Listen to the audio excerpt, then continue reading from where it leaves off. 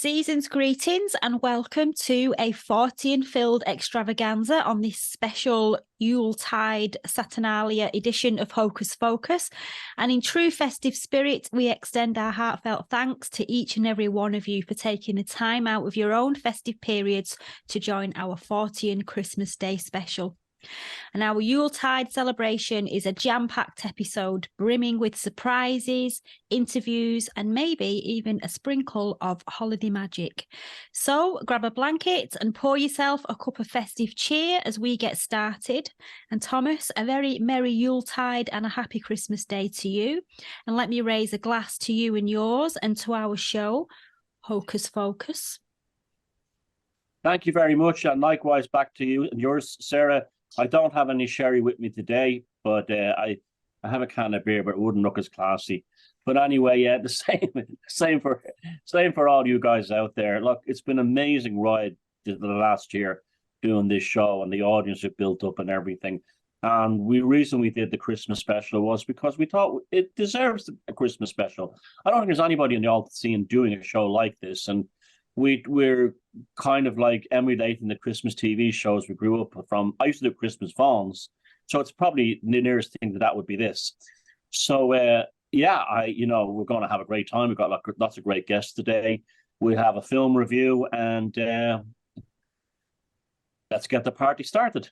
We have two film reviews. We've got a regular film review with a special guest, and we've got our Christmas movie film review. That's right. Well, we've got a regular Hocus Focus, and we have a special review with a special guest. And it's going to be great fun. Okay, let's get this show on the road.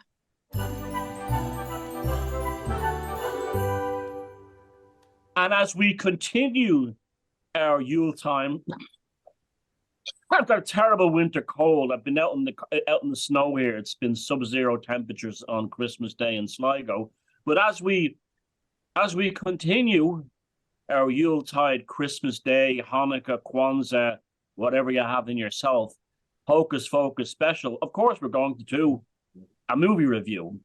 And this time on Christmas Day, we've invited Christian Morris over to help us review what is the greatest movie probably of all time, and one of my greatest movies of all time. Probably, I'd say the greatest British horror film of all time, if it's even horror. But it's the ultimate standard for a folk horror masterpiece. In fact, when people think folk horror cinema, they think The Wicker Man. Now, The Wicker Man was made in 1973, so we just made it within its 50th anniversary, and it was directed by Robert Hardy, based on a screenplay by Alan Schaefer, and a beautiful soundtrack by Giovanni. What was his name again? His first name. Okay. Paul Giovanni. A beautiful soundtrack by Paul Giovanni. I first saw the film back in the 80s, accidentally stumbled upon it with my lady, and we were watching it on an afternoon. We were bored, and it came on Channel 11 in New York, and we were both blown away with it, and it never left me since, the impression it left on me. I've never seen a film like it. It has songs, it has music. Let me take the glasses off because it's getting all snowed up. It has songs, it has music, it has strangeness, but it's an incredible morality play that really is a beautiful story in many ways of a man's unconditional love to save a child, but also how his hero white knight complex allows him to play himself into a terrible position at the end of the film.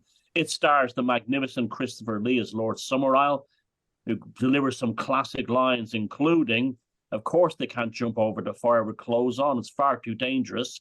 And some great singing by him, too. He's a fabulous voice. We all knew that.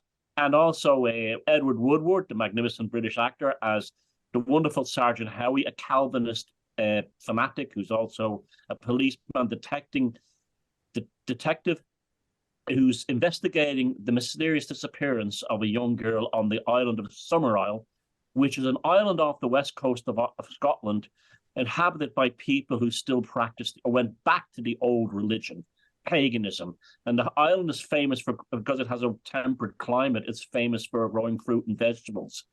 How he arrives on the island, can you send out a dinghy to a very strange reception by the people. On the island, it's full of people who have no Christian morality, and some classic actresses like Ingrid, the beautiful Hammer horror Ingrid Pitt, and Britt Eklund, who actually had a bum stunt double for the dancing she does in the pub.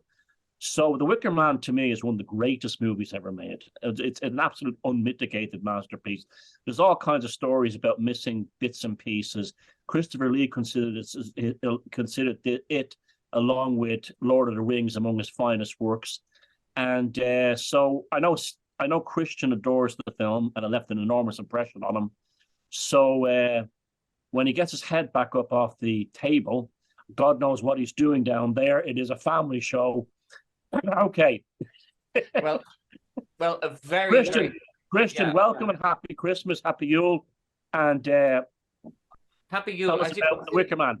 As you can see, I got into the spirit because I have a Santa hat here. I have Christmas tree earrings. I think one of them fucking fell out there. One of my earrings fell out. Anyway, I've got a Christmas tree earring left in, and the other one kind of hit the deck there. You can see I'm wearing Yuletide socks. Very nice. I have, if you look closely, you can see I have glitter in my mustache. So I really got into the spirit. But I'll just step out of the camera view just to be safe here for a sec because of... Yeah, you better not show your bollocks now. I'm serious. Don't show your bollocks. I'm not. And okay. The most important part of it all is, and nobody's... We don't want Sarah losing her channel. No, the most important thing is my Yuletide mankini. Okay, that's all right. That's all right. Yeah, I'm fully dressed. If anybody wants to see below here, you have to pay. Do you know what I mean? And I'm not monetized, so it's okay. So we're leaving it at this, and there'll be, as I said, it's a Yuletide channel. But anyway, getting into the kind of pagan spirit of the thing, as I think you can see, I already am. Yeah, it is. It's a movie that made a very good impression on me. Sarah, how are you? I'm very good, thank you. Lots of turkey and too much sherry. Yes, indeed. Remember, we're boycotting Bailey's as well for a well-known reason. We're boycotting. Okay. No Bailey's. I've got Mary down. Yeah, I don't drink alcohol anyway, and so this is why I'm so high today. I've just finished my 5th cup of coffee, kind of thing. What do you do on a Christmas day? Let's talk about the film. It made a huge impression on me, and it was actually Thomas who recommended it to me. And what happened was, we were looking at a politician in Ireland, and we saw considerable similarities between the conduct of that politician, whereas your humanity and, this kind of really churchy character who emerged as the primary victim in The Wicker Man. I believe The Wicker Man is fundamentally a dark comedy. I cannot get away from the comedic nature of The Wicker Man, and how by the time we get to 50%, are we allowed to do spoiler alerts? Yes. Yeah. By the time you get to about 50% in the script or in the story of it, you realize that it may not turn out as well as he hoped for him. And you can kind of sense the punchline coming down the line here, and he's not getting it. And you want to go, don't go any further.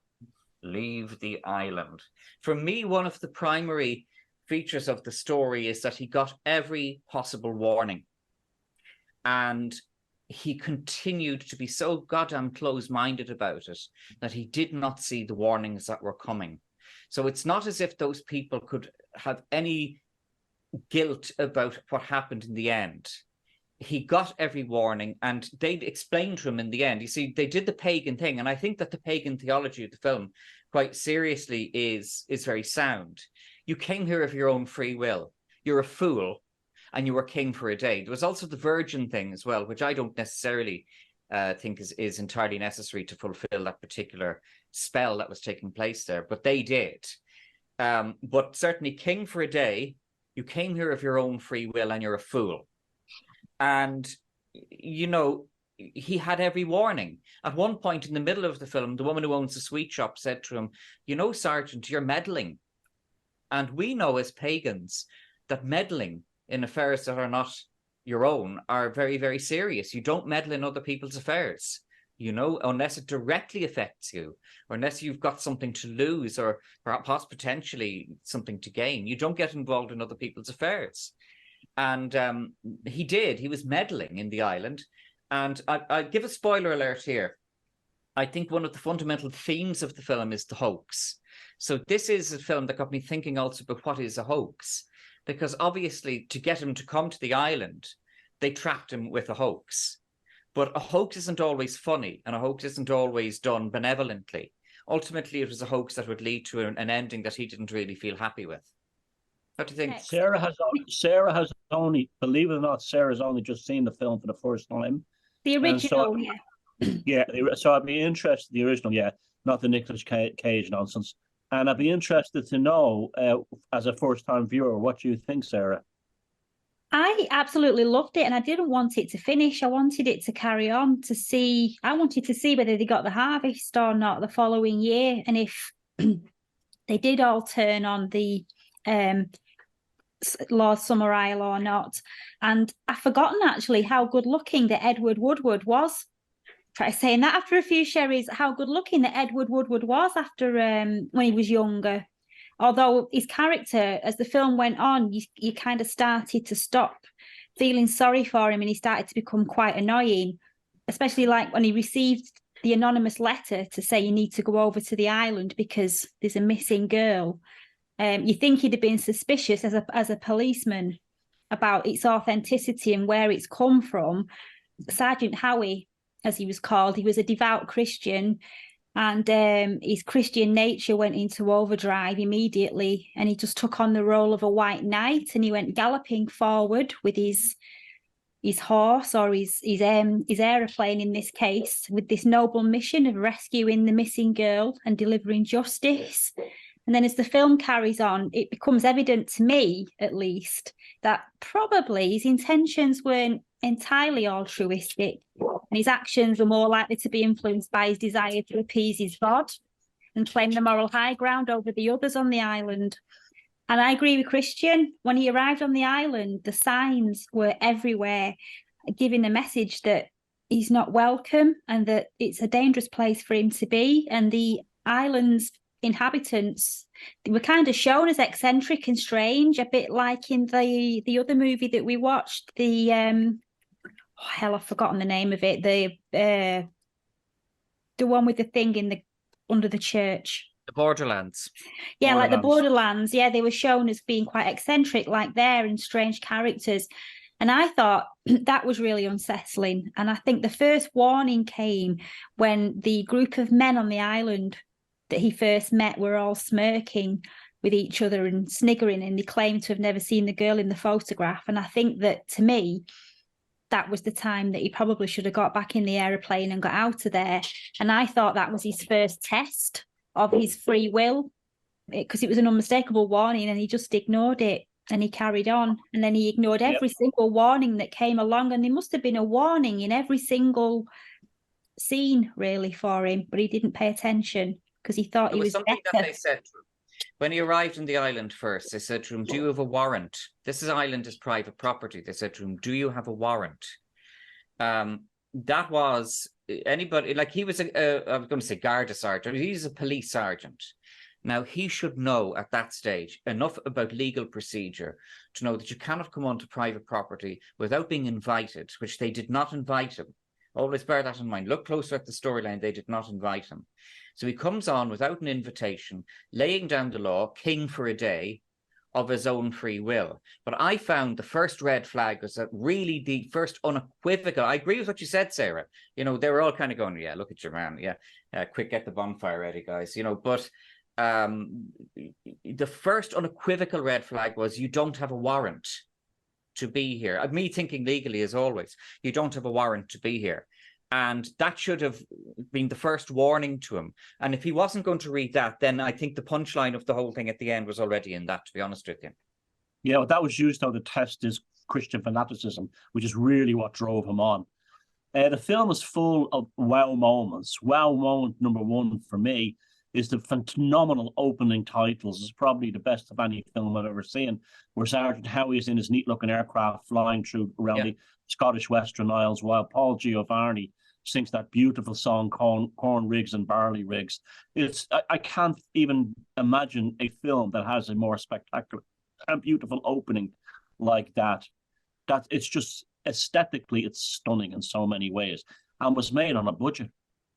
It was made in a very low budget. Christopher Lee didn't take a salary. You know that?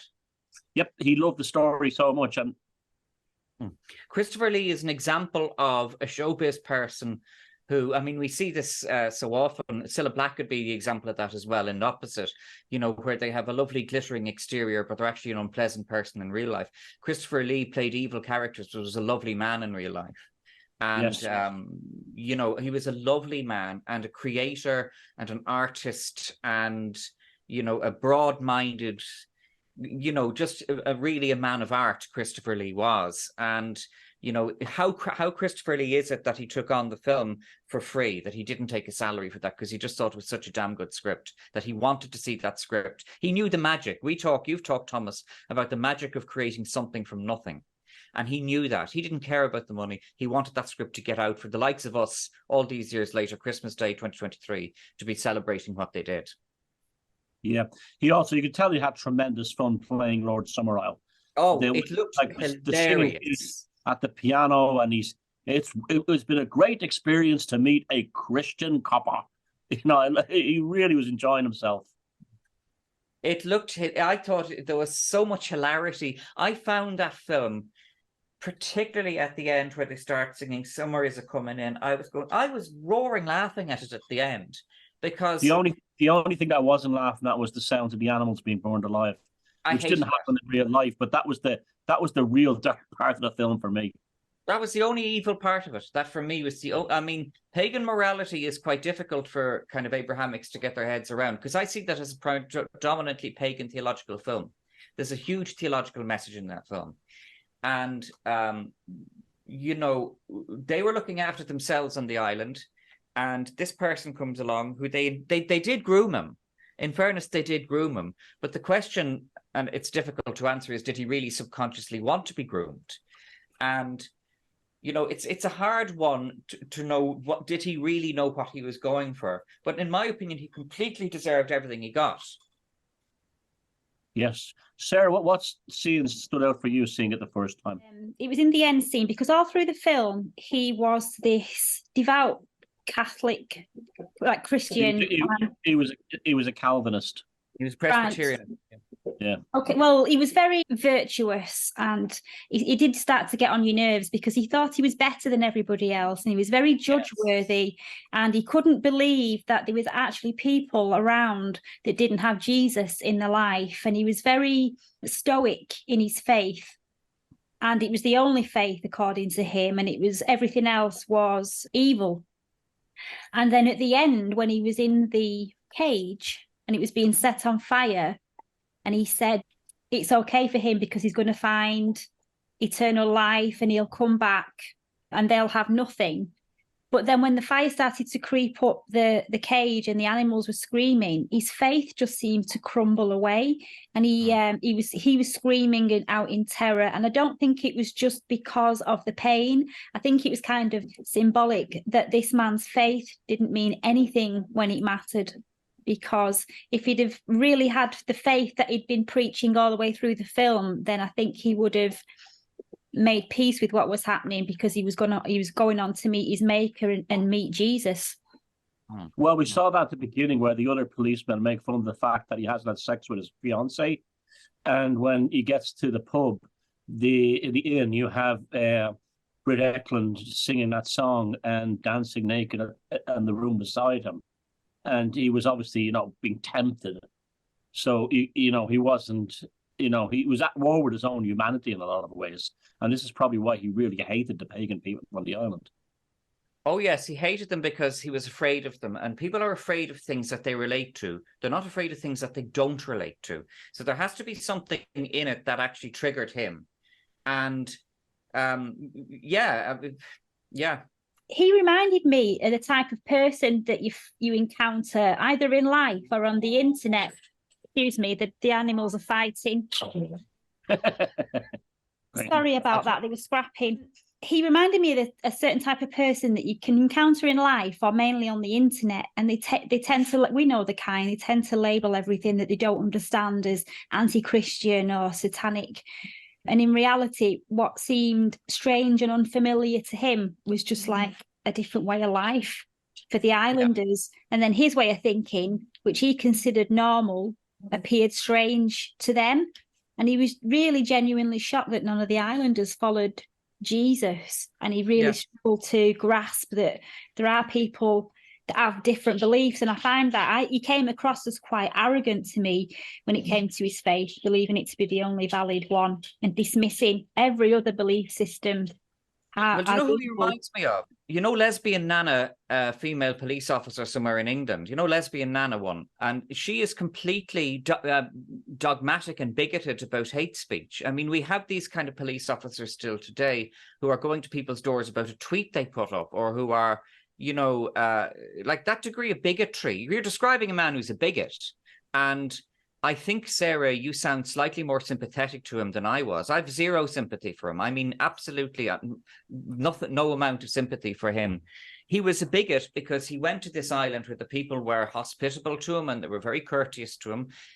Lord Summerisle, played by Christopher Lee, said to him, "Oh, Christianity, oh yeah, that's nice. We view that as a comparative religion." And he wasn't joking when he said that. We view Christianity as a comparative religion. They treated him respectfully. And as you said, Sarah, he went in with this churchy, supercilious attitude to these nice people who let him onto their private island without an invitation and who treated him courteously and hospitably all along. I've always felt, the islanders didn't judge him, you know, I've always felt that if he were to turn around and say, "Look, guys, it's obvious that I'm a bit out of my depth here. I think I'll be on my way now, and I apologize if I insulted you," I think they would have just said to him, "Off you go." I don't believe they would have done what they did in the end if he had shown any degree of insight or any degree of consideration of the discourtesy and disrespect he was showing those people. And when you become a pagan and start thinking on pagan theological lines, it's a very different line of theology, really, from Abrahamic theology. You become very aware of disrespect. And not the disrespect of being kind of shouting at somebody or using bad language, that kind of thing. The disrespect of not respecting the boundaries of others and, you know, being judgmental of others and meddling in the affairs of others. And in that regard, it's why I had no sympathy for him. And I found the ending, other than, as Thomas and you both emphasized, the cruelty to the animals, which didn't happen. That was just sound effects. You know, they were just there in a tape recorder. But what it depicted, I didn't like. Otherwise, I thought those people did absolutely nothing wrong. Neither did they even lie to him. They didn't lie to him. Yeah. There was Sorry, Thomas. Just quickly, there was also a subplot, well, not a subplot, but the understory below it, that this island, Summerisle, was famous for exporting fresh fruit and vegetables. And he's having dinner in the pub, and it's eating tinned peas and tinned carrots, and he starts realizing there's something wrong with the island's agricultural produce. And there's one of the wow moment number 2 is where he's in the photographer's studio, and it's just a great scene to see him developing the photographs and putting them in the enlarger. I mean, it was a great role for Edward Woodward to play. He got to do things you don't normally see actors do in films, and he finds out that the harvest photographs of young Morrison, the crates behind him have almost no produce in them. And of course, we have that famous scene at the end where he screams at the people of Summerisle and he says, "Your crops failed because the fruit and vegetables is not meant to be grown on these islands. The strains failed." And then he turns around and he says, "If you sacrifice me and it still doesn't work, none other than the king of Summerisle next year will suffice as a sacrifice." And then it's the first time you see Christopher Lee kind of wince, where he did get one up on him then. I agree with you totally, and I hadn't thought of it. I hadn't remembered it till you said that there. You know, that was the only moment of insight that he had. You know, he said, "You know, you've really upped the stakes here with this. You've really gambled here." And again, that's an interesting thing, because a good pagan knows that you don't gamble. Never take risks that you don't have to. It's why I don't get tattoos. It's why I don't do dangerous sports. It's why I don't do hang gliding and that kind of thing. A good pagan never takes risks that he or she doesn't have to. And he took a risk with that by doing a human sacrifice. Please God now that next year's harvest will be better, or who else is going to be sacrificed. No, that was and I'm glad you pointed that out, because I remember at the time thinking, yeah, he's right. He's, yeah.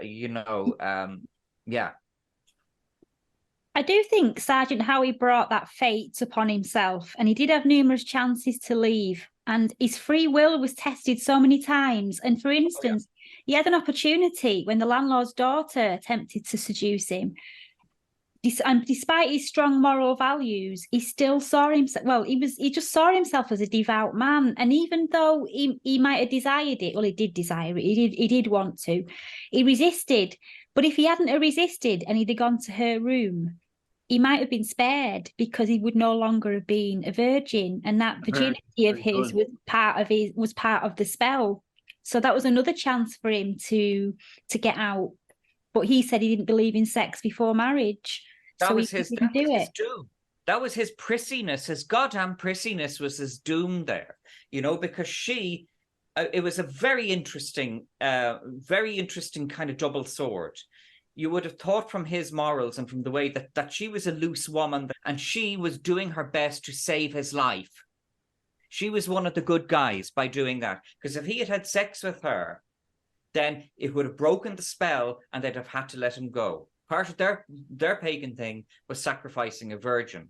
Now, for me, virginity in paganism is not relevant. I don't see the sexual thing as important as they might have. There was a lot of sexuality in the film.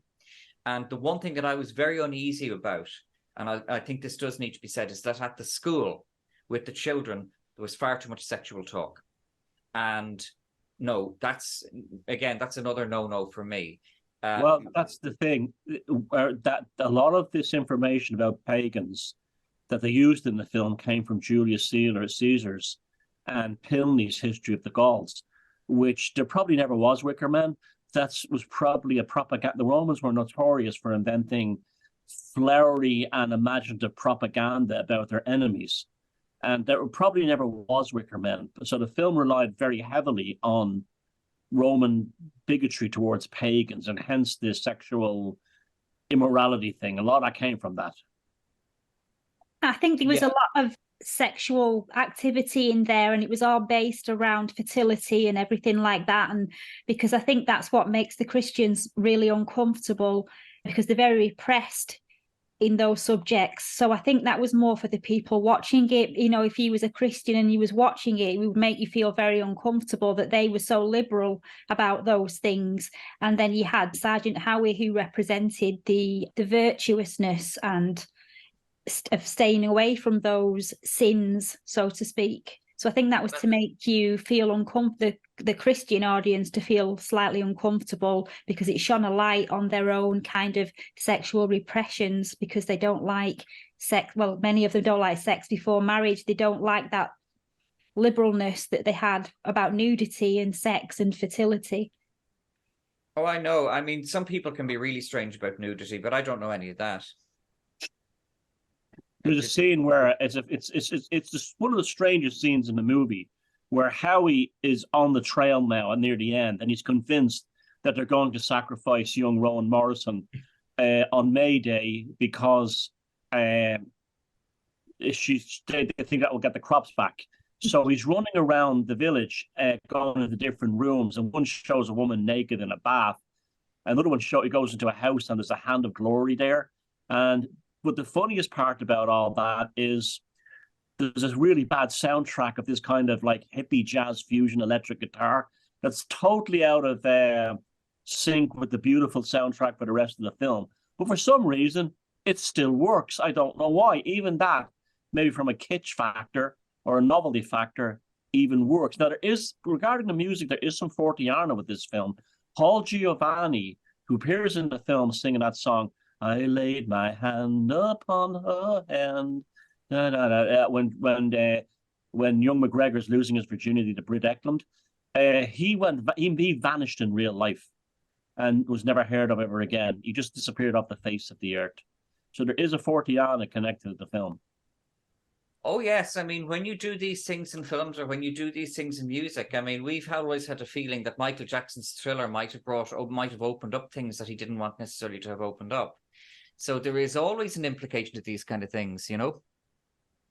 It's also a complete accident we have that film, It was that apparently Rod Stewart had copies destroyed because the actress who played Britt Eklund didn't like her arse, and Rod Stewart bought up copies of the film and had destroyed. It was actually bits of it were found dumped on the side of the M6 in England in a dump, and somebody had pulled it all together and started showing it in American colleges as a kind of a offbeat cinema thing, and that's how it became a sensation. Can I just give you my summary of Howie? I liked him at first. I did like him at first, and then I went off him very quickly. And the character was sexually repressed. He was uptight, and he was a victim of his own self-imposed beliefs. And because of that, he thought that everybody else should be as staunch and uptight as he was. And as I mentioned before, when he was burning inside the Wicker Man, I think that kind of was a turning point where his belief was just symbolically consumed by the flames when he was screaming. And I just think that was a realization that perhaps he didn't genuinely believe in his imminent resurrection. And that's an important factor, because halfway through the film, he'd really forgotten about young Rowan Morrison, and he was really there to bust these pagan savages.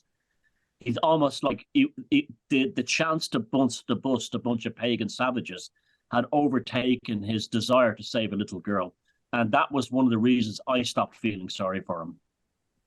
And his faith just crumbles like a house of cards. Yeah. I can't say that I ever felt sorry for him. It kind of crumbled like that mankini of mine just did now. That just, it's like those fucking earrings as well. I lost one of those earrings during this during this podcast. I lost one of them. I won't tell you where I found it. This is a family. I won't tell you where I found it. But Santa says hi from the mankini, because the mankini that was the front of the mankini. It just gave up on me. So don't worry, I'll stay close to the camera. It's cool. It's fine. So you had a mankini malfunction. Oh, fuck it. Well, you would almost call it a wardrobe malfunction, but already, I mean, the wardrobe had malfunctioned before we started. This was a designed wardrobe. This was a buy-in wardrobe malfunction. And you also have to be lucky that you're not the person who's cleaning this chair afterwards, because it's just, anyway. There goes one of the earrings. I'll forget about that. It was a lovely costume, and it just disintegrated on me. Just a bit like the Wicker Man at the end. That lovely final shot at the end where the head falls off it. And, she's cracking up laughing there. You're not going to see anything. It's cool. It's all right. But the head fell off the Wicker Man at the end. It was a lovely closing shot to it. And we had to remind ourselves that a man was cremated alive in that, I think, everything you've said about Howie is very, very true. But I could not get away from the comedy of the film. I thought the whole film was hugely comedic.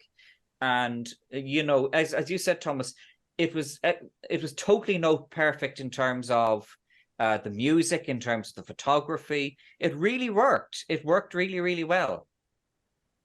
I also liked how they built up very slowly to the end, where the Wicker Man is revealed at the end and used for the sacrifice. And I liked how that scene was so different to the film's earlier scenes, which were kind of a bit idyllic and comical, whimsical, with the singing and everything, and the daft looks on the faces, because they thought this man was a clown. They thought he was a fool, and a lot of them would just give each other knowing looks and have a bit of a smirk on their face because they knew. And I like the soundtrack as well, actually. I did like the soundtrack for the time. I thought that was brilliant. Don't know if you can get that on CD or not, but you can, and you buy the DVD package. I have it. The soundtrack CD is in one of them. Yeah, it's well worth getting the box set, because you get all kinds of fabulous extras. Well, moment number 3 for me was that scene where Christopher Lee says to him, "Well, that is good, since we could bequeath upon you a rare gift these days, a martyr's death. It has come. It is time to meet the Wicker Man." And that was just Christopher Lee. You could tell that when he played Gandalf in Lord of the Rings, that it was almost like a homage back to Lord Summerisle at the end of that movie. It really was. I don't think people realize the modern relevance of that film, because, what that film taught me is that they will send you signs, but that the signs that they send you aren't necessarily going to be obvious. So, for example, in 2020, when they demanded legally that there was a criminal sanction for not wearing a mask, that for me was a real Wicker Man thing. I was just saying, this is, sorry guys, this is the Wicker Man here. This is bullshit about making people wear masks. What's their agenda really? And we know that the agenda was to groom people to do something else that they really didn't want to do. So that was the same thing. They got him to the island. Once they got him into the island, it was very Pied Piper-ish, the way they got him to the island, because like the Pied Piper, they selected him long before he got to the island. You know, like the Pied Piper, once they've got you lined up, technically you could always turn around and say, well, no, I'm not going to follow the Pied Piper into the cave. Technically, I'm not going to do the Wicker Man thing. I'm just going to get off the island now. Thank you all very much. But they bloody well knew he wasn't going to. And the fact that they had set this up, they knew he was a virgin. They knew that he was a fool and that he was a Presbyterian, churchy type who they could just groom into this. He'd be a mask wearer. He'd be going around telling people, wear a mask. He would also be forcing people to attend Britney Spears concerts. Yeah. The Wicker Man during 2021 was and the normies were all Sergeant Howie. Yeah, it really was. And the lessons of the Wicker Man film from 1973 are as relevant now as they were ever, insofar as, and this is the thing that keeps coming to me, the signs will be put there for you, but they won't explain it for you. I considered the mask thing to be a hoax. And again, what we started with is not all hoaxes are necessarily funny and not all hoaxes are necessarily benevolent. That was the case in the Wicker Man. It was a hoax, but it was not, well, we know how it ended. And the whole Britney Spears concerts and cups of tea shite was not a hoax. It was a hoax, but it was certainly not benevolent. Which goes to show you that even 50 years after it was made, the Wicker Man is more relevant than it ever was, even back in 1973. I'm giving it a 10 out of 10. What would you give it, Sarah? 11. 11. Christian? 9, because there's no such thing as perfection. We know that as pagans. Okay. Thanks very much, Christian, for coming along on Christmas Day, taking your time out from your turkey and spuds. And don't show us your Brussels sprouts. And enjoy the rest of your Christmas down in balmy Hout. And I'll get indoors now out of the snow for the rest of the show. Bye-bye. Merry Christmas, Christian. Bye-bye. Yeah. Shona Nolig.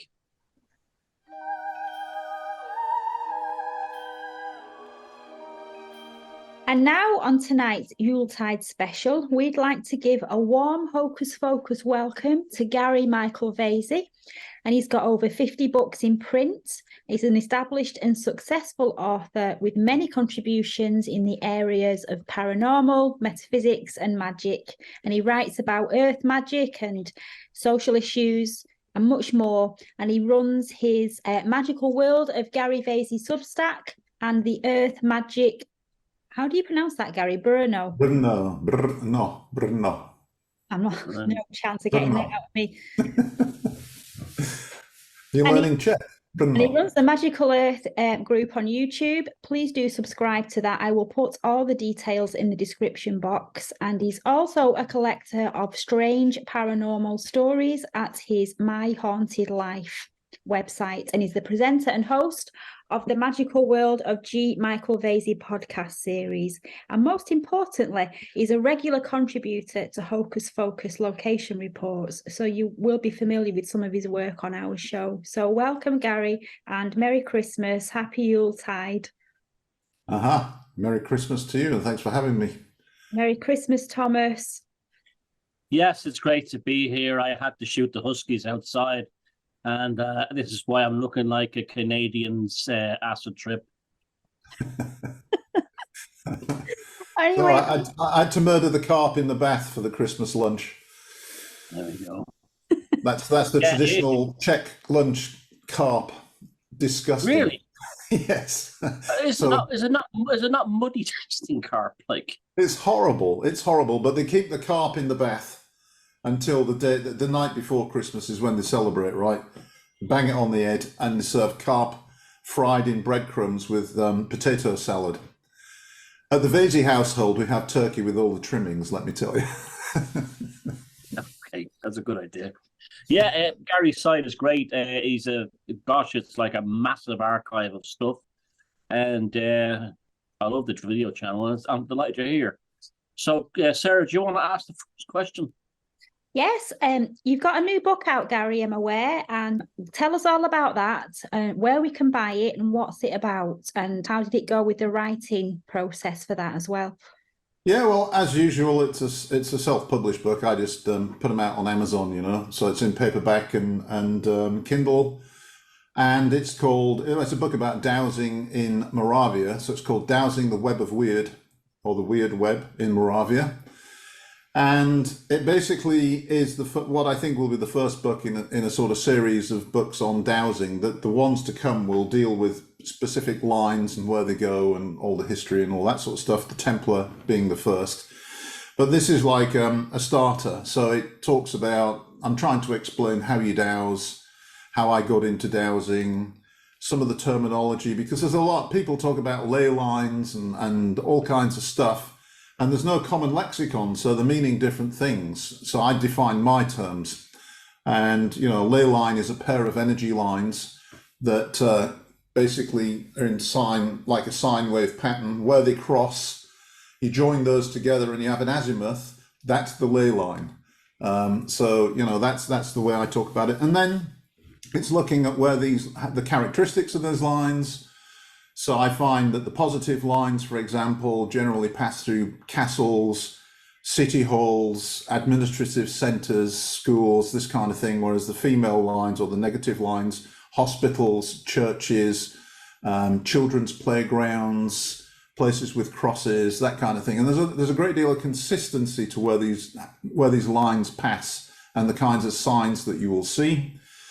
And so I talk about the nodes, where the lines actually cross and what happens at a node and all that kind of thing. And then I just get into a few examples in Moravia that I think are intriguing, and talk about the fact that in dowsing these lines, a number of things have happened that I kind of find really fascinating. One is that it's an exploration of the landscape and the history around you, because they take you to places that otherwise you would never have discovered, never have gone to, and never have known anything about.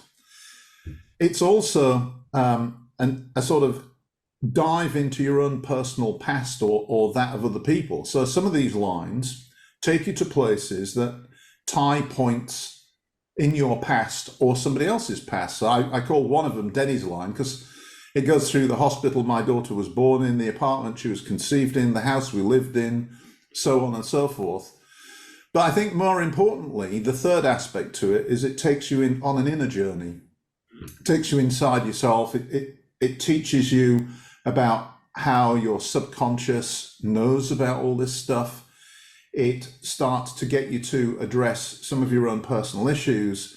And this is why this is the Web of Weird bit, because if you've ever read that book, the Weird book, I forget the actual name of it off the top of my head, but it's a really good book about this Saxon guy that goes off into a pagan kingdom to spend some time with a shaman, and ostensibly on behalf of the church to try to, basically undermine what's going on in this other kingdom as it goes towards Christianity. And he discovers that shamanism is this real vibrant practice, and he becomes an apprentice to the shaman. And they use these lines of energy spun by the Sisters of Weird, hence the Weird Web.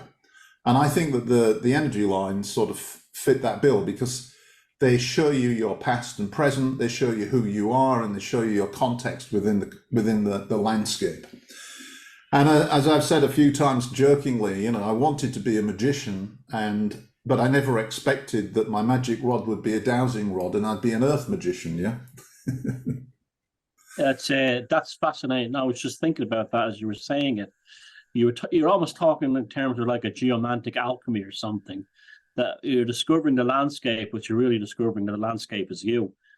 Tell us, that's and you're literally changing by the experiences you're having. I'm sure you've had lots of paranormal experience. I know you mentioned to me a few of them, but you are a magician because you're changing your own consciousness engagement with reality while you're doing this. Yeah, and actually, even though you don't really realize it while you're dowsing, hiking, and this is essentially what I'm doing. I'm maybe walking 20 kilometers some days, maybe more, and the whole time I've got the rod in front of me and I'm dowsing and I'm recording on a little app. But you are in a sense in a sort of meditational or a different state of consciousness that whole time. And so you really become open to the landscape and to nature. And I think, you've talked about paganism. I talked today about paganism as well, but I never really viewed myself that way. But increasingly, I do start to think that way because I start to see the gods in nature, and I start to see how nature affects and impacts us, and how important it is to reconcile our activities with nature. Now, I'm not talking about, woke nonsense, environmental communism. I'm simply talking about paying respect to the planet that we live on, paying respect to the streams and the rivers and the trees, and realizing that there's a force behind these things that's real. And when you're dowsing and you get into this sort of state of consciousness, you start to sense the reality of that. Things like walking on top of a hill fort through oak trees that are about 7 foot tall. They're young oak trees. I'm 6 foot something, so just above my head. And it's an amazing sort of environment because you're surrounded by all these young oak trees on top of this hill, and I'm following a male line across the hill. And just out of, for some reason, I just said Hail Perun, which is the sky god. And at that moment, there's a crash of thunder and there's flash of lightning, and I'm like, oh, you heard me then, this kind of thing. And these are the weird things that happen. Last weekend, I ended up writing a Substack, and I call it the ache. Maybe it's something. I'm sure you know what I mean. It's when you're in the landscape, you're in that frame of mind. And you just feel this. The only thing I can think is love. It's more than love. It's like this ache. You just ache with love and feeling of belonging, Appreciate. And it's just an amazing feeling. And so I have begun to realize that all this dowsing and getting into the landscape is having a real effect. It's like an alchemy. It's having this real effect on me. It's changing me from the inside and the outside, and everything's becoming one. And people have even remarked that it's making me young, because seriously, I feel full of energy, and Rory Duff, who is one of the leading dowsing guys, rightly said the energy centers, the vortices where these lines cross. The Templars viewed them as sort of the Holy Grail, sort of a grail. And one of the properties of the grail is rejuvenation. So if you spend enough time in that energy, you're rejuvenated by that energy. The purpose behind the book was to try to sort of evangelize about what this can do to you magically as a person, and try to encourage other people to get out in the landscape with dowsing rods and do a bit of exploration. So you was discussing with Thomas about you discovering the land and the land kind of discovering who you are.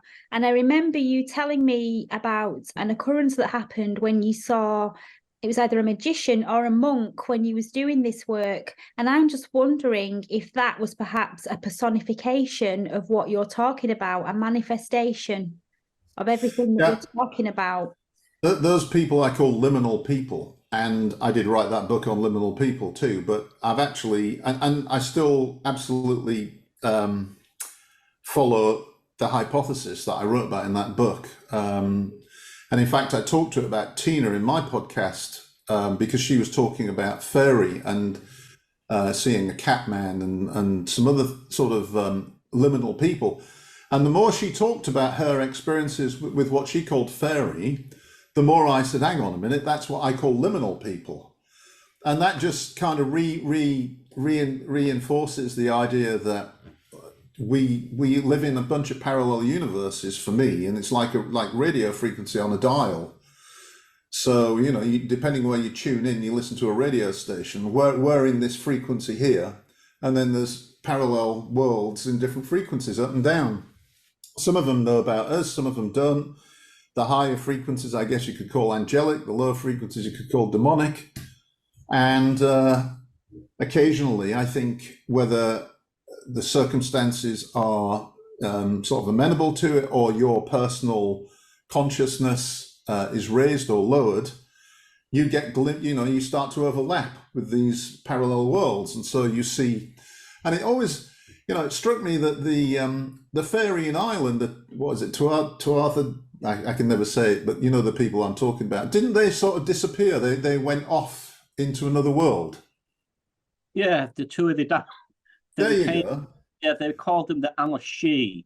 They were the fairies who went to live in the other world, under the mounds and under the ring enclosures. Because to me, that's like, they went off into a different frequency. Like, okay, had enough of you guys. We'll go off into this parallel, this liminal frequency, and have done with it.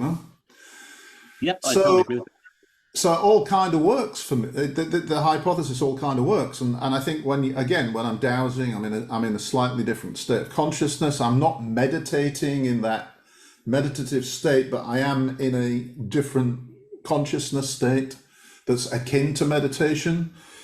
And I've had glimpses of I think the situation was the old woman with sitting with all these plastic bags full of stuff. What stuff? I don't know. And she was sitting on somebody's fence, like brick wall, with a wood fence above it, kind of feeling under the fence for something. And I don't know what it was. And I remember looking at the lady thinking, gosh, she must be like in her 80s and she's got all those plastic bags. She must be homeless, poor woman. And I walked a bit further, turned around because I'd found a line and I wanted to check it going in the opposite direction to make sure it was a single line and all this sort of stuff. And I looked and she'd gone. And I'm thinking, well, how could she have just disappeared? So I stopped dowsing, actually run around the little village looking for this woman with the plastic bags, never saw her. And then later on the same day, I saw the fella that I've seen a couple more times that I call Santa Claus, being Christmas, because he's a big old fella with a big belly, like me, and long white hair and a white beard and mustache. And I was dowsing in this sort of like area where there's all these garages, probably for a housing estate, but they've been used as like little workshops and things. And it was derelict. And this guy was just sitting there looking at me. And again, I turned around and he'd gone. But now I've seen this same fella in a couple, and these are places, kilometers apart. And it's the same guy, and he's there and then gone again. And people think you're crazy, but I'm telling you, this stuff happens all the time. Not just that, but the interactions with the shaman guy as well, which I even made a video about because I felt like I wanted someone to explain to me what the hell he was doing, but nobody can. But I find little signs in places hundreds of kilometers away from Brno even, that I look at it and I think, well, I've just dowsed the lines and the lines are like laid out like this coming in and there's another one doing that. And I'm looking at a chopped off tree trunk in this location. It'd be about, this wide. And there'll be sticks laid out just like the lines and a little bit of the end of a homemade cigarette, which is what the shaman always leaves behind. He rolls his own little cigs and leaves the butt end behind. And I'm thinking to myself, well, how on earth is this shaman following me around the Czech Republic or leaving things for me to find? It's just utterly bizarre. Well, you made my blood run slightly cold then when you described the old lady with the plastic bags. Because let me tell you a story that's very similar for me. About 15 years ago, I used to walk the same country path. And actually, funny enough, it went very close to a circular enclosure. There's one just up here. And one stretch of road, I would go along it, and it'd be white plastic bags about this size on the side of the road with a knot tied on them. I was assuming it was somebody littering, and it was almost about the same size as someone empties a cat box. And there'll be that much litter in the bag and tied knot on. And I'm saying, the people around here are very clean. They don't litter the countryside. They're In fact, it's basically one farmer and his daughter lives on the entire road. And there's no way that they would do that. And I know the people around here, they don't litter. They're not like that. And also it's so strange. There's these white plastic bags with something in them at intervals of about a couple of 100 meters each. Wow. Well, every day I went out, there were different plastic bags in different locations. So whoever was doing this, I was thinking it was like somebody must have been bonkers or something. But then very quickly it dawned on me, it was fairies or something like that. It was probably this same experience. But one day I decided to open up the bag because I said it can't be cat litter with a lot of, gravel and poo inside. And it was just filled with soil. And they were all just, make sure I didn't take any soil out, and I tied it back up again. But they were all filled with soil. And to this day, I'm convinced that was a fairy thing. That was or what you would call liminal thing. And when you said about the old lady with the plastic bags, my God, that was just, I shuddered when you said it, because I had the plastic bag experience I had too. It just, it was incomprehensible. And then suddenly it just stopped. Yeah, I think liminal people and fairy are one and the same thing. I'm beginning to realise, having talked to Tina and listened to some of what she had to say, I just started to think, well, hang on a minute, this is exactly what I'm calling liminal people. And then the penny dropped, that fairy. And then I remembered the story about them going off to another land. I thought, it makes sense, And this happened right around a circular enclosure, which, funny enough, a guy built a house on it and his sister died in an accident soon after.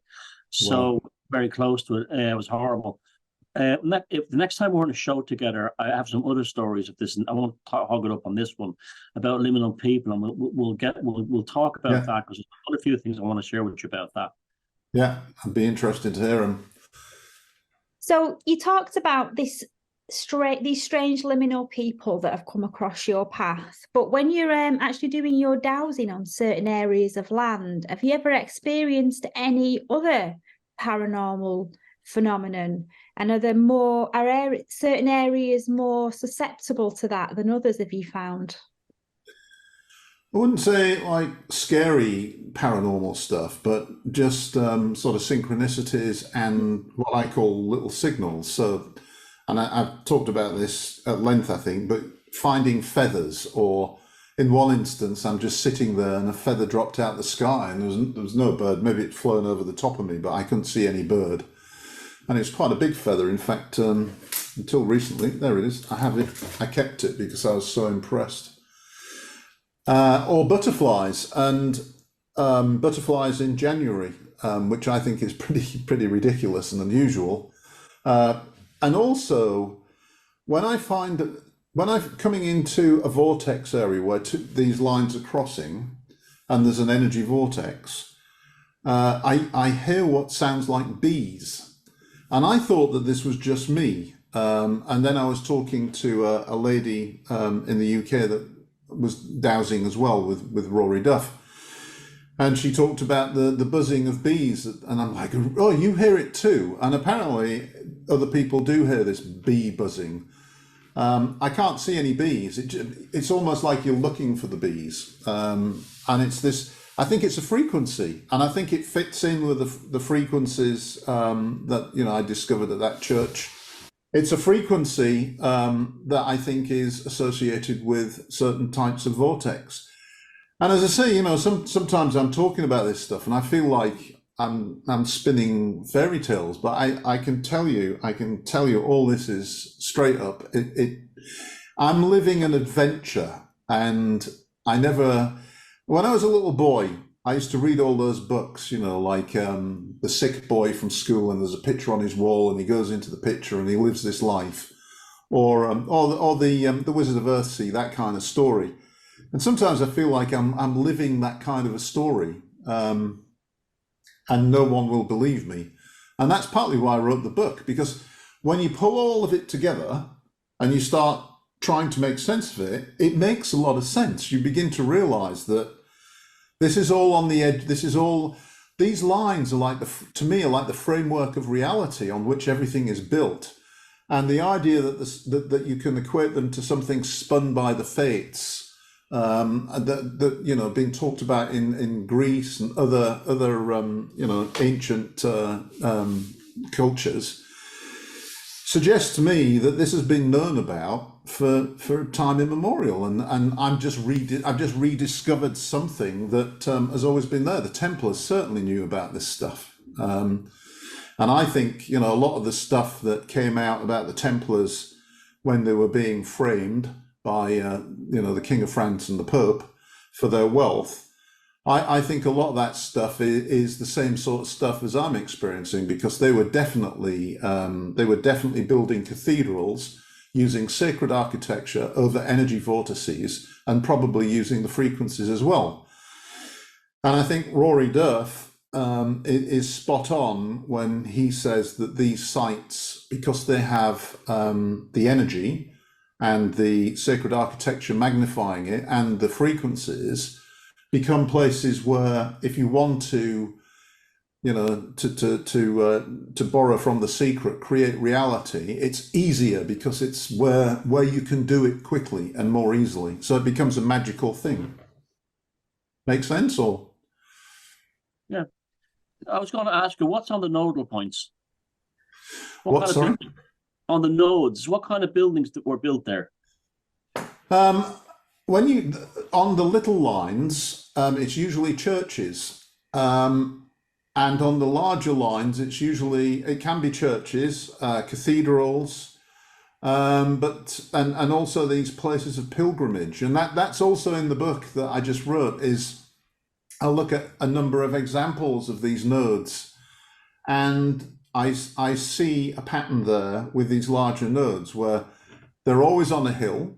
They're usually associated with Marian pilgrimage, but when you dig into the Marian theme, it actually is a pagan goddess theme that's been pilfered. There's usually some kind of a miracle, sighting, apparition, spring, something along those lines. It's always been a Celtic and a Slavic site before it was a Christian site, so it was a pagan site as well. And some of them had, like Utrecht Kriju, which is just outside of Brno, also has this beautiful story of, in Slavic era, there was an oak tree, and the oak tree was said to have magical healing properties. So people came to touch the oak tree and be healed. And when it was Christianized, they built a small chapel next to the oak tree and simply converted it into, Jesus is healing you. And so you can go and visit that particular site. The oak tree is not there, neither is the small chapel, but it's marked, and if you're susceptible, you can feel the energy from the vortex. So what was really going on was it was a vortex and energy. And the Slavic churches, archaeological, where you've just got the outline, what they call it, the footprint or whatever, uncovered by an archaeological dig. They've all got energy lines going down the aisle and sometimes crossing. So, and I've not found a single Slavic era church that doesn't have an energy line passing through it. Even the one in a museum in Stare Miesto, they built a museum around the archaeological dig. And I dowsed in there, much to the chagrin of the museum people. And there's a line running straight down the church. So obviously the Slavic era, somebody in the Slavic era knew about these lines and used them for citing the places of worship. That's very interesting when you think about all these churches on all the nodes, and most of the churches were built over pagan sites. Certainly here that's true, and I think it's also true in the UK and probably in Ireland. I mean, I can't speak to Ireland, but I think in my part of the UK, a lot of the churches are built on ex-pagan sites. Oh, it's a huge thing. It's not that common in Ireland, but it is huge in England. Yeah. I think that this is not new, and it's part of that. I think it's a process of rediscovery and starting to understand this idea that we're headed off into some paradise of man-machine and inhumanity is bullshit. we're going in the wrong direction. The direction we need to go in is man and nature, or humanity and nature, hand in hand, respectful. Doesn't mean to say you can't drill for oil or extract minerals or fell trees, but it has to be done in a sparing way and in a manner that, you know, you're asking permission and you understand the sacrifice that's being made in order to do that. And people just don't understand that. They just take. And, you know, that I think is a problem.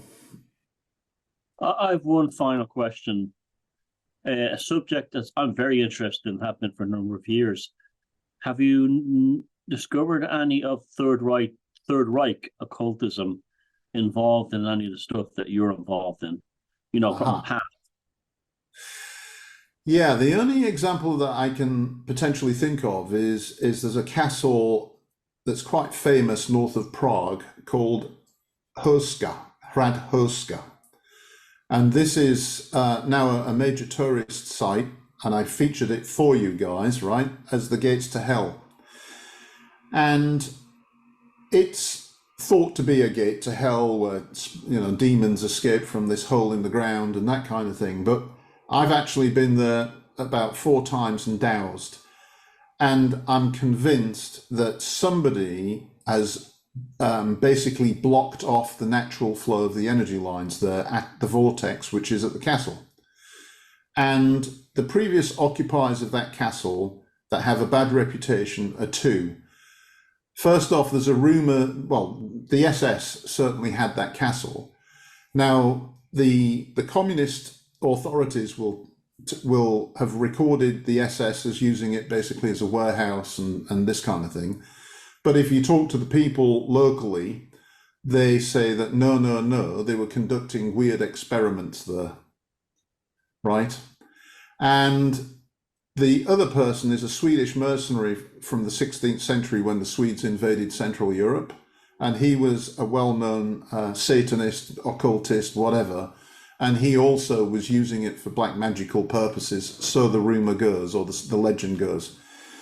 I can't prove either, but somebody has played with the energies. Somebody has put these stone crosses in the energy line, and that's disrupted the flow of the energy, and that's what gives the place this negative energy, because it's the same earth energy, it's not flowing naturally, so it gives this negativity. And every time I go there, if I'm there for more than a couple of hours, I have a stinking headache for about a day. That's the kind of energy that it is. So that's about the only example I know. You know, the problem is that history here is often quite opaque. It's not like the UK, where you can just go and Google something and get all kinds of historical perspective on it. Here, the communists eradicated a lot of history. It doesn't exist anymore, unfortunately. So it's difficult to do the research. What you were saying about people, locals, that's the only reason we know about the shenanigans that went on down the Skoda factory in, you know, Czechoslovakia back then. Yeah. And the weird stuff that the Third Reich got up to down there. The only thing we know about that is that the old locals said, you know, back in the 60s that the SS were down there doing some really funny business and utilizing the technological ability of what was in the Skoda factory nearby to do it. Yeah, the stories that I've heard are that the SS were there with a bunch of blonde-haired buxom women trying to create the perfect specimen and using black magic along the way to do it. Oh, I could well believe it. Well, thanks for joining us and giving us some time out on your Christmas day. And before we let you go back to the festivities, perhaps you could tell us where we can buy your book and where people can find you. Well, all of my books are on Amazon, so that's basically the primary place to find them. Or they can just go to garymvasey.com and go to the books page and go through the links to buy a book there. They can find me, the place I'd prefer they find me these days is either earthmagicbrunner.com or in fact the YouTube channel Earth Magic Brunner. And everything can be found from that particular location. I will put some links in the description box for you, Gary. Cheers. It's been good. I'll let you get back to your non-carrot and potatoes. Okay. And I Have a must good say, Christmas. I'm very disappointed that you didn't put the mankini on like Christian, but we can't have Oh, it. well, no, I'm wearing my monk's robe, you see. We don't know what's underneath it, do we, Thomas? So we can leave it at that. Before the show started, Gary had told me that the traditional Christmas dish there is carp and what, sour potatoes or something? Potato salad, carp. Potatoes. So they put the carp in the bath. In Christmas Day. Well, what the Czechs lack in food, they make up for in beer. That's true. That's true. Okay, I'll see you, and the best of luck in the new year. Cheers. Thanks a lot. Good night. Have a good day. Good night. For this week's Christmas folk horror, we are reviewing the 1976 BBC TV adaptation of Charles Dickens's The Signalman.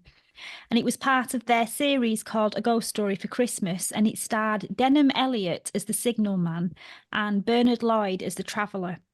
And the story is about a signalman who's afraid of the haunting presence of a ghostly figure.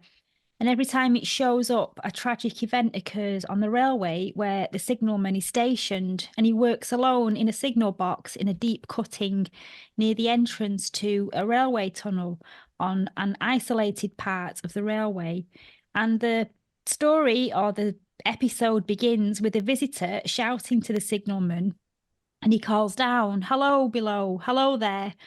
And the signalman ignores him, and so the stranger calls down once more, asking if he can come down. And the signalman seems to be a bit afraid of him for some reason. And the man tells him that it doesn't mean him any harm, he just wants to come down and have a chat with him. And eventually the signalman relents and invites the visitor into his cabin, and they talk about his job and how mundane it is and the boring nature of his work. And then he starts to talk about how he's haunted by the regret of wasting his educational opportunities when he was younger, and how the signalman's dedicated his work shifts to self-education, but he's still not even happy with that because he said he's got all this knowledge in his head, but he doesn't know what to do with it. And the visitor then starts to understand that the signalman is a loyal employee, but he's on duty all the time, with the exception of 2 instances where he starts to look distressed at his signal bell, even though it's not ringing. And he's clearly troubled, and eventually he opens up to the visitor about what's bothering him. And he's haunted by a spirit which he's seen on many occasions at the entrance to the tunnel. And after each appearance, there's been a tragedy on the line. And a signalman has also heard the same words from the spirit, which the visitor had shouted down to the signalman when he shouted, "Hello there," on the first meeting. And this ghost is like a dark figure with its left arm across its face, and it waves the other arm like it's trying to give a desperate warning to stay away. And on one occasion, he tries to speak to this ghost, but it vanishes. So he runs into the tunnel to look for it, but he can't see anything there. And a few hours later, there's a terrible train crash, and there's many casualties and fatalities. And then during its second appearance, the figure was silent and stood outside the tunnel entrance again. And this time it's got both hands across its face in distress. And then a beautiful woman, I don't know if she fell from the train or if she was thrown from the train, but anyway, a beautiful woman fell out the window of a passing train, and she died there on the line.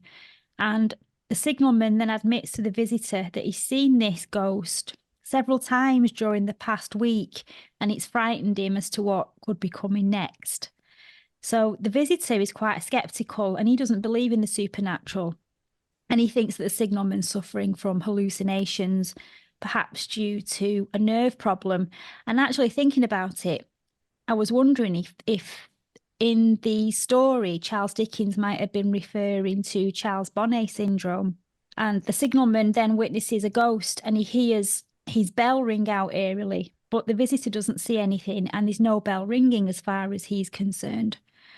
So we've got this signalman who's afraid and tormented by these ghostly encounters because he's frightened that they foretell of tragic events, and he's worried that there's going to be a big event waiting to happen, and he doesn't understand why he should be the one burdened with this knowledge of foreseeing a tragedy, when after all he just sees himself as a lowly signalman with a job to do. Anyway, the next day the visitor turns up to see his new friend, and he sees a man standing by the tunnel entrance, much like the ghost did, but he's a man from a group of officials who are investigating an incident that's just taken place on the line, and the signalman's dead. He's been struck by a train, and he'd been standing on the line looking at something, and he failed to get out of the way, and the train hit him. And the driver of the train is very distraught, as you would be. And as the train had approached the signalman, the driver had called out. And the driver was also flailing his arms in warning as he covered his face to avoid seeing the train hit the signalman, just like the spectre did. And the visitor now sees the similarity between what the driver had said, and as well as the way he moved his arms in warning, in the same way that the ghost had done. And it was a very haunting and atmospheric episode. And there's something about I think there's something liminal about railway lines and signal boxes anyway, because you're neither where you left nor where you're going. You're sort of in the middle of the two, kind of nowhere really. And steam trains are also quite liminal because they arrive in a cloud of steam and they depart in a cloud of steam. So the story had all the components for a really atmospheric Christmas ghost story. And I thought that Denham Elliott played the part of the tormented signalman very well. And you really did feel for this lonely, isolated man who knew really deep down that he'd been wasting away his precious time doing nothing to improve it.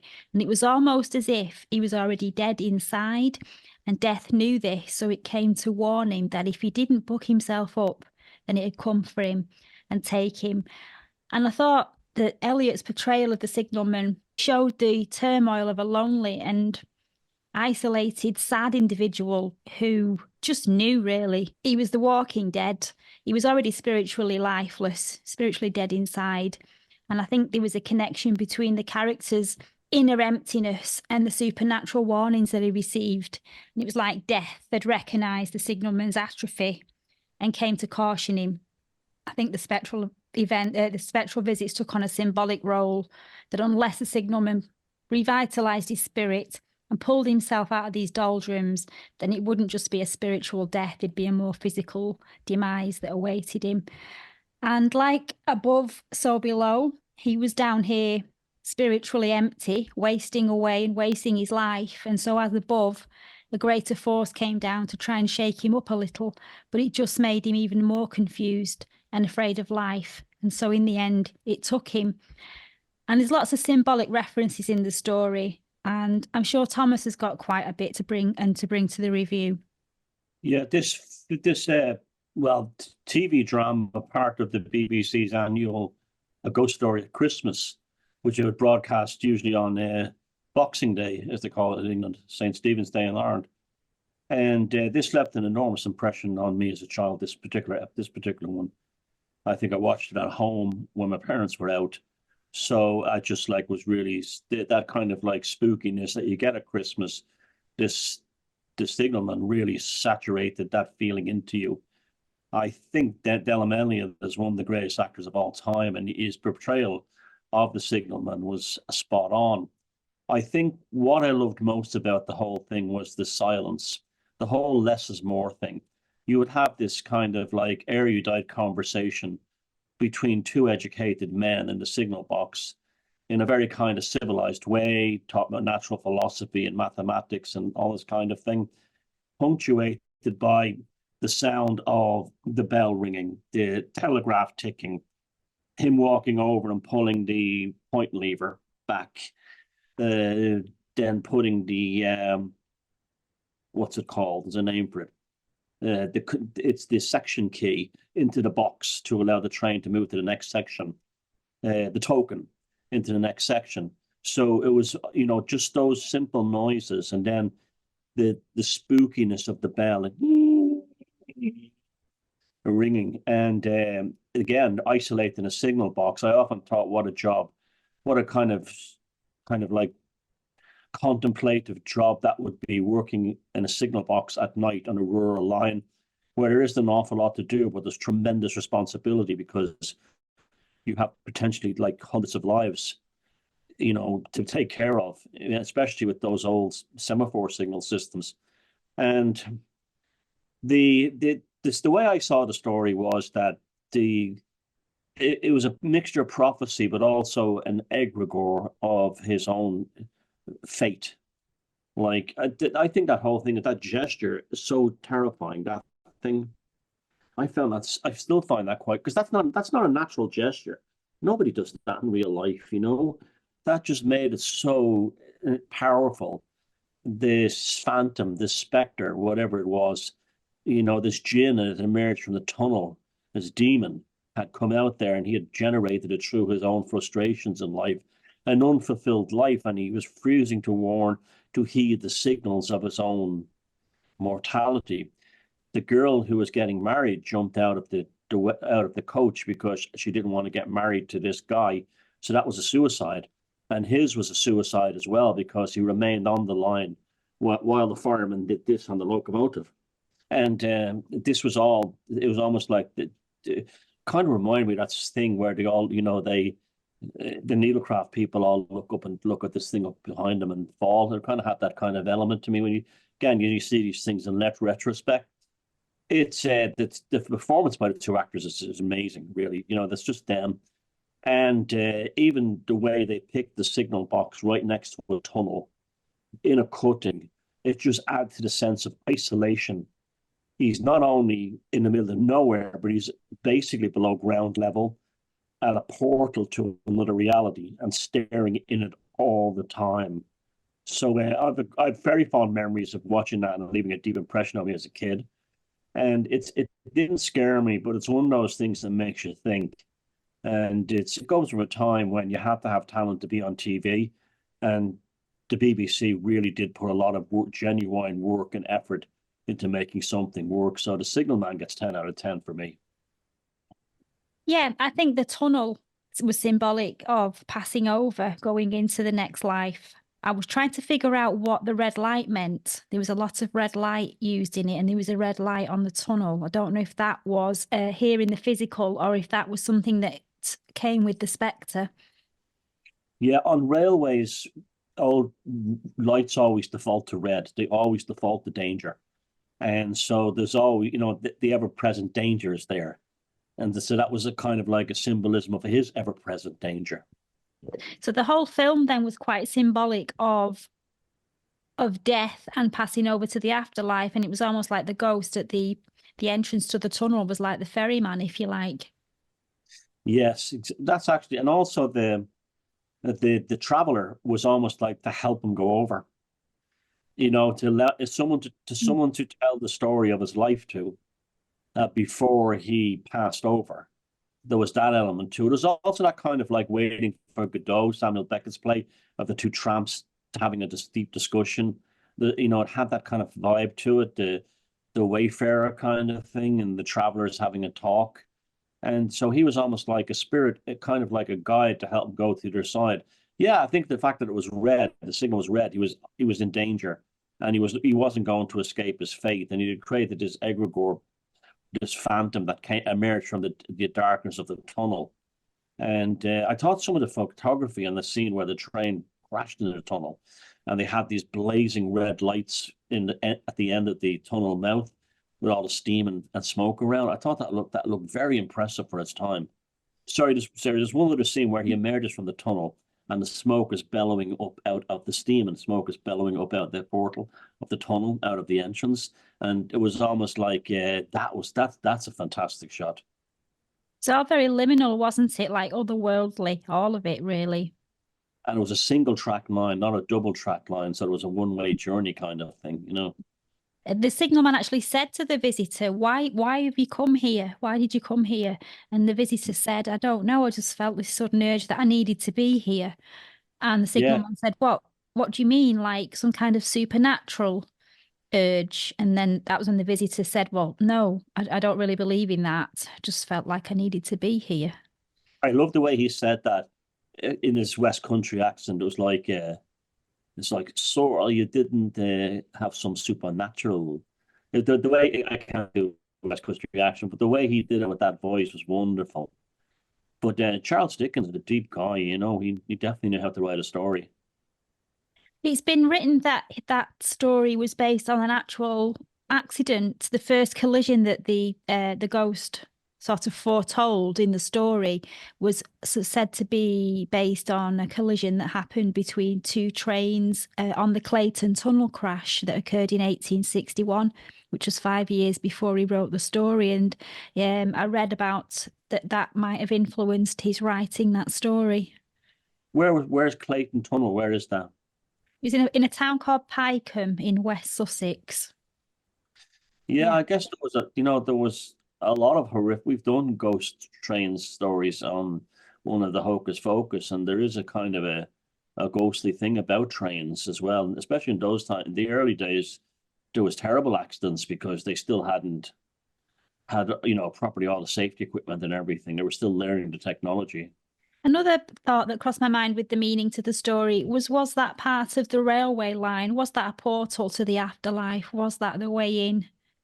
One Well, of yeah, many ways I've in. had those experiences. I remember like what really got me interested in trains was when I was about, I'd always been kind of interested in them, but I remember when I was about 14 on a train line near where I grew up at night. It was in the middle of Dublin, but because it was in a cutting like this one, there was no street lights. There was total darkness, just the houses on either side of the embankment.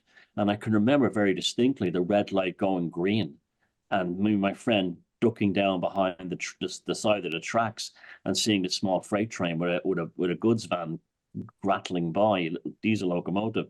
And I remember like that was like almost like a magical experience to me. It stayed with me so deeply.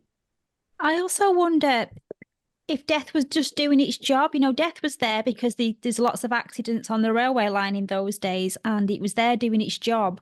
And I did wonder a lot, why does he keep going down there on the line? He shouldn't be down there messing about on the line, regardless of what he's seen. So perhaps death was just doing its job, and because he kept going down there to investigate things that were beyond his business or his control, he just so happened to get in the way on that particular day. And perhaps death was warning him to Yeah, stay but part away. part of a signalman's line is to walk the track, Right. and he looks for cracks in the rails, and he has a thing called a wheel tapper, and he taps the rail, and if it makes a funny sound, he notices a defect in the rail. So signalmen do walk the line too, looking for faults, or even a dead body that committed suicide or something. It's When quite a they don't grim have, job then, isn't it? yeah, they don't have signalmen anymore. No, no, and the only way to contact would be those days a telegraph in the next box. And it might be ages before someone comes out. So there's no working signal boxes at all in the British Isles now. They closed the last of them in Ireland about 20 years ago in the country lines. It's all automatic, centralized traffic control. But I do remember them. I have very strong memories of them. And there's a guy whose channel that he repairs and fixes model trains, and it's called Shaky Hand Shed. And he used to be a signalman in the Greater Manchester area. And some of the stories he tells are like amazing. And like there was a cat that used to tear across the tracks during the busy line, and there was never once hit by a train. When I would hear the can of food being opened and things like that. So it was like it seems to be kind of a good job for if you're not too busy, if you want to read and study.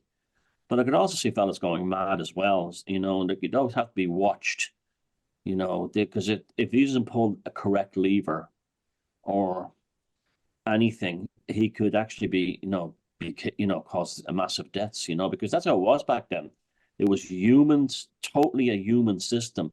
And the fact that like millions and millions of people travel on like a big rail system like you have in the UK, and there wasn't that many crashes, shows the responsibility that these people had and how they took it so seriously. There was one particular terrible crash in Ireland that happened in the 1870s. It happened up in Northern Ireland, and the train was on an embankment, and it decoupled from the engine, and the entire train was rolling downhill at speed, and the brakeman could not apply the brake; it wouldn't work, and he actually wrote his farewell letter to his family while the train was pummeling down the embankment because he knew he was no way he was going to survive. And that's how dangerous the railways were in the early days.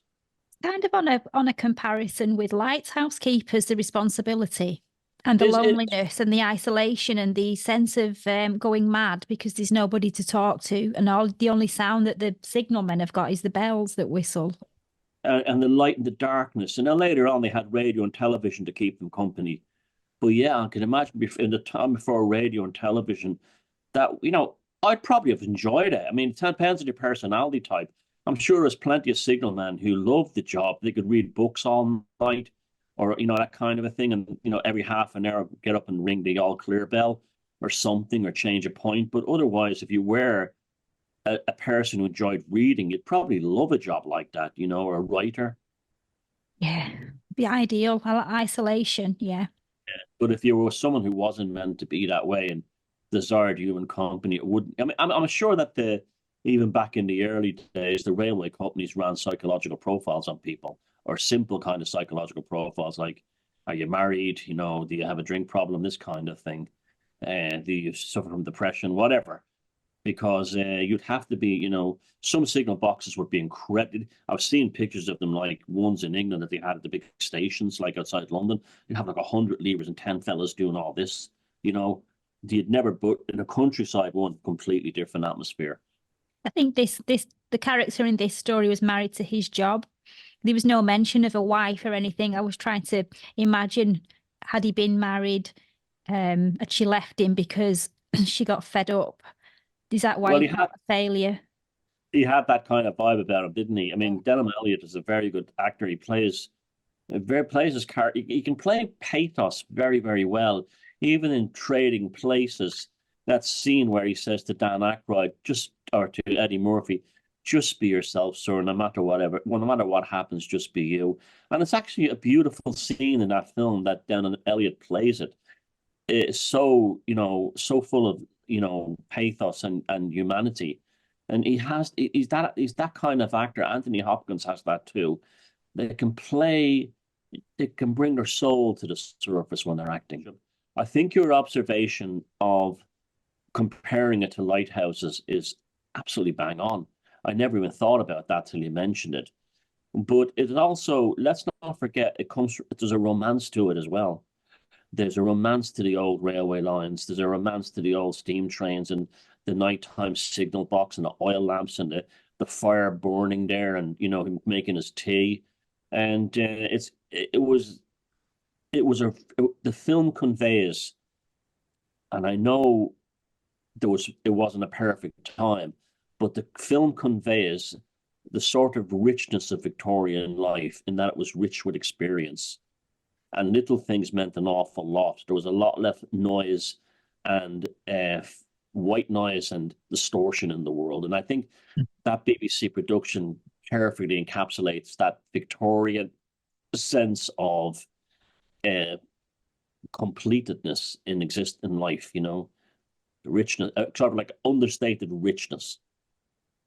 I think back then a lot of people's nervous systems were a lot more in tune as well, for those people who were sensitive, that they picked up on warnings and little nuances. They also had better diets. They would have be less chemicals in their food, this kind of thing. There was less noise pollution. There was a lot of them probably who worked in the railways would have either been from families in the railways or from rural backgrounds. So they had an innate kind of like country wisdom about them. Yes, because railway workers back then, even up to the 90s, it tended to run in families, fathers and sons. Until very recently, it's still like this here. John Waters worked in the railways, and he said, like, one of the things he said about it was a great experience, but he said the nepotism was shocking. The nepotism was like, you could have a day where someone died and they've gone to a funeral, and you'd have to be covering staff for the entire stretch of line, because they were all cousins and uncles and brothers and sons and fathers and daughters. So it was terrible. The nepotism was a huge problem.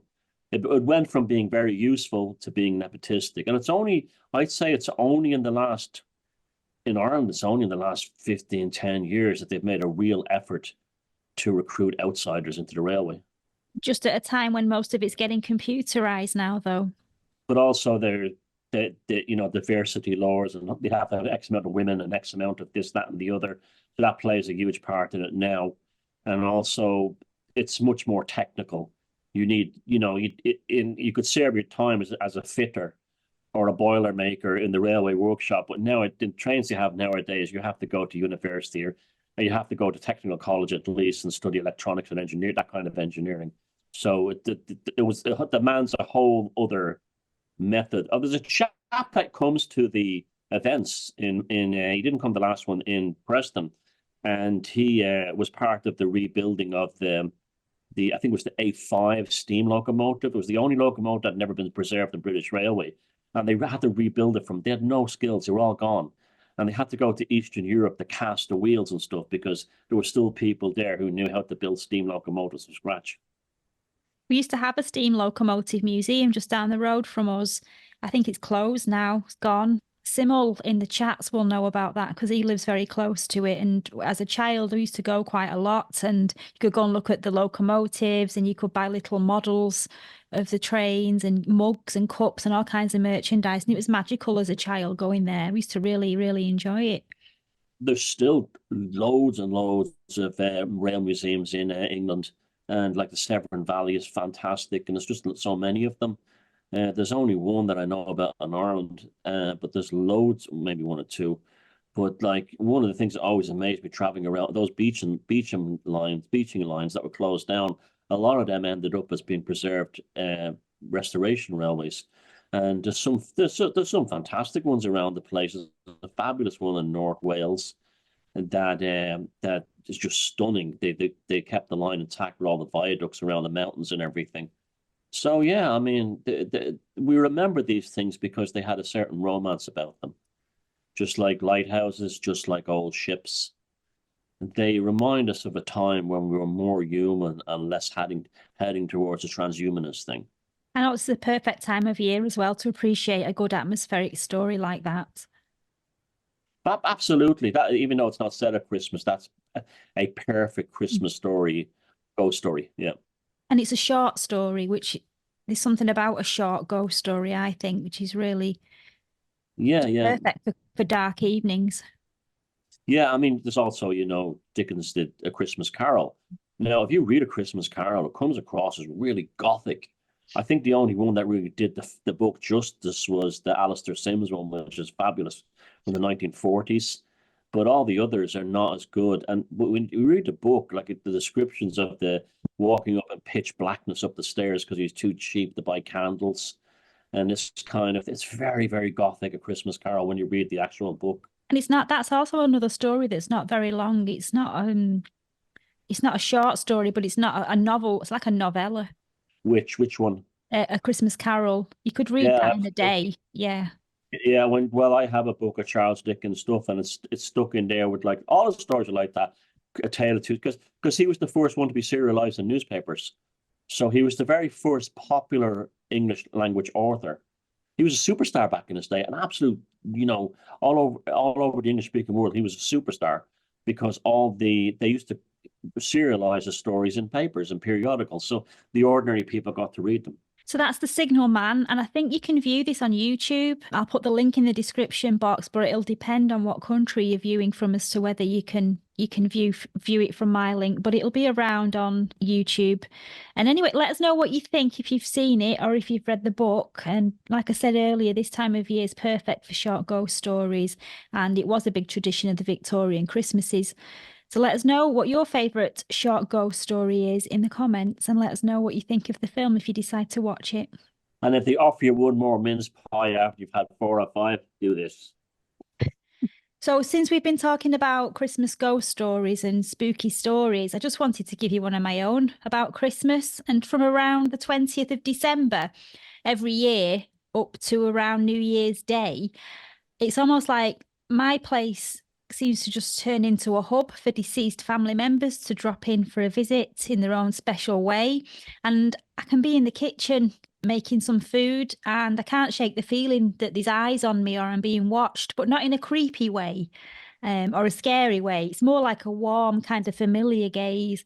And it feels to me like I've got spirits of family members of the past that are hanging around, maybe just wanting to get involved or having a laugh as they attempt not to burn the Christmas dinner, and keep calm. And it's got so intense over the years that I've even started to set an extra place at the table and leave something out for them every year.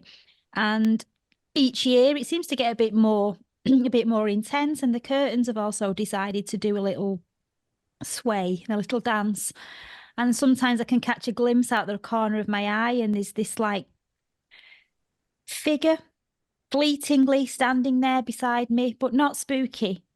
Feels more reassuring to me, like they're just checking in at this time of year, because it's a time for reflection and introspection.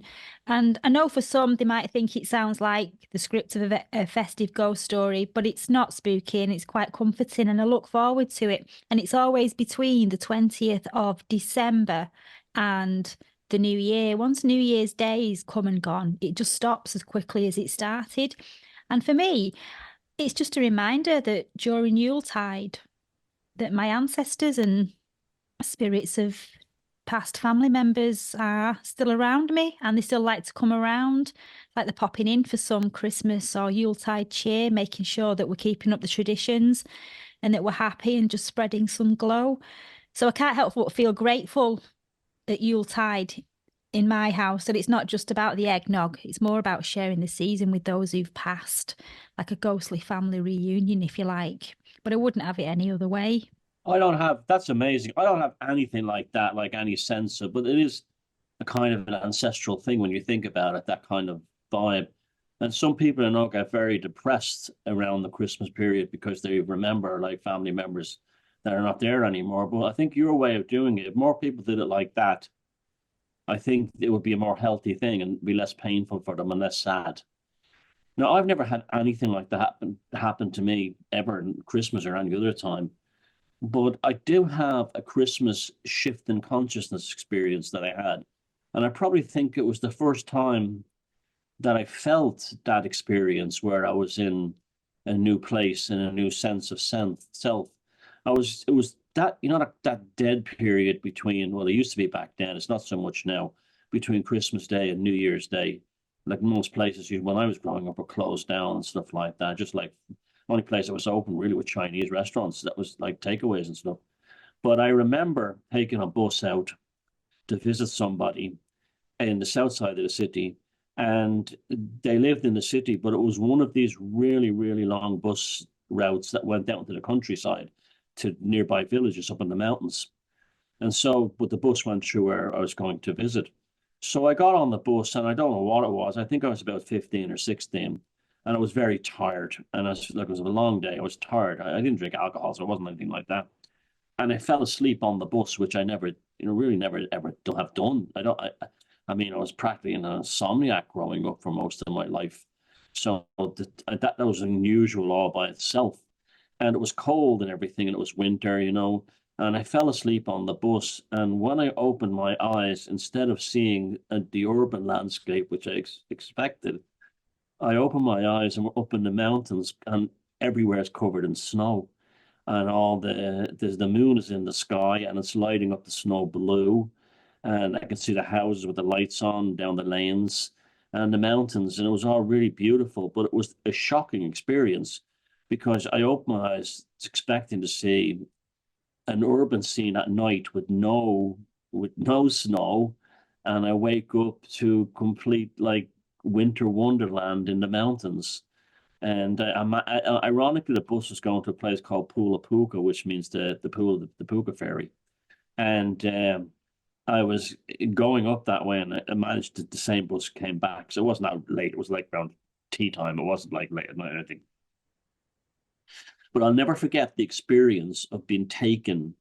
Like I open my eyes expecting to see one thing, and then I see another thing, and you question your sense of space and time, and it shifts you into a strange feeling, not particularly bad, not particularly good, just like where am I? What am I doing? Am I, if it almost felt like I'd imagine what missing time would feel like to people, or a time slip. Although this wasn't any of those things, but it did affect my consciousness very intensely, I might add. So like coming back, I was on the bus, I was the only person on it. And I remember thinking I was in a dream or something still. And it wasn't until I saw where I was going, come back from the other side of the road, that this sense of otherworldliness like switched off. So it was like, the old Who song, A Magic Bus. I really did have a magic bus ride by accident, but I'll never forget that. And it was those days between when I was growing up, those in Ireland especially, those days between Christmas Eve, Christmas Day, and New Year's Eve, and even even beyond that, after New Year's Day, it was a kind of a kind of like an underworld, a psychic underworld. Everything was closed except for the odd public transport barely worked. It was cold. It was dark. It was you watch things like The Signalman. You watched introspection, that kind of thing. So my consciousness unknowingly was primed, ready for an experience. So when it came on that bus ride, bam, it happened. And that was so Christmas growing up gave me my very first sense. It was probably close. No, it wasn't euphoric or anything like that. It probably was kind of like Maslow's peak experience, like that kind of thing. But my conscience had to be primed for it. So it was one of those things that happened to me that made me realize that there's more to human life than just like existence. Did you bring it to the attention of the driver? On the way back, they still had bus conductors back then where the guy would collect the fare. And I said to him, I fell asleep on the bus going up. And he goes, yeah, I saw you. And I was wondering if I should wake you, but it sounded like you knew where you were going. And I said, no. And he said, well, it's okay. We'll just take it back into town. But he said, yeah, you wouldn't want to fall asleep on the last bus. How would you have gotten back? And so, yeah, I did talk to the conductor about it. And as I just said to him, I didn't expect to wake up and see snow in the mountains. And he was saying something like, oh, yeah, they're all savages up here. Wow. I honestly think that it's a similar period to when I have the activity in my house. And I just think that time of year is almost like the time of year at Samhain, at the beginning of Samhain, when the veil's probably very thin, the veil at Oh, yeah. this time of year. And if you're sensitive to it, then you're gonna pick up on that and you're gonna have an experience, or they're gonna make themselves known to you. And it's funny that those same experiences don't happen in springtime or, around a star and Easter. They seem to be, well, it's a short day, right? Longer nights, and the sense of experience is kind of focused because of the darkness, I think. Yeah, and I think because springtime and Ostara are all based on rebirth, aren't they? Whereas this time of year we focus on is more towards the death of a cycle and the end of a cycle and the start of a new one. So it's more symbolic. Yeah. And they have a thing in Ireland called the Women's Christmas, where women are given the day off and taken care of by men. And that used to be a big thing. It's not so much. Well, now it's more like take them a restaurant or something. But it used to be a big thing, that kind of thing, where the men would look after everything. But that I think was around 12th night, and I don't know. 12th night was never celebrated in Ireland, but I've often wondered about that. That even the name 12th night isn't kind of like mystical sounding or something. It's like I don't know anything about the festival. I think it's mostly celebrated in Protestant countries, but like St. John's Eve. But yeah, I mean, there is. It's the darkness. It's the short days and the long nights. It's the looking at the embers in the fire, looking at the flames, looking at the flickering in the flames, and seeing faces in it, seeing shapes in it. We saw that in the Signalman. It's all this stuff. You're transported. You might have some alcohol in your system that relaxes your muscles, like sherry's or something like that. You're also eating lots of rich food, so you're sleeping more, you're digesting more. Yeah, definitely. It all adds up to that, And then there's the other side, that people who grow up in horrible homes at Christmas, and the television, like this, and everything is telling you this is a wonderful time of the year and all this stuff. And this kid maybe living with two alcoholic parents or something. Like I have, I can remember, like I was watching the other night there, 1983. BBC Christmas lineup, and it was absolute gash. I know we think like TV was always good. It was shite. It was like Val Doonican, Little and Large, The Good Old Days, which is like this Victorian sing-along show, and the movie was I don't know what the movie was. It was actually the movie was good, whatever movie they picked. Flash Gordon, the one that Queen did the music for. But otherwise, other than the Flash Gordon movie, the Christmas Day evening lineup on the BBC was absolutely atrocious. Now, this like unfunny comedians, little and large, doing the stupid sketches, and then you have to deal with that, and then maybe you're having a marital breakdown or something. I mean, it's no, it's not, it's no wonder that people are going nuts at Christmas too. Christmas can be a part of the dark side as well. I mean, that's one of the reasons I'm glad to do this, because I have no happy memories growing up as a kid as Christmas. So this is doing this special, and it kind of exercises that for me. I think in a lot of normie households where Christmas is waiting for, I mean, I don't have a TV, but I'm aware of the Coca-Cola advert that comes on at the end of November with the Father Christmas on the holidays are coming. And that's kind of like the English version of the Late Late Toy Show. You have the Late Late Toy Show over there that kind of rings the bell and hails in the time of the year. Yeah. We've got the bloody Coca-Cola advert that comes on the 30th of November that hails the time that it's now the silly season's officially started. Well, And one of the reasons I stopped doing Christmas markets was the Christmas music playing over and over again drove me insane. it does drive you potty, and it's kind of hip. Puts you in a trance, not in a nice trance where you relax, but in a trance to make you spend money, to get you into the consumerist side of things and to make you spend money. And then it all stops, the music. Mariah Carey just stops as quickly as she started, and she goes in the box again till next year. I don't like that. It's frozen.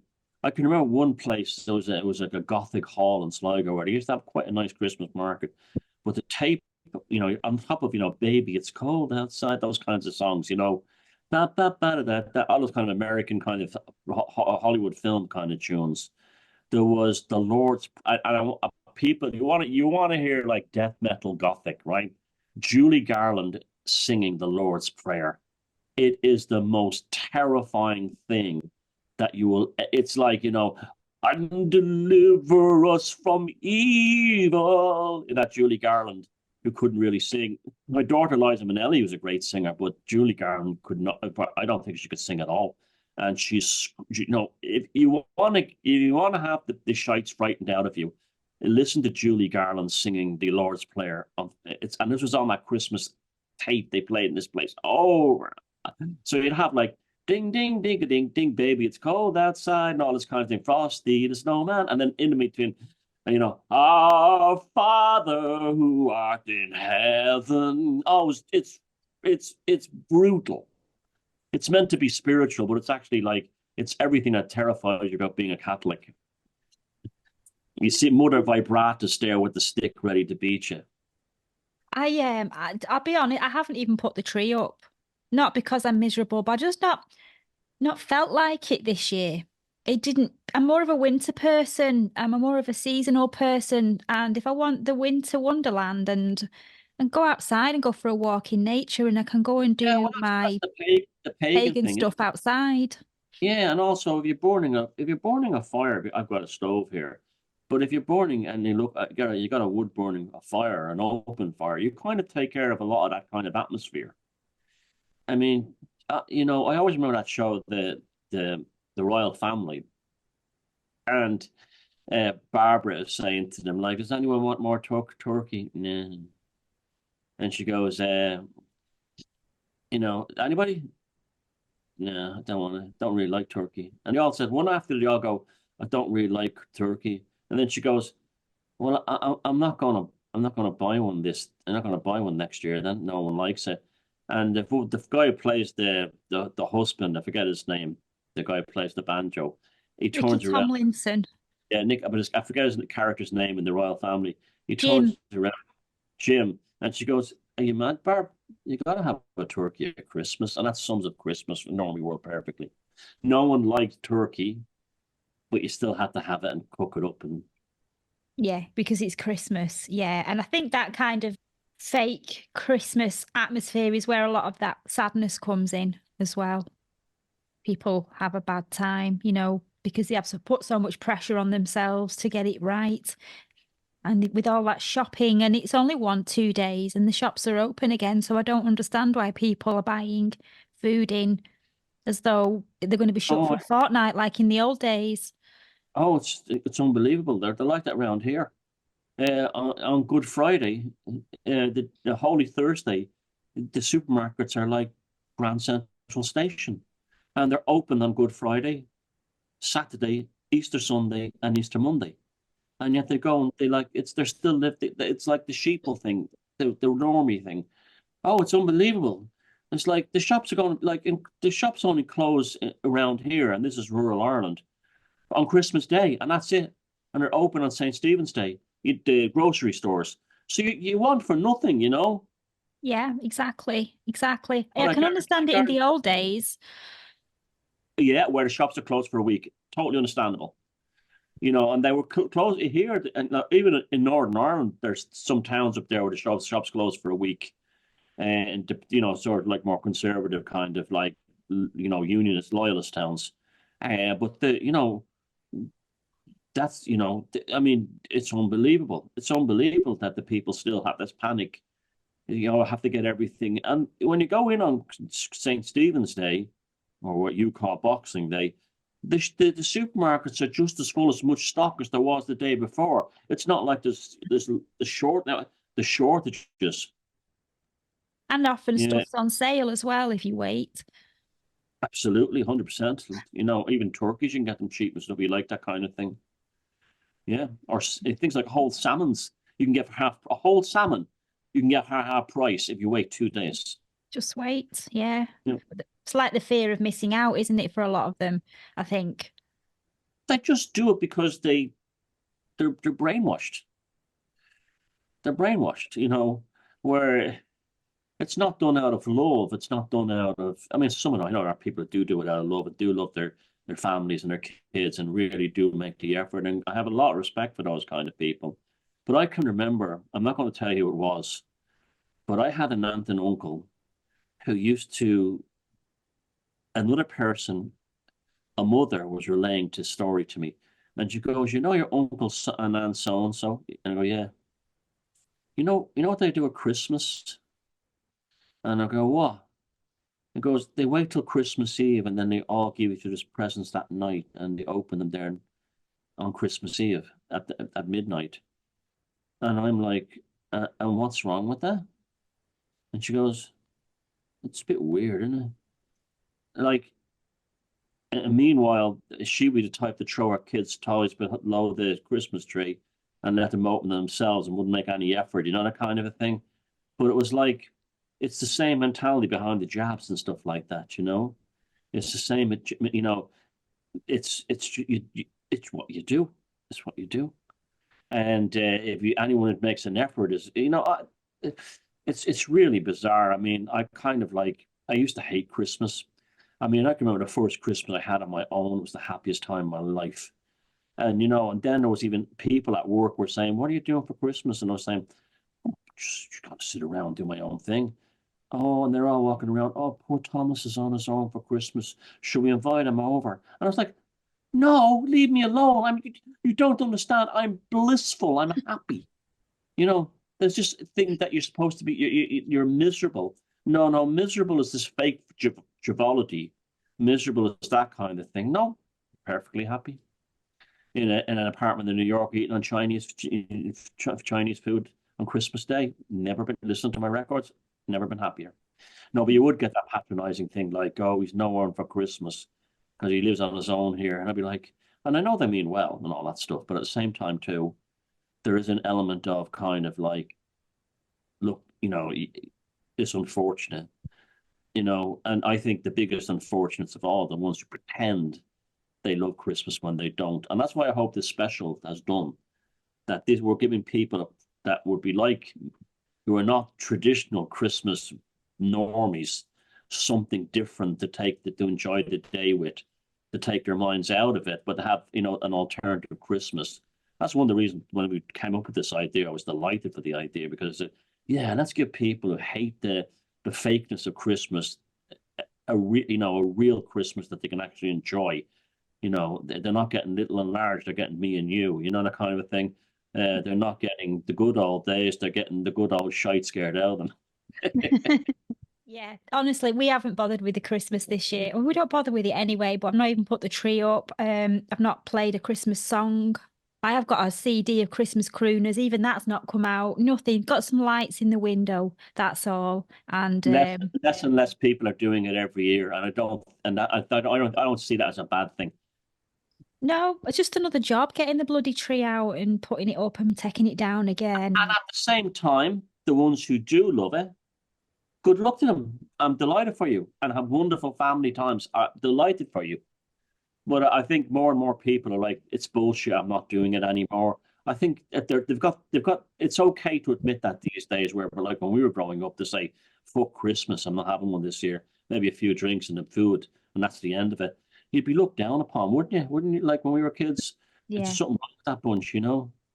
that's all it is for us. Christmas, it's just food and some drinks and some Yeah. DVDs because we don't have the TV. So What more do you need? And yeah, what more do you need? And a and a chance walk not, outside in nature and a rest, and a rest. and a rest. Yeah. Yeah. I will just give you one funny Christmas anecdote. Speaking about commercialized Christmases, it was about 20 years ago, and I'd gone out on a couple of dates with this bloke, and it was a couple of days, about a week before Christmas, and he got me a gift. And instead of going for the classic romantic move with a box of chocolates, he decided to give me this piece de la resistance of odd presents, and it was a small round table. Nothing wrong with that, you might say. But this table was a real eye catcher. It was horrible. Not in a, oh, it's lovely, that's a beautiful table. No way. It was just ugly. And this little round thing just clashed with everything in the house at the time. And I'm pretty sure it was some unwanted table that he had in his house that he didn't want, that was small enough to put in a box and wrap up and say, there you go. And that's why he palmed it off on me. And there I am, trying my best to conjure up a smile and be polite. But spoiler alert, it was a struggle. And I couldn't help but wonder if he, like, has he confused this gift with someone else's and given me the wrong one? And there it was, standing in my living room, sticking out like a sore thumb. And I don't ever recall seeing Mr. Table again after that. It was like he vanished into Christmas thin air and just left me with this bloody god awful table as the only evidence that I'd ever gone out with him. Anyway, soon as the shops reopened, I took it to the charity shop, thinking perhaps some other poor sod can get some joy out of it, because I don't want to look at it.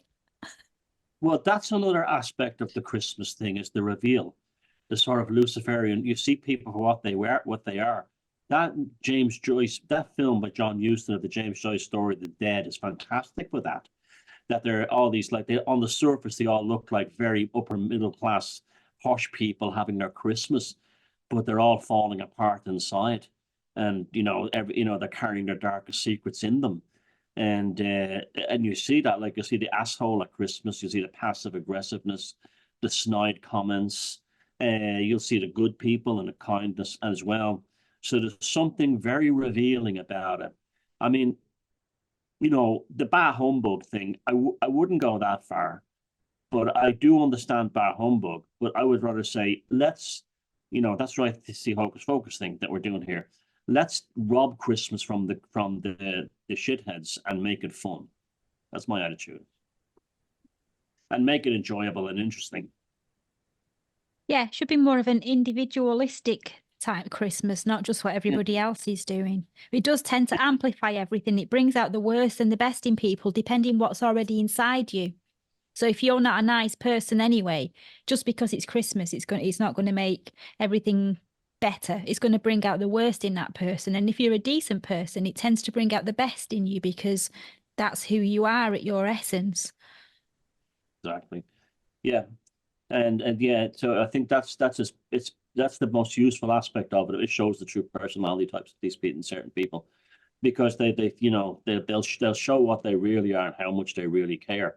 Like the thing with the table, like the people feeling sorry for you, not because they're genuinely feeling sorry for you, but because they want to do some act of charity.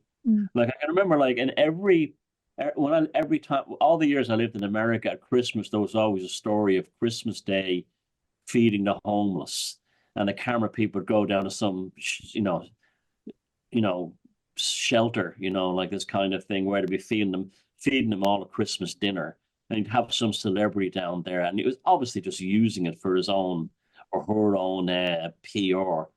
Down the Salvation Army is such and such a celebrity dishing out like roast potatoes and cranberry sauce to like homeless people, and it's like, oh, you fake. And that kind of went into the rest of the society, like that kind of thing. It's virtue signaling, kind of, really, more than actual genuine compassion. It used to always get televised, that kind of stuff, just as you was about to sit down and have your own dinner or something.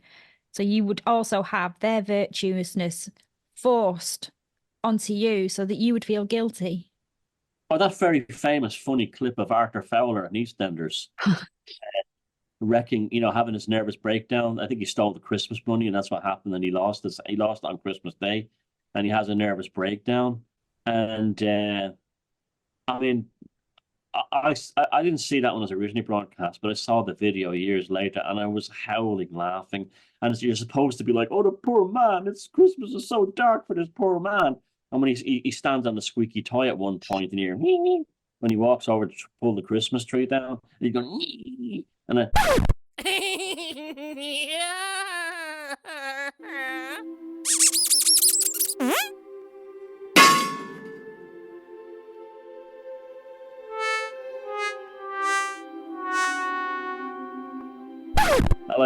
Well, on the original clip of that was posted on some site, and I said, "Did he get his acting lessons inside a Christmas cracker?"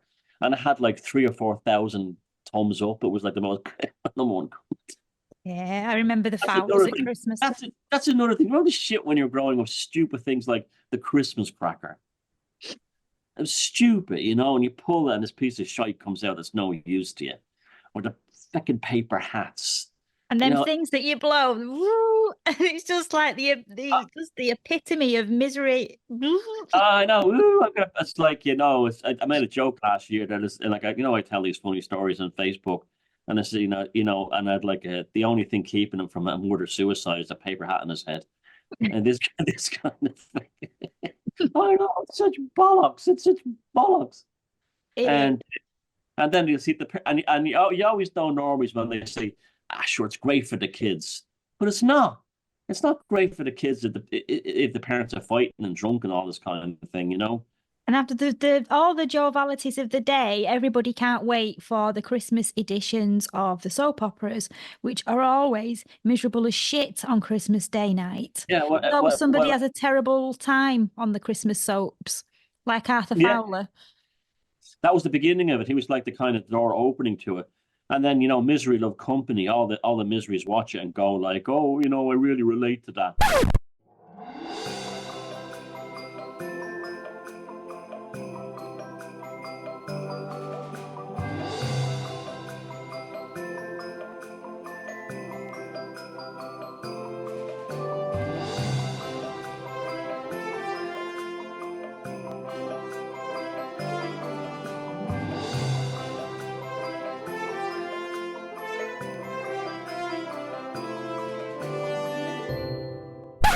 It's like, that's the last thing you want to see is something like that. That always amazed me, the Christmas Day misery, and that's a very British thing, by the way. That we didn't even have that in Ireland. That's a very British thing, the Christmas Day horror, which is like, I think it's a way of saying like when you see like, well, we've written about the BBC and the book coming up. The BBC is a far more sinister operation than people realize. And they deliberately were doing a kind of a dopamine thing with people on Christmas Day by having these horrors on it. And then, like, when I saw that lineup for that Christmas, it was in 1983, and it was like little and large, like two assholes with absolutely no funny in any way,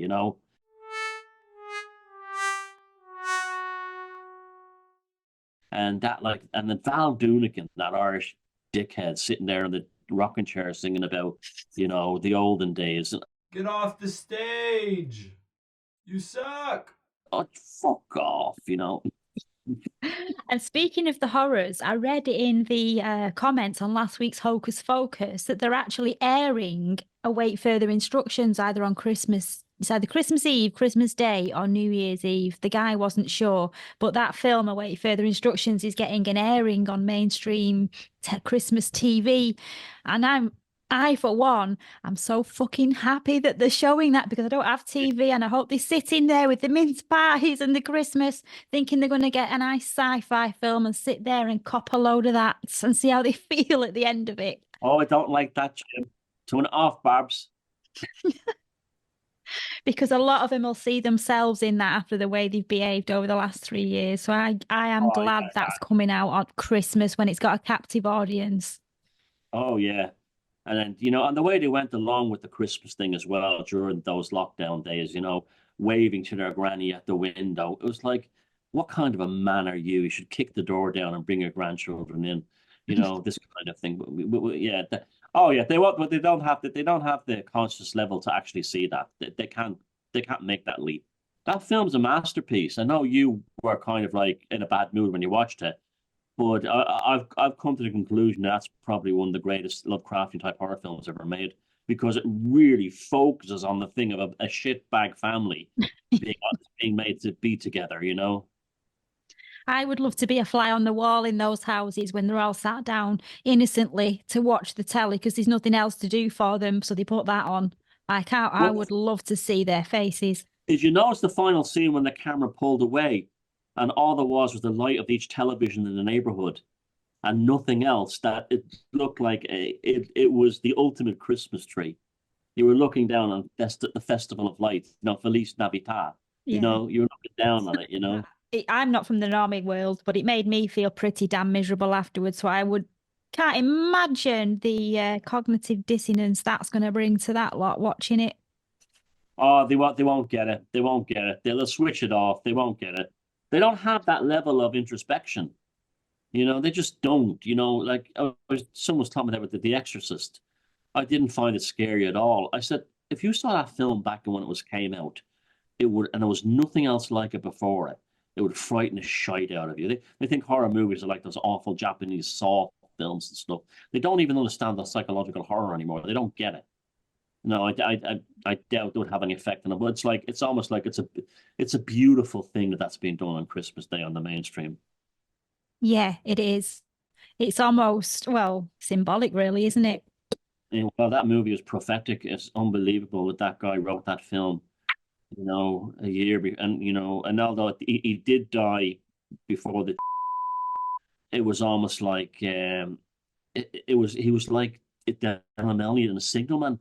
He was kind of seeing this in a script, you know. Wow, it's deep, isn't it, when you think about it that way? Yeah, it's even deeper, the fact that it was before the prickly pears. Yeah, wow. Very prophetic, yeah. Yeah, so that, you know, stuff I do like that has a Christmas theme about it. I do like Charlie Brown's Christmas little cartoon. I think that's lovely. I like the Snowman. I like that. I'll always like the Snowman. I like that song. It's lovely. And I like the cartoon. It's beautiful. Have you seen the Mousel Cat? The Mousel Cat. I've heard of it. Is it animated or is it stop motion? It's a story about a cat in Mousel in Cornwall that saves the town on Christmas Day from starvation. And it's beautiful. It's beautiful. Shall have a look. But I do love the Snowman. I always gauge people with that because if you watch that Snowman and you don't get a tear in your eye when they take off and that song starts, then you haven't got a heart. You've got a swinging brick because I am in floods of tears every time that song starts. It's a classy piece of cinema making that. And I like this. I always remember that scene of the guy on the cruise ship and he's drinking a glass of, and then he sees a snowman and the boy going by and he throws the glass away because he's thinking he's having a decent. That's got humor in it too. But and then you know I've grown to like It's a Wonderful Life. I avoided it for years, but I do like that. So there is stuff that based around Christmas that is lovely and is well done and does have meaning, you know. And also the Alistair Sims version of Christmas Carol, fabulous, you know. But I always have a musical that I think of Christmas, and my one is Oliver, the one with Mark Lester and Jack Wilde, and an incredible Will Sykes played by Oliver Reed. That's a magnificent film. That's one I love for at that time of year. Our Christmas Eve tradition is Trading Places. Brilliant. I just watched that recently. The greatest comedy film ever made. Yeah, every Christmas. And the Delmonians in that as well. And there's a difference. There's a difference between picking a DVD and watching it for Christmas entertainment than just sitting down to watch what's pumped into the living room through the TV networks. Is a big difference. Yeah. Also, mindful and chosen. Trading Places reminds me when the world was a better place. We had a lot more freedom. So there you go. That's a bit of an insight into mine and Thomas's thoughts on the festive and silly season. Some of you might think we're a bit miserable, but we're not. I don't think we're miserable. Oh, we're like Spinal Tap and their song Christmas with the Devil, you know? It's like, think of it that way, you know? It's a satire-ish. Look out. Fucking Brussels sprouts. Oh, now I do like a good Brussels sprout, but just I love Brussels open the windows afterwards and you'll be fine. Yeah, no, I love Brussels sprouts, yeah. No more mince pies. They're too sweet.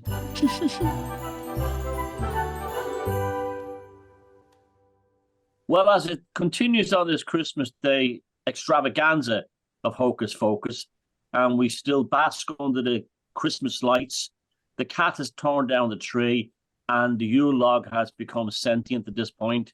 We're delighted to welcome our friend Tina Kemp, who's going to talk to us tonight. Well, I guess about the ruins. I guess isn't there something kind of like Christmassy about the ruins? I don't know why that is.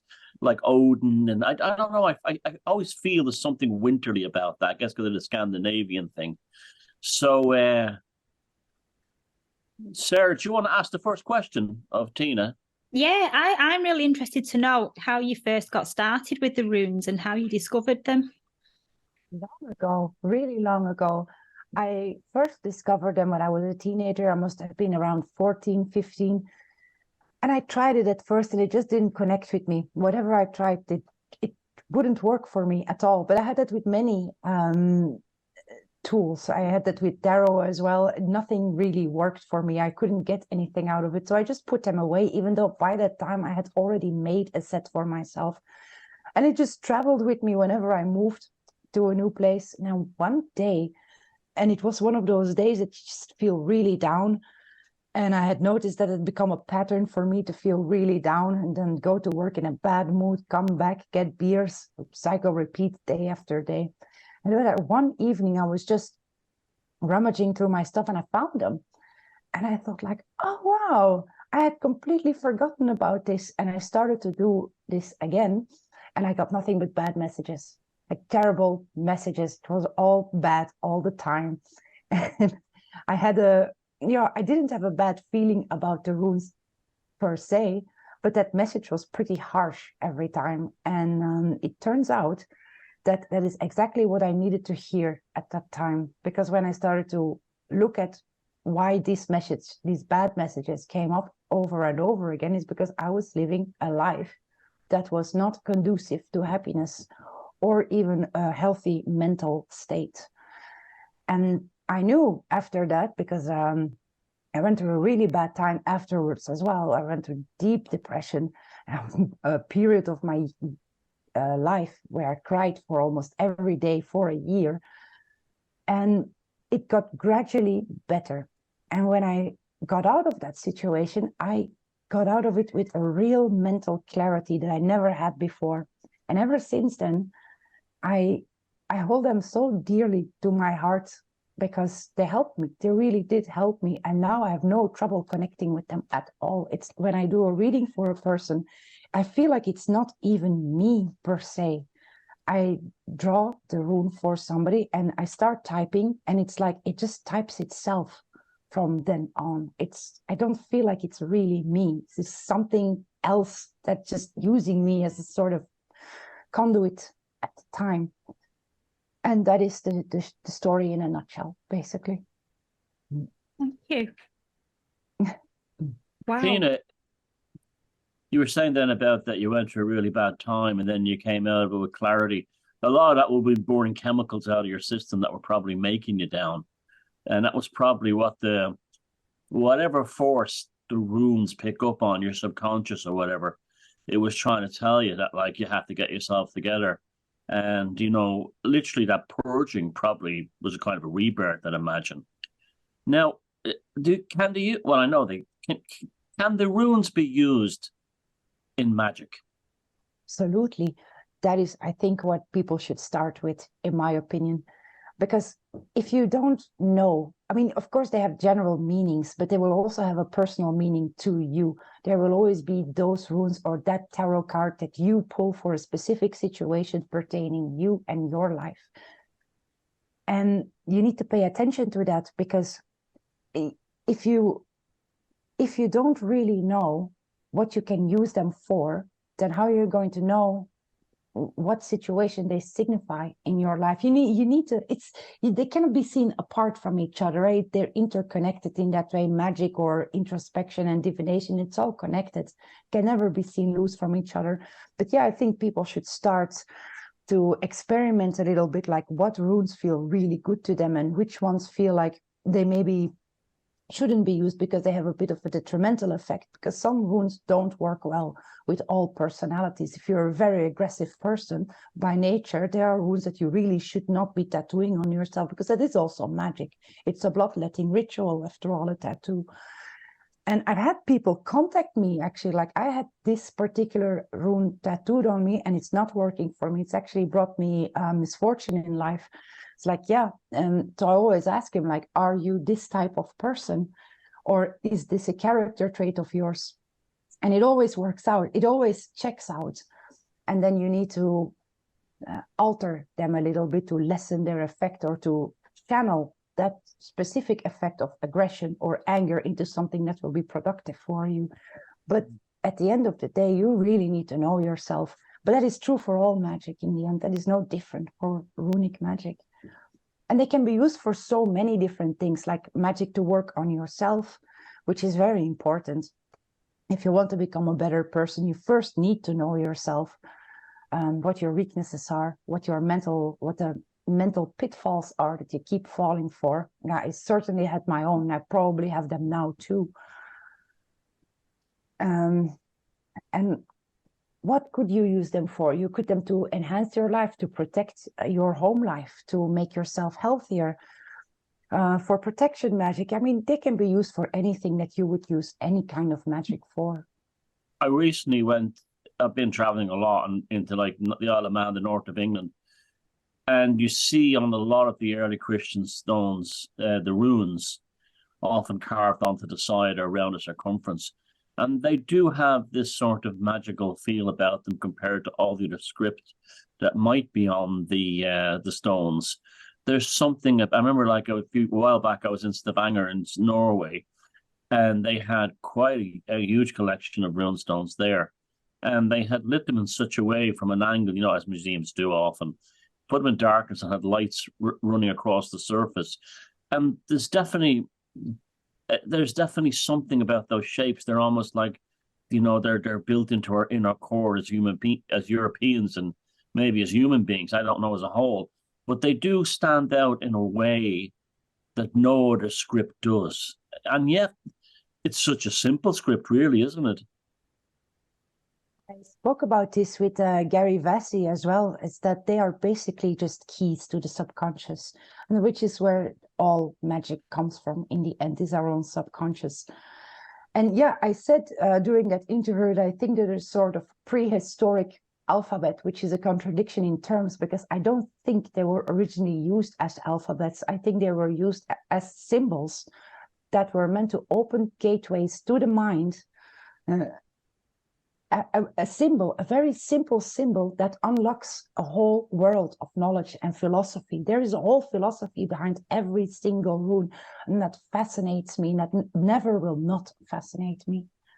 Yeah, I agree completely. I feel the same way about the Irish Ogham script. They were not alphabets to begin with. They were significators of actual forces in the cosmos and of the psychology.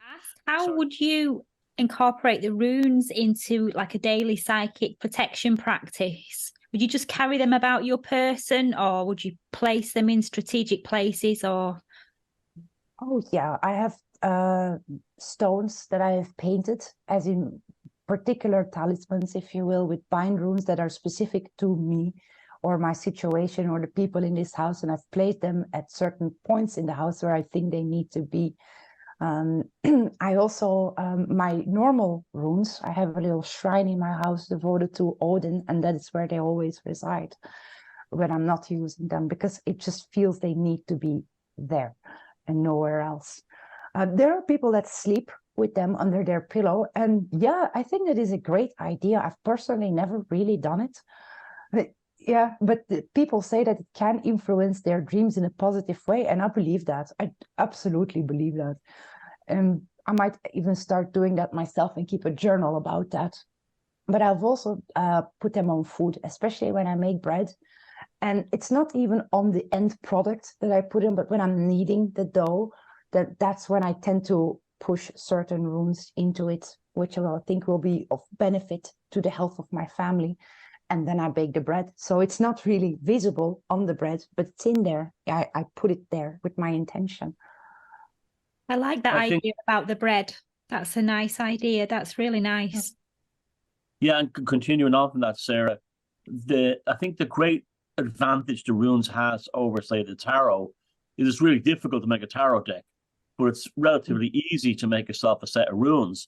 And if you think about it, whether you're, I don't know, putting it into a piece of wood, or even drawing it with a Sharpie pen on a stone, or even using a Dremel tool or whatever, or just cutting or scratching, you're putting your life force into that rune as you actually make it. So it's got the kind of charge already. Absolutely. Originally, it is said that you should carve them, but I think that is really, I don't think that is a prerequisite to have a successful quote unquote rune set. I mean, it's all about the energy that you feel when you are making these things, whether you're holding a paintbrush or a chisel. I really don't think that makes a difference. Is casting the bones, is that a similar thing to casting the runes when you throw the bones down and see how they land? Yeah, absolutely. I think that casting bones has more to do with the shapes in which they fall, and from that you derive a meaning. But runes, it's the same principle in the end. You cast them, you see which ones fall upside down, which one don't, which one lay very close to each other, and which ones lay far off to the side. In general, the method is entirely the same. I guess the nearest thing to throwing the bones here would be something like tea leaves in the cup. Yeah. Tea leaf, because it's really you see the candlemancy. It's the shape you're looking for, and it's like a simulacrum kind of almost event. I was just going to say, I was reading once a book I was researching for my own book years ago, and I was reading about in northern Germany, there used to be a tradition that when a baby was born, they would put the Yule of life in the baby's crib. And then when somebody died, if they would have the whole rune their whole life, and when they died, they would turn it upside down to the rune of death, and put it into the coffin. Now, I thought that was fantastically pagan, because it shows the cycle of life and death as a continuous cycle. And are you aware of any other kind of like folklore surrounding the runes like that? No, but that what you just said is really funny, because I actually did that with my son, and I had no idea that it was a real folklore, but I did that. I crocheted it though. I didn't put any, it was just a soft object that I put in his crib. That's pretty cute, because I made several. I tried to make a mobile, and I tried to dangle them in front of him, and he only picked out that one, the one with the rune on them. And I will never forget that, because that was a bit of a wow moment for me. But about folklore, yeah, definitely. There are people that carve them in the beams of the roof of the house, or in the mantelpiece, or even below the floorboards, everywhere where they cannot easily be seen. Yeah, the ritual was that the baby was presented with its new name. So the parents would bring the baby out on a kind of a little crib, and the baby would on top of the crib would be underneath on top of the blankets would be dried oak leaves.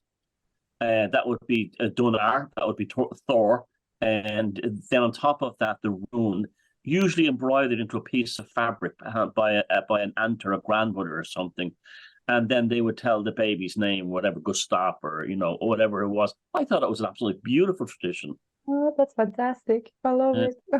That's very sweet.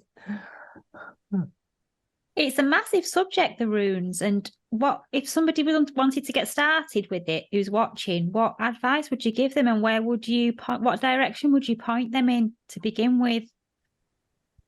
Stay away from books written by women who call themselves Ravenclaw, full moon, and all of anything in that Arena. niche. Damn it! You mean Hay House Publishing has been lying to me all these years? Yeah, probably also Llewellyn. Not to name drop, but they suck. Yeah, you should stay away from these Wiccan sounding names because they're full of bullshit. They absolutely are. It's all full of fluff and saccharine and this fake sweetness. I mean, not everything that's going to happen in your life is going to be, oh my God, this is so awesome. You need to come to terms with that. Life is not that. I mean, you can have these moments, but if this is a constant in your life, you need psychiatric help. Yeah, so stay away from that. If it sounds overly sweet and positive, and stay away from it. I mean, there are really dark runes, and they can be used for very dark things as well. So just be careful. I saw one of those books you're talking about not too long ago. I was looking at a bookshop, and it was called, Living the Runes or something like that. And you're right, it was. I just flicked through and read through it. It was like as if IKEA had written a book of the runes. Everything was, fine and dandy, with no understanding of the difficulties our ancestors faced in ancient times. The long, especially in Scandinavia, Northern Europe, the long months of darkness. This was like runes for people who live in Southern California or in Spain or somewhere. Yeah, I think that is something that you need to keep in mind, that it's not going to be all fluff and sunshine, because look at the time when these people lived. It was incredibly hard. Every time there was a winter, you had a real chance of not surviving that winter, and they were keenly aware of that the whole time. They may not have had the same relationship with death as we have, but that doesn't mean that they were just willing to give up and keel over because of the change of the season. They hibernated like animals. I was again in Stavanger, Norway. They have a recreation of a Nordic village, Viking village, and these longhouses were nothing like you see. They're not like the King of Rohan's place. They were long, covered in turf, sods, grass, and pitch black inside with one little door, and in the middle of fire that would seep out through the roof, and everyone saw. Literally hibernate like animals. They would go in there just before Christmas and wouldn't come out till like April. And that's how they lived. And they would cook from the same pot. So you just think about that. You have the hearth fire glowing and the embers. Is it any wonder they had this kind of magical, the intensity of that? It's almost like a 4-month-long shamanic experience. Yeah. That is exactly one specific rune, really, because the one that is shaped like a bee, that is exactly that, because they say like, oh, it's the mother, it is the mother that is birthing a new child. Like, no, this is the dark mother. That is not yes, it is a nurturing mother, but she's a dark mother. This is not a kind mother. This is a harsh mother. This is the one that will weed out the seeds that are not life viable, and she will cut them out. And that is, in an introspective way, something that you need to do during that time. You need to cut away all those things of yourself that will not serve your survival in a situation like that. You need to cut yourself down to the bare minimum. Are you still making runes, Tina? I plan to start that again. I've been collecting them. I've been collecting a lot of bones, and I have a few sets ready already. I've been collecting nice branches, and yeah, I do absolutely want to do that again, but I'm going to go about selling them in a different way, because I did them on a donation base, like people could pay what they wanted, and I have to say that everybody has been very fair about that, the price they were willing to pay. But I'm going to set a fixed price from now on. Yeah, they're going to be a bit more expensive than before, especially if I have to make them from bones or stones, because that's expensive to send to the post. Because wait, but it's just Etsy might be a good place for that. Yeah, I looked at that, but I have an issue with my bank at the moment that is a long existing issue, and I need to get that fixed first. I have to go back to Belgium for that. So anything that I have to deal with a bank right now is a hassle for me, because I have to get in contact with them every time over the minutest thing, and it's too annoying. What materials are you using to make the runes with? Wood, bone, and stone. Right. Do you have any with you now that we can have a look at? Yeah. Well, these are mine. These are mine. These are not the ones that I made years and years ago. I made them years ago, but they were as a relatively recent. I actually made them for somebody else, but then that never came through. So I kept them because I thought they were nice. They felt nice in my hands, and I feel that they have a nice sound when I'm doing them. And they're also made in the wood that you're supposed to make them from, traditionally. Which is yew. Yeah. The yew tree. The yew tree is sacred to both satyrs and druids, is because essentially an eternal tree. It can't die, because when you cut down the branches, they reroot and grow again. So it's a forever tree, really. It can become thousands of years old. There are yew trees that have been that old. There's the ones in those old English churchyards. They're probably going back way deep into like Celtic times. Yeah.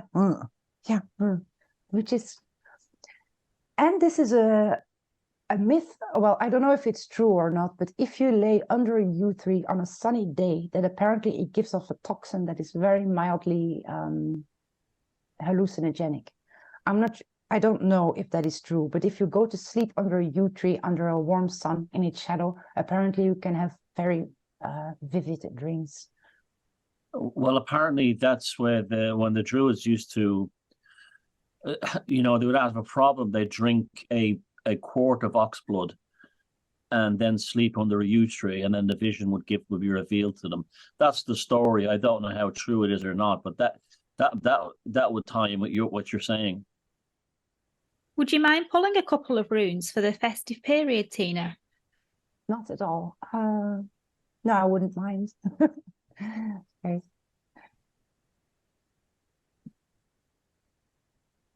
I'm just going to pick whatever the one that sticks to my hand. That seems to be what always works for me. It's just going to be general. It's nothing specific. It's sort of advice, if you will. Let's do the 3 Norns, actually, because it's a what has become, a what is becoming, and what should become in general, like what we should be striving towards, if you will. So what has become, the one that we've been standing on the precipice of neither dark nor night. It's the in-between space, the liminal space. It's like what we have been doing for the last year since the Rona, be in the world, but not of the world, if you will. Stand on the edge, observe, don't become too involved with anything that you see, because it's all a game. Things will change.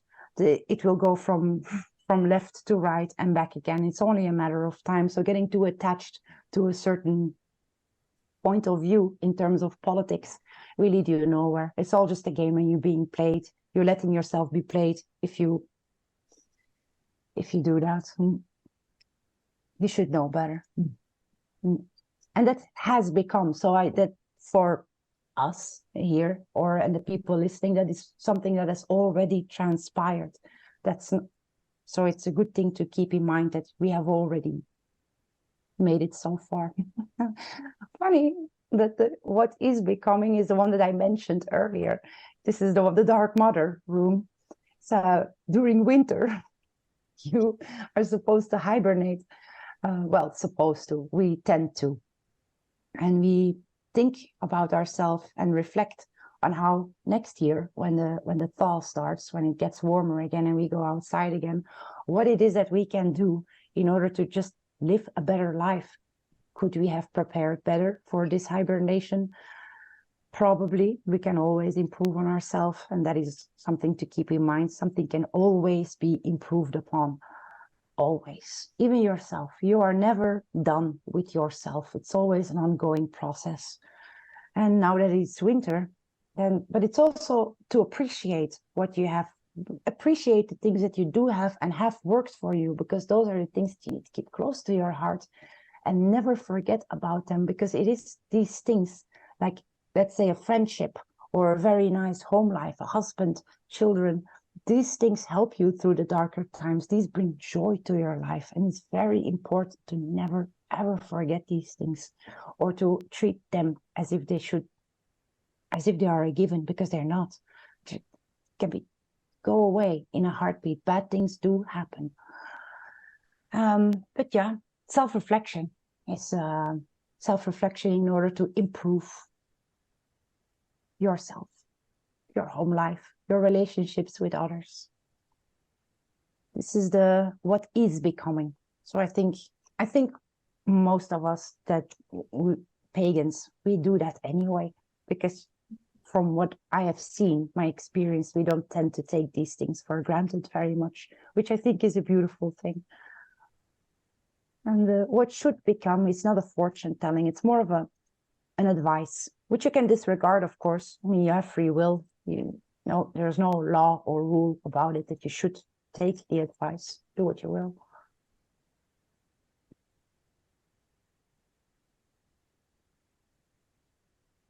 The rule of self, but the becoming of the self, your ideal self, not your idealized self, but your ideal self, which will be different for everybody.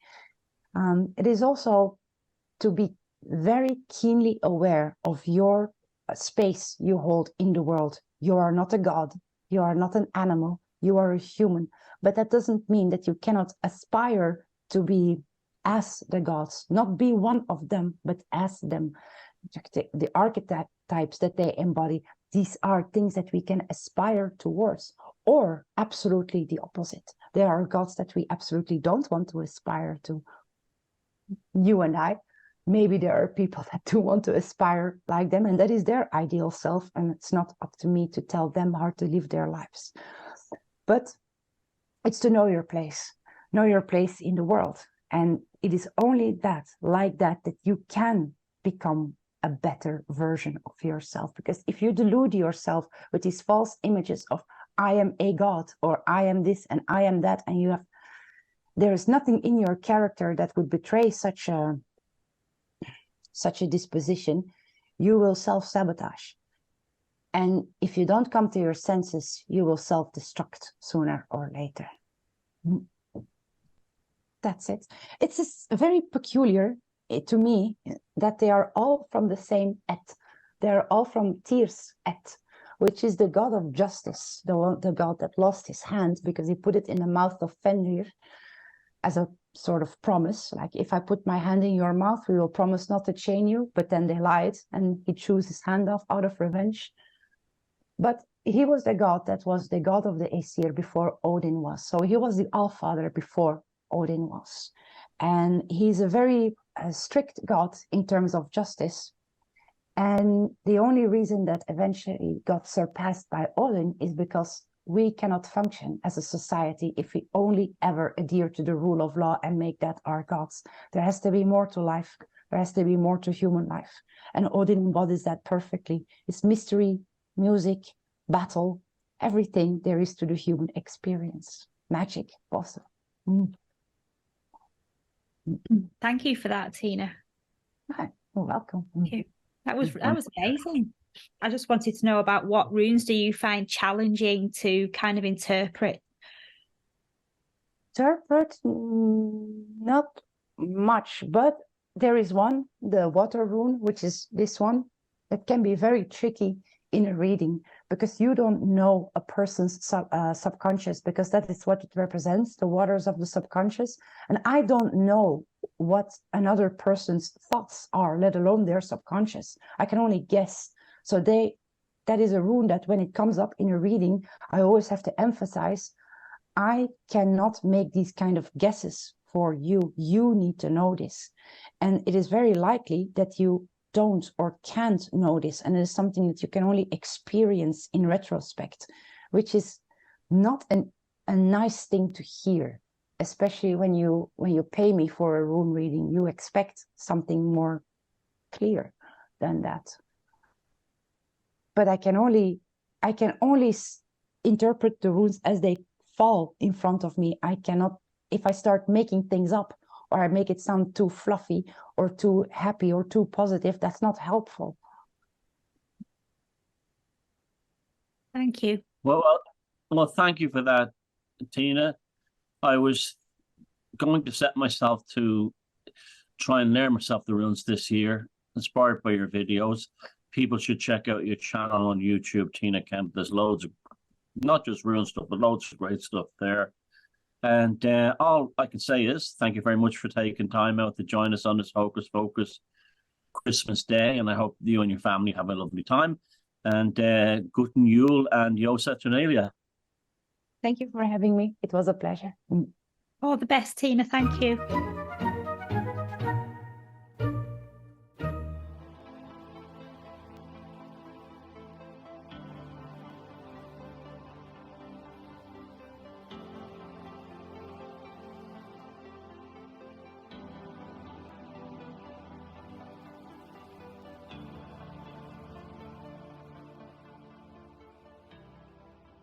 On December 24th, the moon enters the mutable air sign Gemini, which is all about words, the mind, the intellect, and creative and also intellectual inspiration.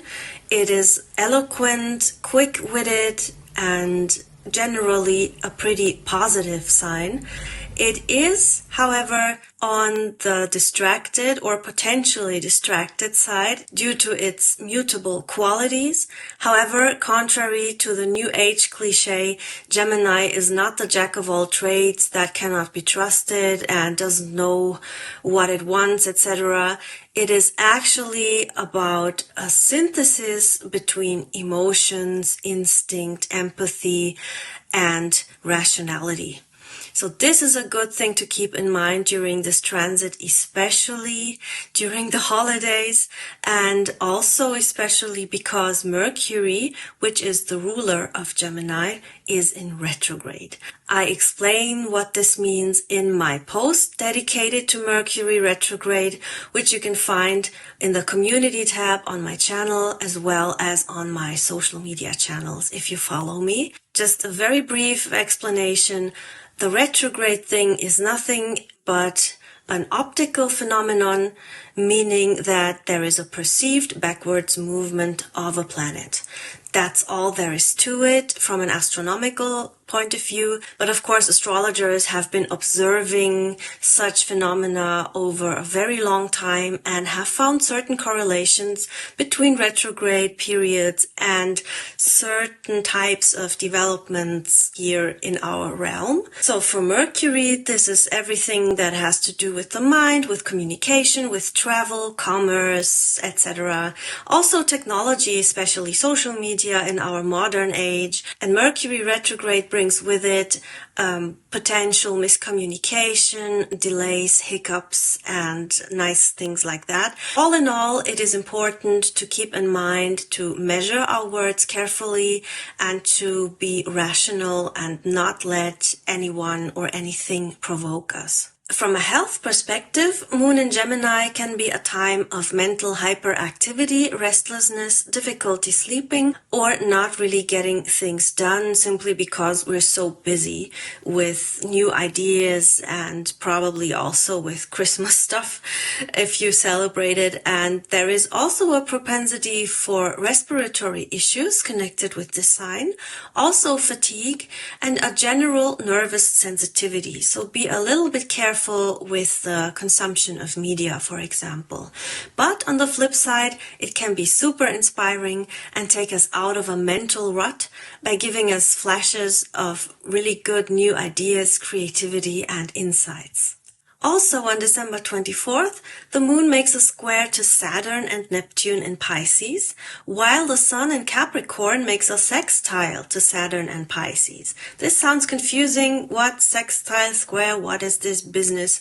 All this means is that especially between December 24th and 26th, you have to make sure that you have all the facts before you draw conclusions. Exercise as much patience as you can and be positively self-centered, and try to avoid anything that clouds your judgment or impairs your sobriety in the literal as well as the figurative sense. If need be, withdraw from the social circus online and also offline as much as you can and as much as you need to. Don't take things too seriously. And don't expect yourself to function like a machine. Allow yourself to wind down as much as you can, and be careful not to overindulge in alcohol, because the heavy Pisces influence has a weakening effect on the mind as well as the immune system. Therefore, anything mind-altering can lead to stronger reactions than usual, and the Pisces realm can also open you up to psychic attacks. On December 25th, Venus in Scorpio makes a trine to Neptune in Pisces. This can be a somewhat dreamy but intense mood. Possibly you could have prophetic dreams or psychic impressions that are pretty strong. Maybe there is a lack of clarity in relationships, or even a degree of deception and manipulation, or jealousy and mistrust, especially in connection with women or financial matters. And I would personally try to do my best to not get involved in any drama. On the other hand, we could be in a heightened spiritual state with increased intuition and able to get to the bottom of things and have deeper insights. On December 27th, we have a full moon in Cancer.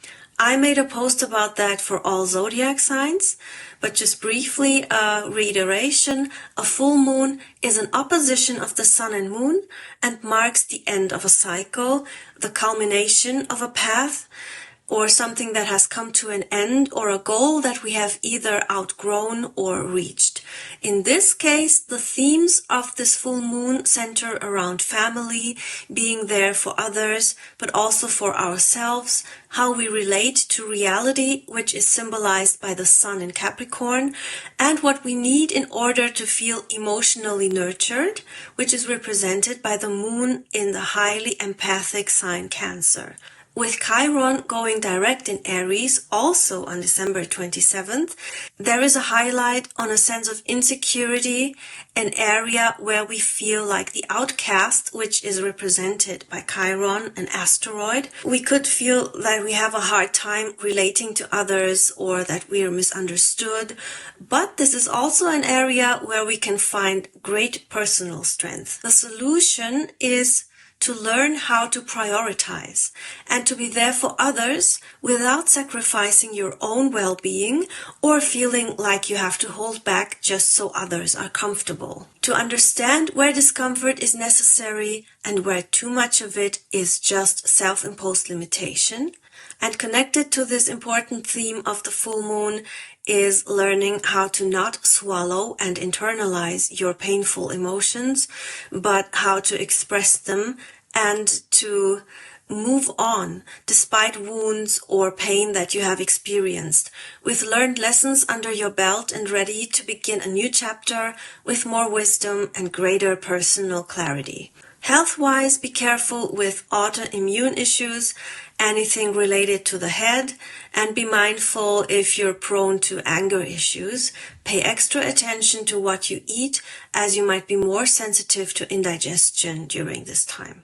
On December 27th, Mercury is conjunct Mars and exactly square Neptune. What this means is potential irritability, verbal or physical aggression, hopefully not, a tendency towards carelessness, a short fuse, volatility, manipulative behavior, possibly religiously or similarly motivated aggression, either around the dinner table or on a global level, hopefully neither, and suppressed anger coming to the surface one way or another, especially collective anger. We could experience restless sleep with bizarre dreams or just an overexcitement that alternates with fatigue, a more sensitive immune system with possible flare-ups, viruses and infections. I would personally avoid crowds, but it's also a very good time to quit or reduce unhealthy habits or addictions. And we have a really good aspect, which is Jupiter trine the Sun, which can help us be more disciplined and slow down, take note of important things, and take our time for growing or developing something, ideas, for example, or plans. So it's not all blazing torches and shouting matches. And this influence can be felt most strongly for a few days before and after December 27th, so all over the festive period. And you can also see effects on the environments potentially, because as mentioned in some of my earlier posts, the tension between the water and fire element is very strong now and could manifest in eruptions, either on the emotional, social, or environmental spectrum. On December 29th, the Moon enters Leo and Venus enters Sagittarius.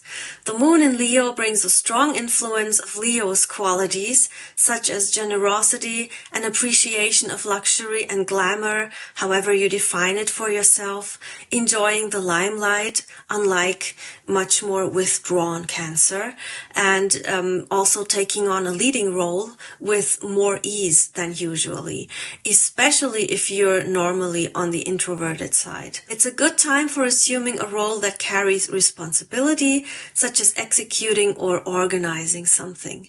The Moon will make a square to Jupiter and Uranus in Taurus, which can bring a bit of stubbornness and possibly a surprising development, so it's best to try and be determined without being inflexible. Venus in Sagittarius is a very different vibe from Venus in Scorpio, which is most easily described as the dark, mysterious, brooding femme fatale archetype, bringing drama and complicated emotions into relationships and perhaps struggling with self-esteem. In Sagittarius, Venus, which reflects our approach to love, romance, pleasure, and also money, is so much more optimistic, straightforward, positive and fun-oriented, and this can be quite lovely in romance, but less than optimal in financial matters, so be careful. Our attitude towards our finances might, however, become more positive and less anxious, which can certainly be a good thing. Maybe it's best to wait before making any larger financial movements, especially during Mercury retrograde, which doesn't mean that you must withdraw from life and hide under your blanket. It simply means to exert more care than normally. Overall, Venus in Sagittarius means a heightened sense of lightheartedness and joy, and we all need that very much. It's important not to lose ourselves in too much escapism or high-flying dreams, as we have the Pisces influence, which can definitely heighten addictive tendencies. And we have the relation between Pisces and the planets in Sagittarius, meaning a risk when it comes to our sense of reality. So optimism is great, but too much idealism and escapism isn't. On December 30th, Jupiter stations direct, but remains in the shadow zone until March next year.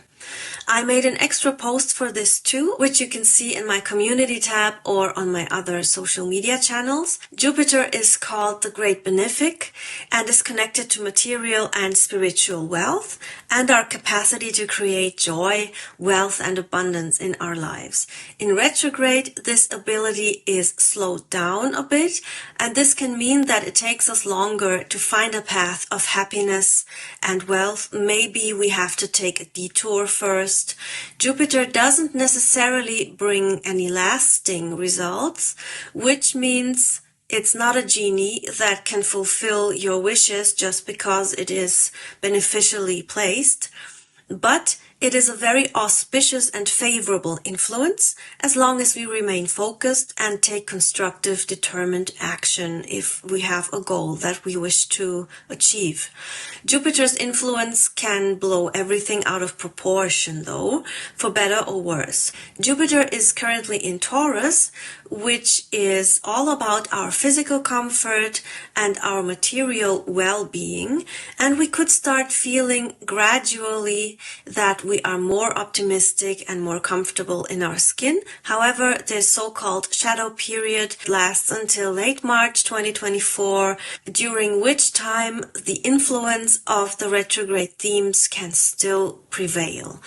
I would suggest that this is a very good time to make plans, not necessarily any big moves, but definitely plans towards more financial or material security.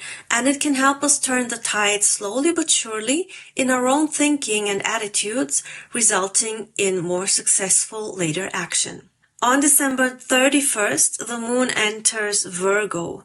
The next 2.5 days could feel quite different from the moon in Leo, which was a lot more extroverted and confident. Virgo is the sign of the loner, but also healer, who doesn't necessarily want to participate in whatever social circus is happening. And Virgo is quite happy just focusing on the work that they're doing without necessarily needing the limelight. This doesn't mean that Virgo doesn't like recognition. It's just that this is not an immediate priority. Under this influence, we can tend to get overly nervous, which is exacerbated by the Sagittarius planets. And Virgo is a notorious overthinker and sufferer in silence. So therefore, try to externalize whatever frustrations you might have or emotions that don't sit right with you. Don't be shy, but of course, measure your words wisely. What we need now is, with the other aspects that are going on, is a little bit of emotional detachment, thinking before we speak, minding our own business, avoiding any draining social interactions, as well as mind and immune weakening substances. And this moon transit can give us good ideas on how to improve our health. Despite the cliche of New Year's resolutions, it is actually a pretty good time. It coincides with the Virgo transit and can therefore be a very good kick in the rear to, for example, watch our diet a little bit more. By the way, the astrological new year begins on the spring equinox and not January 1st, but I do wish everybody a happy new year, and I hope that whatever and however you celebrate or not, you have a good time. And from me and the Yule octopus, all the best to you, many blessings, and see you soon.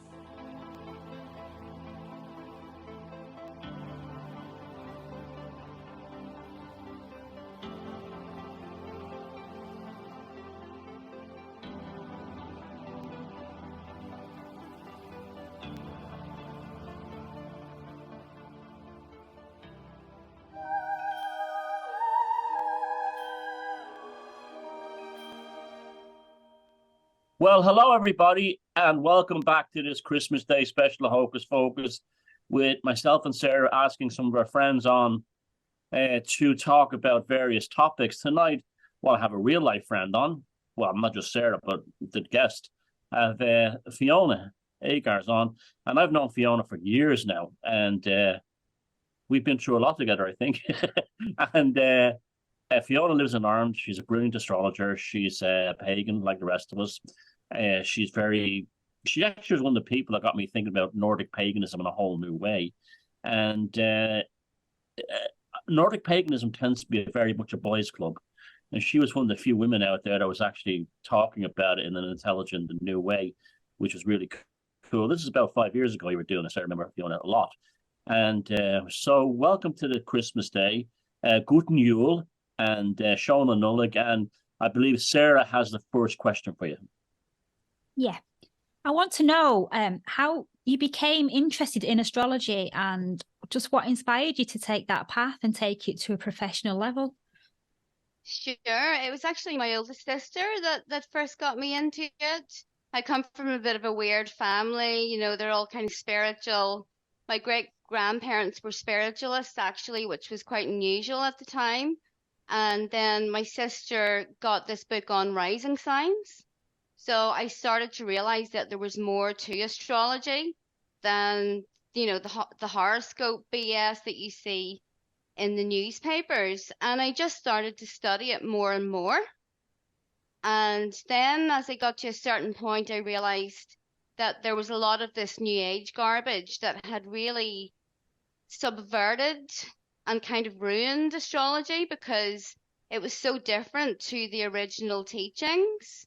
So I got further into studying that, and then eventually I just decided to become a teacher and try and teach it authentically, the way that it was, you know, when Western astrology first came about in ancient Greek times. When did Western astrology come about? So that was, let's see, the year, I can't remember the exact year, but it was Hellenistic Greek times. And of course, it differed to this Vedic astrology, which was in India, and that was going back a very long time. We also had Babylonian astrology again further back. But Western astrology is actually based on the seasons. And there's this common misconception about it being out of alignment, but it's actually perfectly fixed to the sun, the ecliptic. And it is not out of alignment with anything, and it continues to be accurate and will remain accurate for thousands of years to come. And actually, Western astrology is not based on the positions of the stars, and it causes so many arguments, and scientists will use that as a way to discredit astrology by talking about, you know, the missing sign of Hocus. But if you look at Western astrology, this Aries, for example, starts on the spring equinox. Cancer starts on the summer solstice. So it's not actually out of alignment with anything. Yeah, and also the constellations have been in the zodiac relative to the Earth and the planets for what? 50, 60,000 years minimum. And they'll probably be this 50, 60,000 more years in the future to come. So if they're locked in with the solar ecliptic, then that's a perfect clock. I don't know what they're on about. Yeah. It's usually the people that have no working experience with astrology that, you know, kind of rubbish it. And a lot of the Vedic astrologers, not all of them, of course, but they haven't actually studied Western astrology. So there's just this whole thing about, oh, mine is better than yours. But actually, they come up with similar results. They just use slightly different methods. Yeah, it's like the old saying, there's more than one way to skin a cat, isn't it? Yes, indeed. Which system is it that uses the extra sign? I've forgotten. Is it apoptic? That's sidereal astrology, so that would be what the Vedic guys use. Mm-hmm. So in Western tropical astrology, which is what I use, and most Europeans will use that because it's based on European seasons, we don't include Ophiuchus. Fiona, tell me about Pluto. What is the thing when Pluto's a planet? Pluto's discovered in 1930, whatever, that enters into the pantheon of astrological thought. And what, 9 years ago they said it wasn't a planet, and now it's a planet again. Does this have any effect on, the discovery of a new planet, or the change of a status of a planet on astrological readings? Well, it actually does, but Pluto is one of the most overrated planets in astrology. Now, you've heard me talk about this before, but Pluto, Uranus, and Neptune are known as the modern planets. And in Western astrology, they have changed the rulerships. So Pisces was originally ruled by Jupiter, Scorpio by Mars, and Aquarius by Saturn. But when these planets were discovered, these modern ones, some people decided that it would be a good idea to change the rulerships. Now, Vedic astrologers are also aware of these planets. They know that they exist, but they never once considered swapping the rulerships.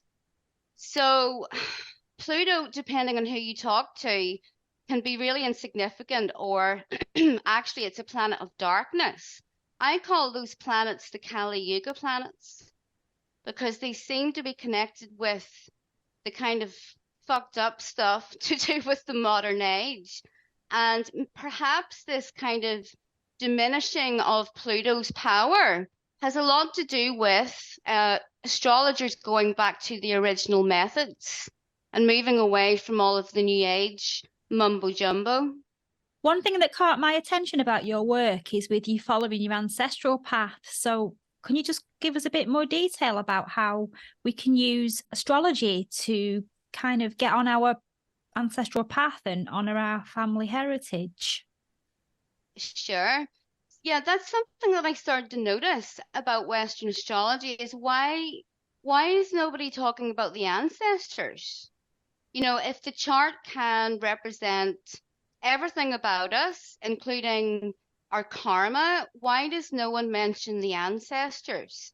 So I started to look into that, and well, Saturn is the planet of karma. In my opinion, it symbolizes ancestral karma. So there's this huge chunk of something missing from Western astrology. Now, it once was there, but Western astrology has been passed through Christianity, Islam, and the New Age, and it has suffered so much, which is why it has this, ridiculous reputation.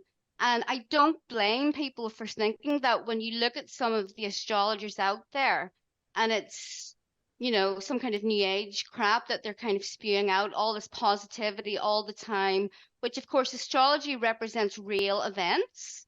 And the world is not a really pretty place right now. But to get back to your original question, yes, the ancestral stuff is in there. Jupiter symbolizes the luck and the abundance and the skills that you have inherited from your ancestors that you're naturally really good at. As for the rest, you'll have to wait for my book on that. So I am in the process. That's excellent. You know what your most ringing endorsement is? In 2016, nearly every astrologer said Hillary Clinton would win and Trump would be destroyed. And you said he would win by a landslide. And I have to laugh at the art. Not one of them, said, okay, I'm no good at astrology. I'm giving up. After that, they just carried on like it never happened. And yet they'd all made a catastrophic prediction that was completely wrong. Yeah. Well, it's hard to get everything right all the time, but I think that when you stick to the true original methods of astrology, that you can make good predictions. Yep. But the problem is that A, they're not using it the way that it was originally intended, and B, they use it to please the masses. Yeah, like the tarot readers. Yeah, everything's about ascension and break down the patriarchy, and it's like, no, that's kind of nonsense. So they're letting their own kind of beliefs and their need to be popular influence their astrology. And of course, if you go to someone like that, you're not going to get an accurate reading either. You do a reading for somebody and you find something catastrophic coming up in the near future in it. That happened to me actually in Sri Lanka. I was giving a reading and it turned out to be completely true in that regard. But the person also said you'll get over it. Now, if you're giving a personal reading for somebody, you're doing a chart, and you see this, I'd imagine there's a huge amount of emotional responsibility involved in that. You have to tell this person you could be heading for something horrific in the next few months. Yeah. I try to be as realistic as possible, and sometimes you do see bad stuff coming up. Like, for example, maybe Saturn is going to make a square to someone's sun, or, transit through their 8th house. Those are all known to bring sorrow. It's a sorrowful transit. However, there is always something in the astrology that can make it, I can give them advice that will make it easier for them. And when they know that it's coming, and with my advice, it makes it much easier for them to navigate. I can't stop the thing from happening. I usually know, maybe it's about your job or your relationship is going to go through some trouble, but I also know when that period is going to end. So I can say, yes, this trouble, it starts next year, on and off for about a year. After that, there's usually really great astrology, because life runs in cycles, ups and downs. It's like the wheel of fortune that turns. And I know when fortune is going to be down, but then also when it's going to rise again. Tell us about these T-squares. What do you mean when you say there's a T-square that's transitioning through a house? Yes. So those are aspects. And an aspect is simply when two planets are in a relationship with each other. So they're either getting along, they're not getting along, or somewhere in between. So a square is known to be difficult. It's a 90-degree angle, and it's when two planets are having a fight. And those two planets, of course, they symbolize two different areas of your life. So it could be work versus your love life. It could be problems with, with your family. And that's simply the way an astrologer will make predictions about someone's life. So we always have some bad stuff going on, but also some good things, because that's life. It's never completely bad. It's never completely good. And I guess that's the beauty of it.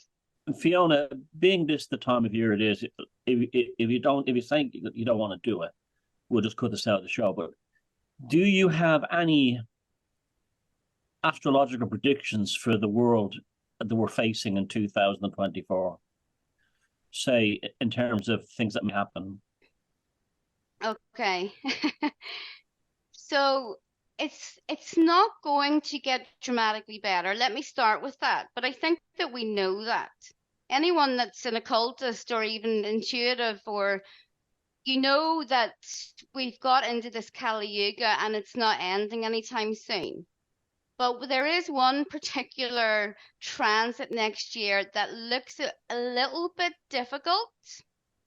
And it's when the planet Uranus, which is connected to technologies, artificial intelligence and things, advanced technology, it makes a conjunction to this star, and it's called Algol. And it's said to be a very dangerous star. It actually represents the severed head of Medusa.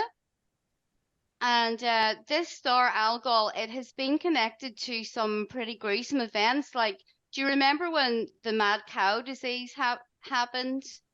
And yes. All of the cows, there was like this mass sacrifice of cows. Well, what happened was that there were some scientists, university boffins, that were completely detached from farming. And Neil Ferguson was one of them. Yeah, they gave the government some really bad advice on that. And the government listened to them. None of those cows needed to be mass culled like that. So what has happened is that there was this head, the severed head of Medusa was directing everything, whereas the actual body, the farmers, the people that knew what they were talking about, they were totally severed from that. So anyway, that kind of situation is going to happen on some level next year. and it's connected to these demonic people, this cluster of demonic people being completely detached from stuff that's going on in the world. Now, as the planet Uranus is involved, it's likely to be connected to technology. So I know that's doom and gloom, but that's happening. There's no way to put a positive spin on that. But what I can say for next year, and this is something that the Hindus always talked about, the Kali Yuga, it gets real dark. There's a lot of nasty stuff that happens, but you can grow so much spiritually in one lifetime, and that is the absolute benefit of it. So there may be some nasty things that happen, but we are making progress as spiritual beings, and I think that that's positive. Yeah, and those of us who are not wired into that, it might not even affect us. It might be more of a mass thing for the mass, just like the needlecraft didn't affect us. We don't have to stand when a bullet is flying, we don't have to be in the way. Correct. Yeah. I'm not worried about it at all. But again, with alcohol, you see this thing with people losing their heads. And you can already kind of see that when you go out in public and there are these like mental drivers. And, Gary Vasey and I were talking about that. Just like they're lemmings and they have this kind of death wish. There's this kind of possession that's taken over a lot of people. So maybe it's got something to do with that.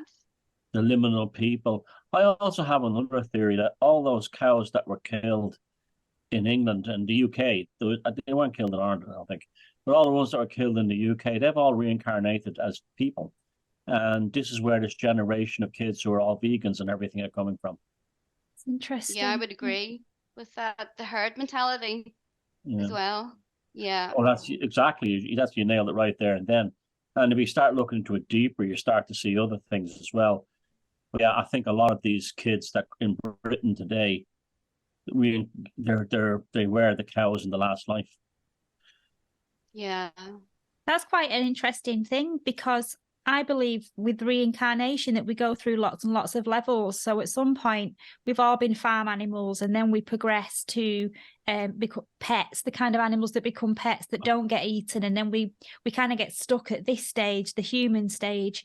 So it's quite interesting that those farm animals now, it would make sense that they would come back as humans that don't want to eat cows, and then hopefully in the next reincarnation they'll move beyond that. And also within the Celtic pantheon, the concept is very similar to that.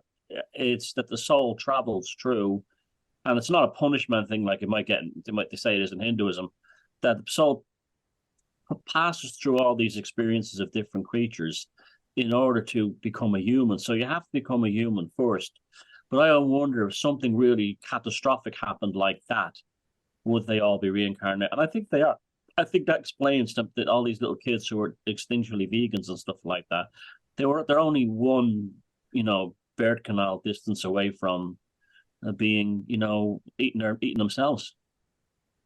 Yeah, it makes sense. And it's also why maybe they're so easily controlled and manipulated. They're always looking for someone to tell them what to do. They don't seem to have many critical thinking skills. So I think it definitely holds a lot of weight. Yeah, they have all these like left-wing sheepdogs who growl and bark at them and tell them to do this, that, and the other, and they do it. Yeah. Have you got any books that you can recommend for people who just want to deepen their understanding of astrology, but in the right way, not in the fluffy bunny sort of way, but in the Western astrology way, with the warmth? We could wait for Fiona's book. Yeah, you can wait for my book. You can also read these in the meantime. So, don't know if you can see this one. This is called The Soul of Astrology, and it is by a guy called William Salmon, like the fish. And he has written some awesome stuff in the 1600s about astrology. Now, if you read that, you'll see that it's completely different from the fluff that you get today. And he is so brutal at times. He's like, yes, this person is a highwayman, a blackguard, and a thief, just from one aspect. But the other good one, of course, would be this one here. It's the Tetrabiblos by Ptolemy. And in that, he very clearly says that Western astrology is not the same as sidereal astrology. It's based on the seasons, and it's almost as if he anticipated all of the nonsense. So those are the two main ones I would really recommend. And the William Salmon one is a bit hard to read because it's in like ye olde English, but it's well worth it. You can grab it online somewhere. And if people want to read him with yourself, where can they find you? You can go to my website, fionaedgar.com. I've got a store on there. I also do free daily astrology voice clips, and that's on Telegram. You can listen to those every day. And I'm also on Instagram and Facebook. I'm everywhere. So you can get me through one of those websites. Well, thanks very much, Fiona, for joining us here on Christmas Day, on Yuletide, whatever. And we'll be hearing from you in the new year with your new book. Yes. Thanks very much, guys. Bye-bye. Excellent. Thank you, Fiona. Merry Christmas. Merry Christmas. Bye.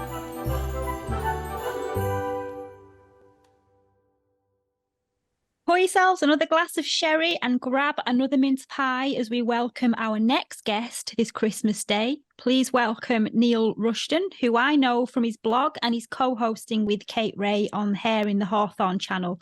So if you haven't already, please go and check that channel out.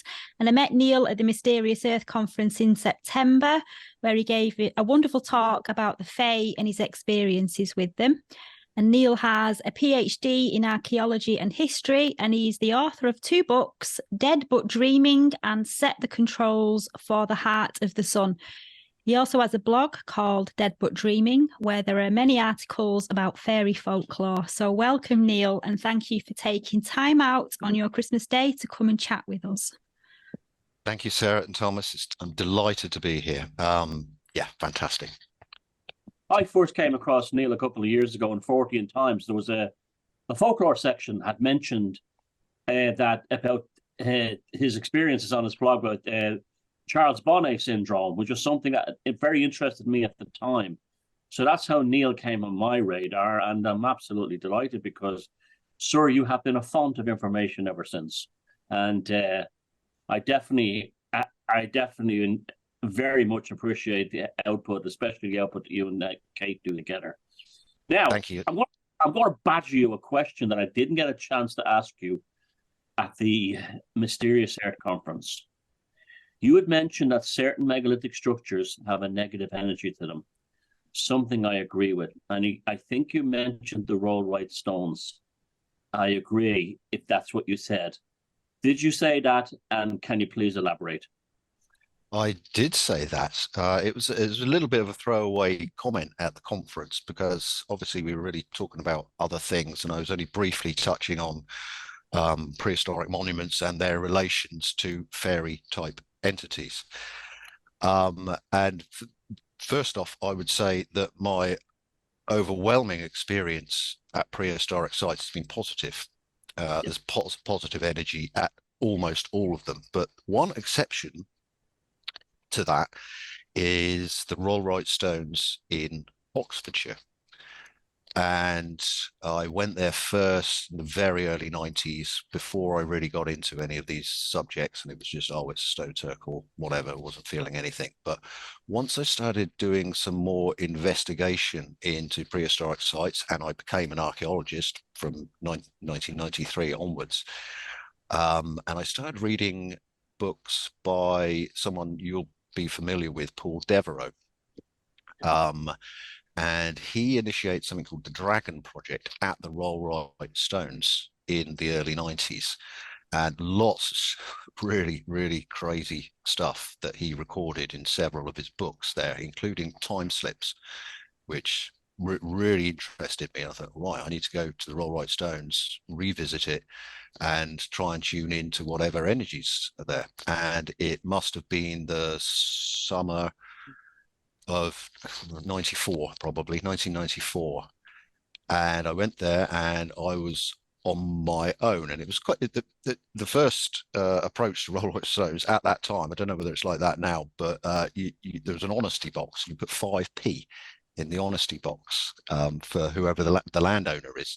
And oh, that's kind of charming. So, but as soon as I was inside the circle, there was an extremely negative, hostile feeling to the place. And I thought, what is going on here? Am I just in a bad mood? Is it something to do with the weather? Is it the fact that there's no one else around? And I tried the usual thing of walking around the circle. The circle is very tightly packed, stone circle, quite unusual design to other stone circles. You know, the stones are almost next to each other. And I tried the thing of going around clockwise and anti-clockwise to try and just sort of tune into the place and get rid of that negativity. But I couldn't. And after no more than 10, 15 minutes, it was, right, I need to get out of this place, because there's a real oppressive feeling about it. And I've often wondered, I've never been back to the Rollright Stones after that, but I've seen other people, including yourself, Thomas, talk about this oppressive negative energy there. Now, this is only an assumption on my part. I've got no proof to back this up, but I would say that when it was built, and for however centuries, millennia after it was built, that negative energy wouldn't have been there, as it's not there at other stone circles. Very positive energy I find at those stone circles. But I think something's happened in the 20th century that has contaminated it. I agree. Sorry, just one thing. Whether that is modern rituals being taken place there for not very, for nefarious purposes, I don't know. Like I say, I've got no proof of this, but it was a very strong feeling and something I've never felt at any other prehistoric site. And I'm kind of reluctant to go back. But what do you think, Thomas? Well, I have the exact same experience, but I went in there all bright-eyed and bushy-tailed because they're so legendary. The New Scientist magazine had done that research on them in 1982 when they discovered that there was like a negative vortex energy that's relayed from stone to stone and vanished into the center of the circle. So I was like, hey, here we go. Well, as soon as I got in there, I've only ever had this at one other site, and that was in Sardinia. Like yourself, all the rest are positive. And I was going in, and that was rituals too. I'll tell you about that in a second. And I was going in, and I said, oh, I don't like this place. It's shit. And there was a sense of the atmosphere was going to crush down on top of me. And it was not pleasant. The stones even looked hostile. They had a kind of a malice about them. It's hard to explain. Now, I walked out feeling, what the hell was that all about? And I was very relieved when you said that at the Mysterious Air conference, because I was starting to think there was something wrong with me. But it's true. It's actually gotten worse. Do you know there was a murder there in 1945, a ritual murder? You know that about that, do you? Yes, I do. That's in Paul Devereux's book, yeah. Yeah, a guy called Hall was found. He claimed he went into the pub one night, guy in his 70s, a local farm labourer, and he was trimming hedges a bill hook, and he claimed he saw people doing a magic ritual in there. He started yapping about down the pub, and a couple of days later, he was found with a pitchfork rammed through his neck that had severed a spinal cord and pushed deep into the ground, as if like a hammered through with a sledgehammer. And the murder has never been solved, and it really left a terrible effect on the community for years afterwards. Being a rural area, you don't get much crime. I wouldn't say anyone gets stuff like that. And so I think that and whatever the group were behind, I think his name is Haw, Hawe. I'm not sure, but whatever that man's murder, I think that's the rituals that you're referring to. Yeah, it's that could well be true, and I don't know if there has been any attempt to alleviate the darkness or the oppressive-ness that has been perhaps caused by that in more recent years. Like I said, I would actually like to go back there and see whether I feel the same thing. And I don't know whether I think Paul Devereux's project is finished now, but it would be really interesting to go back there. Although I'm slightly reluctant to after that last experience in 30 years ago. But it's interesting, but it's probably unique. I think you just don't get that at other prehistoric sites, as I think I'll talk about in a moment. Well, before Sarah asked her question, I did have it in Sardinia even worse. It was actually a very horrible experience. I was down there about 7 years ago at Maria Wheatley. We were making a film, and it was a really remote site now up in the mountains. I don't know if you've been to Sardinia, but the entire country is made out of rocks that size. Yeah. It's impossible to walk on. And so this thing was up the mountain. It was kind of neat, but kind of unpleasant at the same time too. You could slip and hurt yourself on moss-covered rocks. The locals told us, that only Satanism happens up there. They actually said it. And when we had lunch in the village nearby, and when I got up there, I found literally animal sacrifice, recent, bits and pieces of calves outside this. Quite interesting. It looked like very similar to an Irish court cairn. It was Nuragic in origin. So that would be early Bronze Age. And I did my bit in front of the camera with the crew. And then when Maria was doing her bit, I sat at the very back, and I was just taking in the scenery, minding my own business, watching dragonflies and stuff. And suddenly I felt like my life energy was pouring out the end of my shoes. It was horrific. Barely made it back to the hotel. In fact, I climbed over a stone wall to get into the site, and I didn't have the energy to get back over the wall. I literally pushed it down. I was so desperate to get out of there. I knocked down an entire stone wall by just ramming it like a bull and knocked it over. And that was how I got through the wall. And when I got back to the hotel room, I was shaking, twisting. I ended up having to buy a big bag of salt, sea salt, from a shop across the street, got into a cold bath and just cleanse myself, and went right away. But they're the only two negative experiences I ever had at megaliths. Rollright and the site in Sardinia I never want to go back to. So in terms of like the Sardinian site and the Rollright, would you say you wouldn't want to go back, but isn't there part of you thinks, well, maybe it would be good to go back to see if that energy has changed? Well, I was in the Rollright not that long ago. It was still pretty bad, not even a year ago. And the Sardinian one, well, there was cult activity obviously recently going on up there because of the sacrificed animals. Yeah. So I don't know if these are just real. Well, I don't want to name the group, but there is a pretty dark, what they call satanic group that operates in that area, Cambridgeshire, and they have quite a notorious reputation. But I'm not going to name them to stay safe. But and the one in Sardinia may be connected to local mafia and stuff like La Costa Nostra and stuff like that. So my attitude is like, don't tempt fate. Go find some nice ones instead. But that's just me. Have you been to the Rollright stones, Sarah? No, I haven't. No. And now you're not going to want to now, are you? Well, never say never. But no, I've not been to see those. And speaking of bad vibes and bad feelings like that, would you just mind telling us a little bit about your Charles Bonnet syndrome and how it's kind of opened you up and increased your ability to see otherworldly entities? Yeah, well, Charles Bonnet syndrome, for people who don't know what it is, it's anyone who's lost sight in any way, any type of sight loss.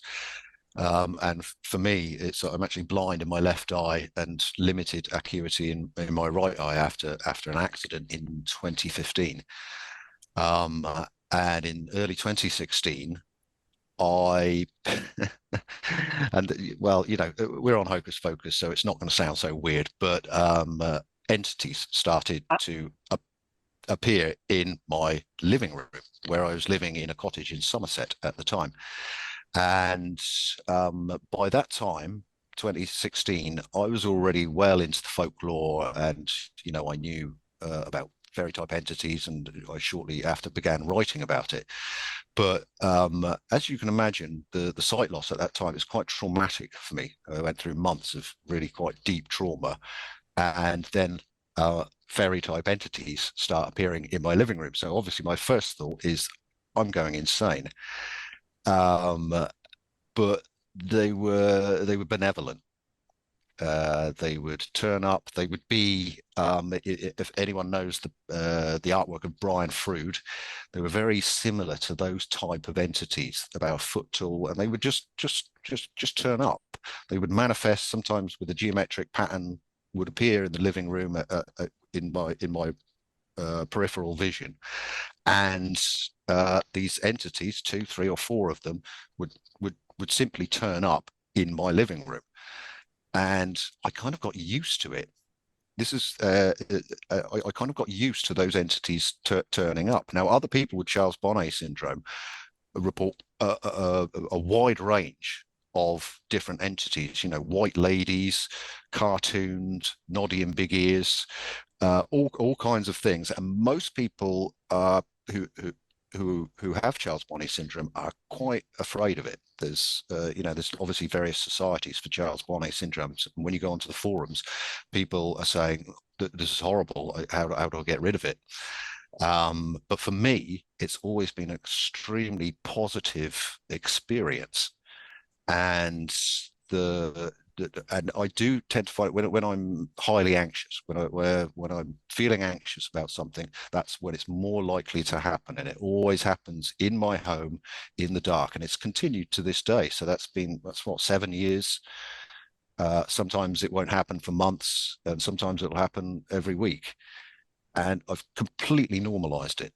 And I know when it's going to happen, because you tend to get this sort of geometric speckling in peripheral vision.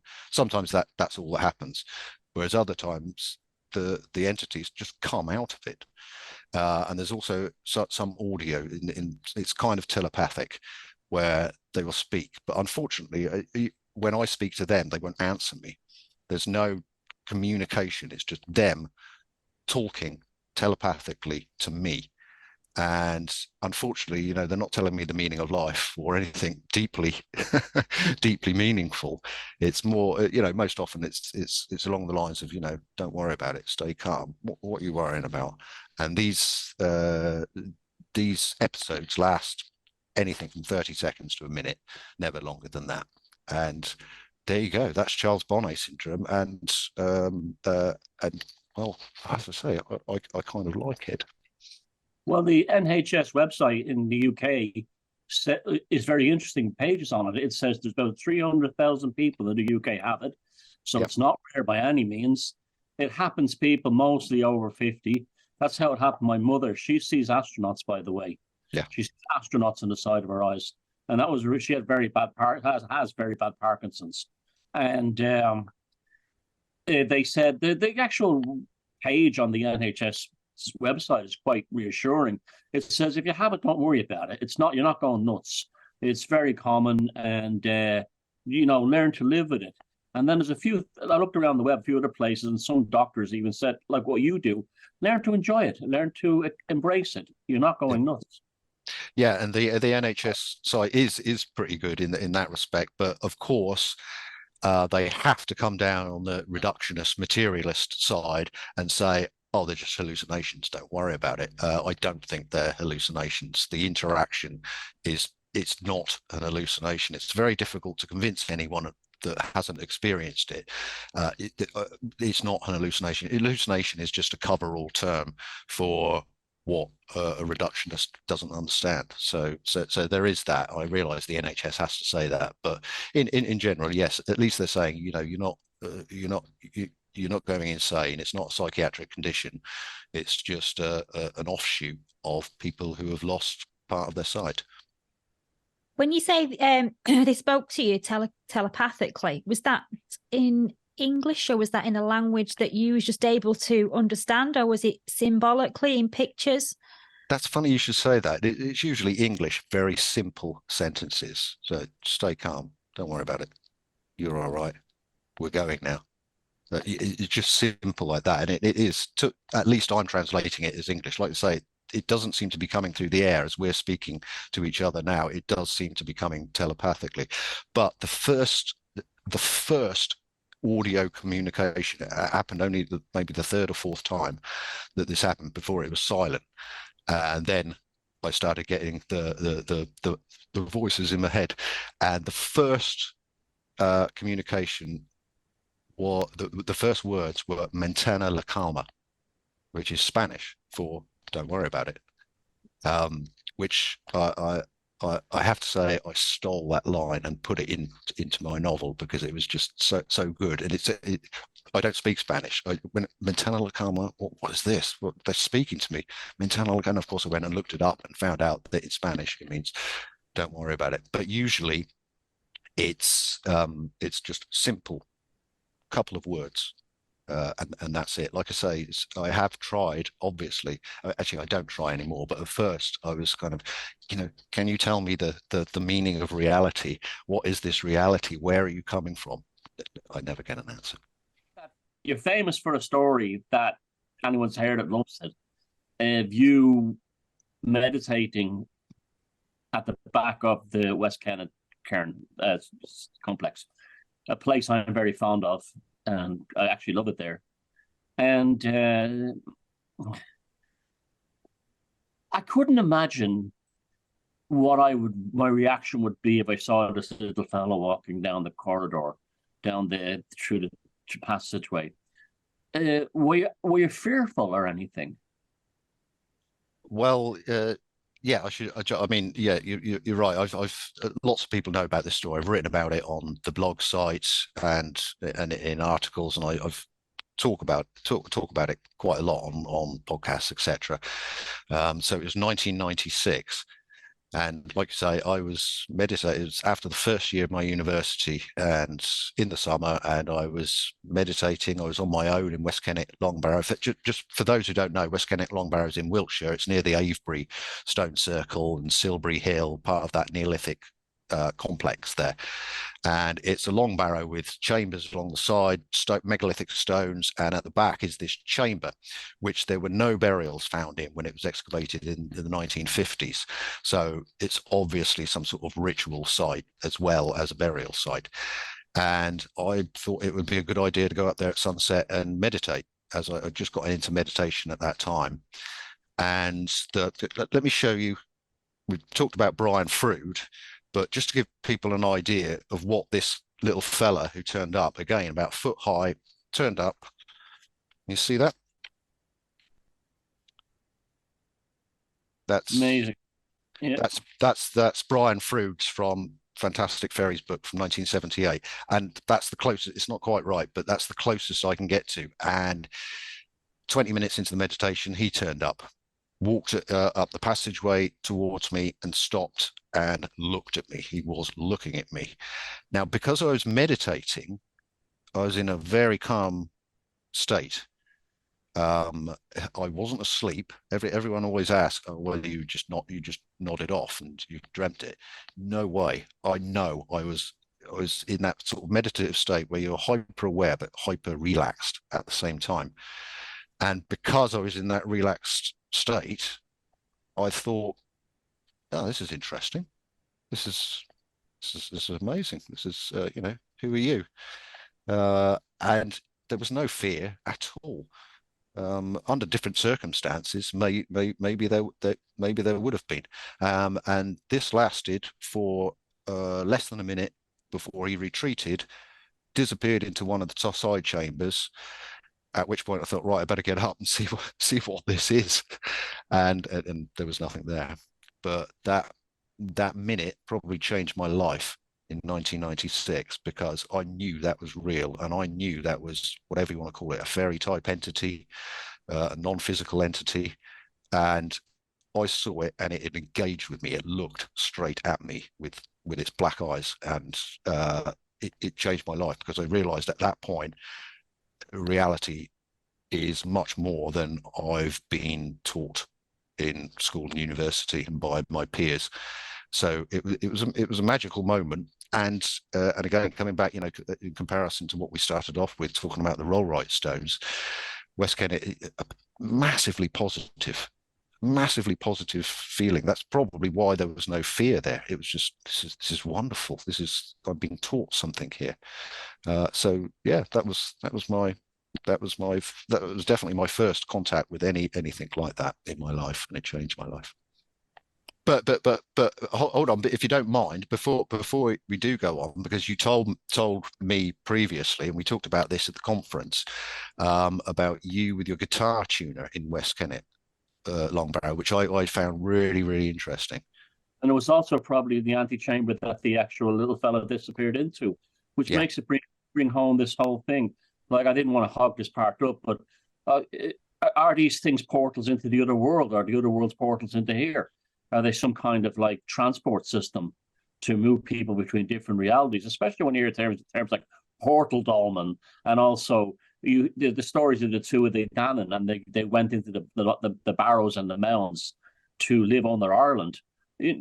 That's that thing. But yeah, I was in one of the antechambers filming it, and just for a joke, I took out a guitar tuner that puts a 440 hertz tone, and I just thought this would look neat. Will it echo? Will it bounce? Because sound is an intrinsic part of a lot of these things. It went absolutely bonkers. It went absolutely nuts. It was vibrating. It was like an oscillator in different parts. I moved it, and I shut it off mode immediately because I felt like it was actually hurting something there. So I would not be surprised if it was the antechamber. It's the one where if you were standing at the back of the tunnel, the passage, looking towards the entrance. Yeah, it was the antechamber on the left. Left, yes, that's it. Yeah. Wow. Yeah, yeah, and you know, to what you said before, what you said at the beginning there, in that, you know, is it a coincidence that so many prehistoric sites have these type of sightings in the folklore and in modern testimonies? Our prehistoric ancestors, especially the Neolithic, maybe into the early Bronze Age, I think they knew about these entities, and they were building these sites, whether it's a long barrow, a stone circle, a round barrow, whatever.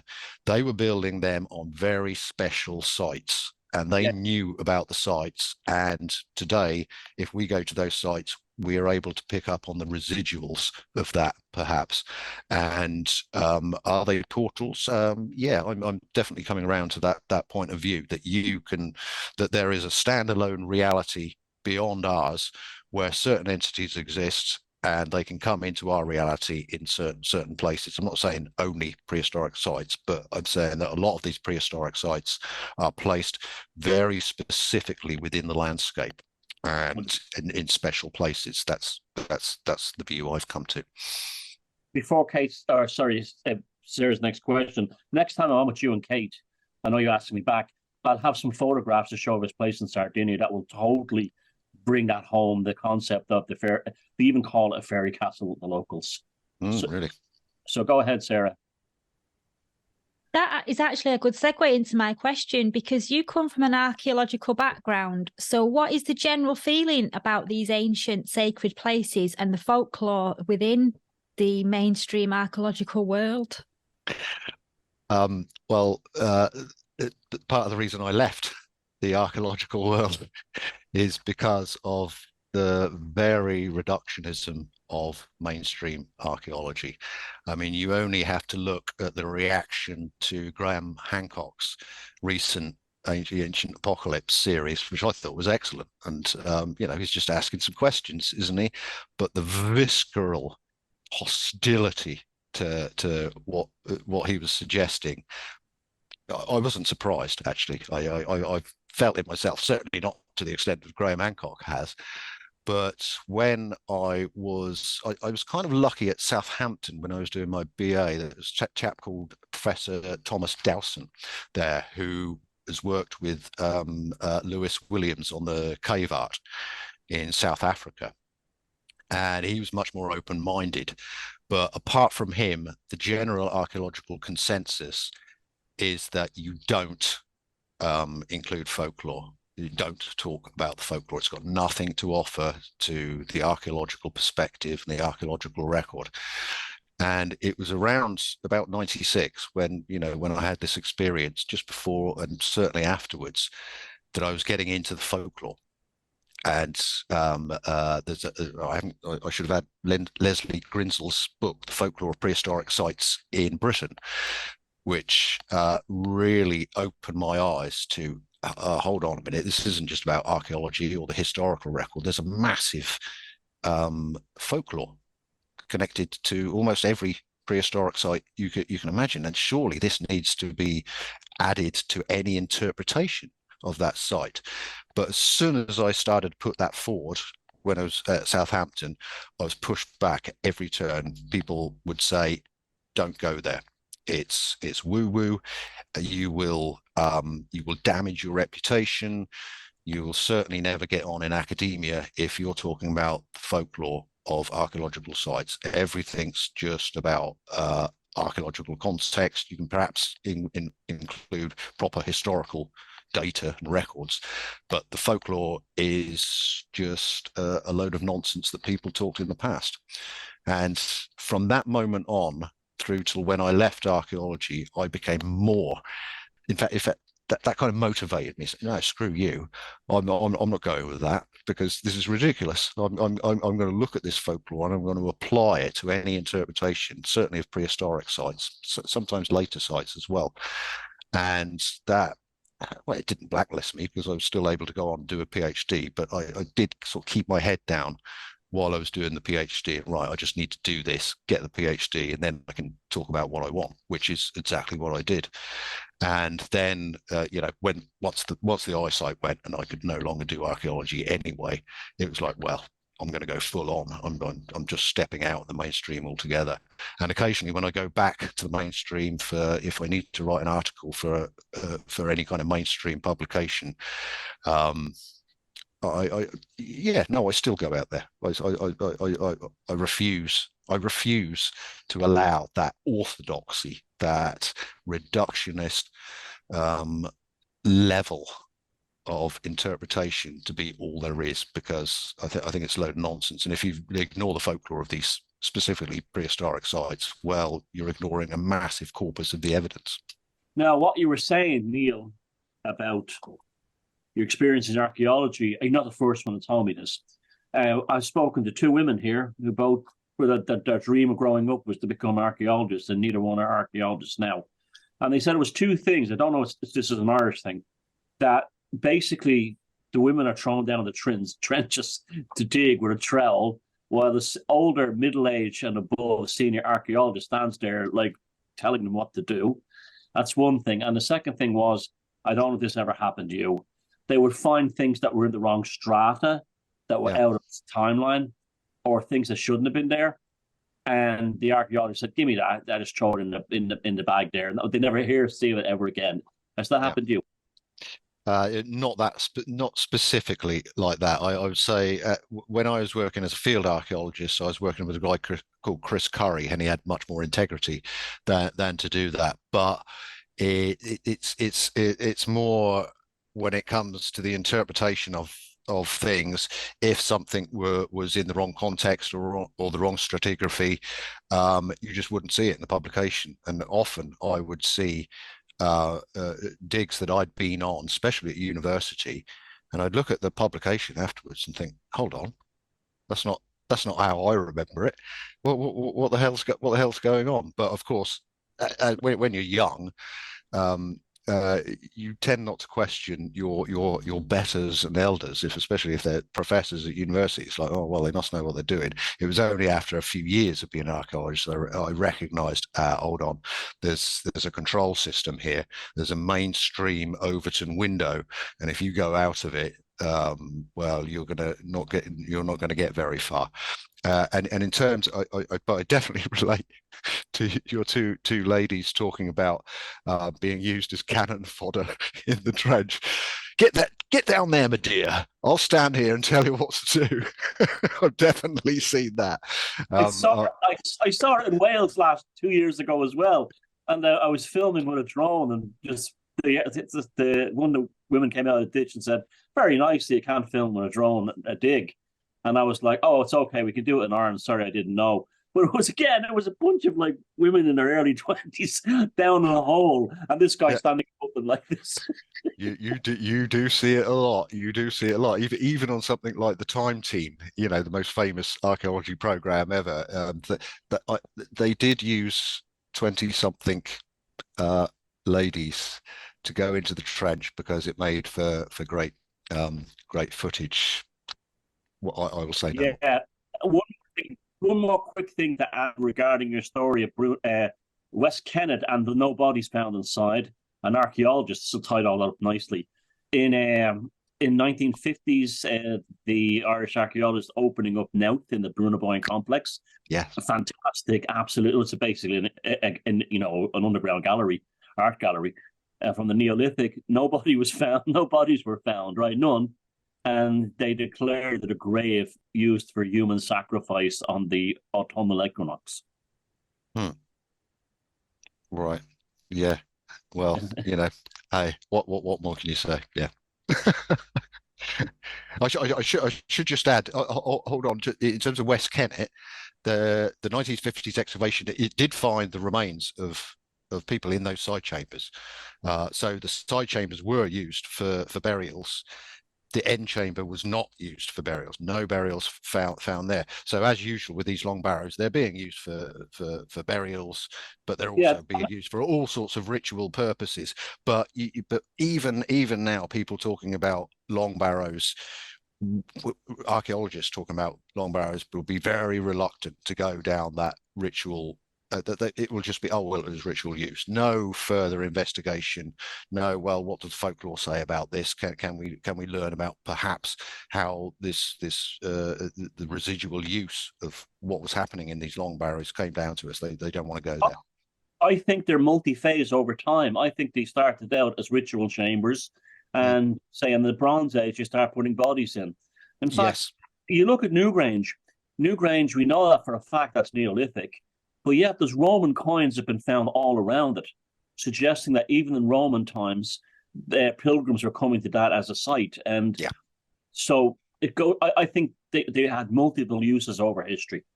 Yes, yeah, I'm sure. And certainly in the case of long barrows, they were definitely know they were in use for, as much as 1,000 years. And even after they were closed up, exactly what you're saying about like Newgrange, you're finding all sorts of Roman, medieval finds around there. So people obviously recognized it as a special, even sacred space. Yeah. Neil, before we let you get back to your Christmas dinner, can you tell us where people can find you and where they can buy your books? Yeah, the best place to go is my blog site, which is I can never remember the actual address of my blog site. My blog site is deadbutdreaming.wordpress.com. And there I've been writing since 2016. There's over 70 articles, most of them by me, but I have guest authors every now and then. So all my contact details are there, all of the articles that I write for the blog site. So that's just go there. And if you would consider Dead But Dreaming, there's a lot of fairy folklore in there, set in 1970 in and around a psychiatric hospital. That's all I'll say about that. And that's my latest novel. And so, found in Amazon. If you have to go to the Evil Empire, go to Amazon, but you can get it wherever you like. So that's where to get me. Probably some film director hasn't caught you up on that one yet. I think that novel is a great one for a film. When I was writing it, I was thinking filmically. Every chapter, it was like how would this look on the screen? So hopefully that's conveyed in the writing. It definitely does. In fact, I'll try and talk to someone after Christmas that I know in the movie industry. Nudged in your direction. Well, I would appreciate it. Maybe it'll be a future book review on Hocus Focus as well. Brilliant. Yeah. I can't wait to see what we do in 2024. I'm really looking forward to it. And brilliant. Thanks for coming and enjoy the rest of your Bah Humbug Festival. Yeah. I'd just like to say good Yule and Bah Humbug. That's what I'll leave you with. Thanks, Neil. All right, guys. Thanks.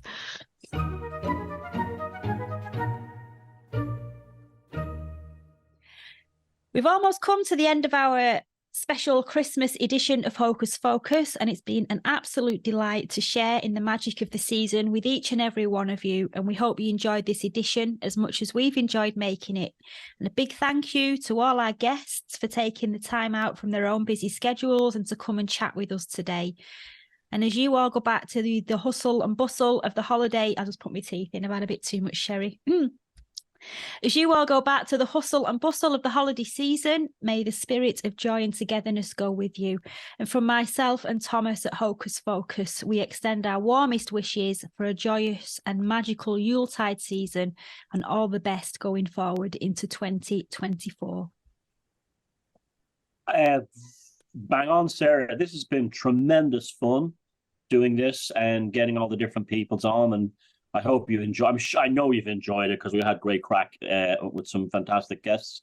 And again, you know, Yo Saturnalia, Guten Yule, Sean the Nullig, Merry Christmas, Bah Humbug, as our friend Neil said earlier on, or whatever you're having or not yourself. And don't forget, we have the Fortean Review of the Year on New Year's Eve going into New Year's Day, depending on where you live in the world. So that's in a week from now.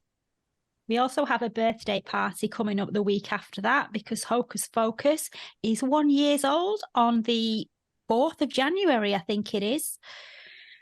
It seems like it's been longer than a year. You know, it's one of the good things about doing this show for me, and you probably feel the same way, is because of the work involved that has made the year more interesting or something, and it's added a lot of substance to it. And I hope it's done the same for the people at home too as well. It's paced the year nicely. Perhaps one day we could do a topic or a quick segment on how we put the show together and what's involved and the research that we put in there. Maybe that would be interesting for people to see, or we could do it as a bonus episode, just, 20 minutes. Yeah, I don't know. I'll have to stop whipping the interns for a few days so they don't have any bruises. He's not a bad old stick to work with, no matter what they say. It'd be good exposure for your career. So anyway, what's the Christmas Yuletide Saturnalia Bah Humbug Tarot? Yeah, I put it down here, and I just bear with me. Bloody hell. It's a bit too much Christmas cheer going on. So we've got the Knight of Swords for this week. And in the card, we can see a young man who's galloping on a sleek grey racing horse with its mane blowing in the wind, and it's got powerful legs stretched in full stride. And this scene is about swiftness and motion, with clouds that are streaking across the sky and trees bending against the wind in the background. And the element of air represent the suit of swords, and this is shown in the card by the birds and the butterflies on the horse's collar. And the knight wears a red coat, and his helmet is flung open, and it shows a determined face beneath a crimson plume feather. And the Knight of Swords has a look of urgency, as if both the horse and the rider are on the cusp of a confrontation with an unseen adversary. And the knight's sword extends beyond the confines of the card, and that symbolises his intentions that reach far beyond what the eye can see. And the fiery passion of the knight is also symbolised by the red cape and the plume, and it complements the swift prowess of the racing horse.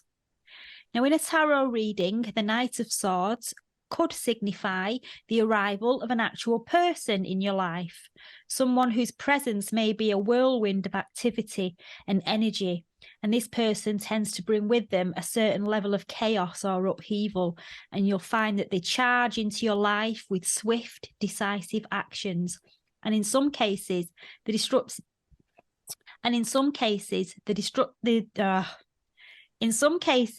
disruptive nature of the Knight of Swords can be beneficial, because this mixture of dynamic energy and change might be precisely what is needed to break through some sort of stagnation or to challenge the established norms and get you going forward on a new journey.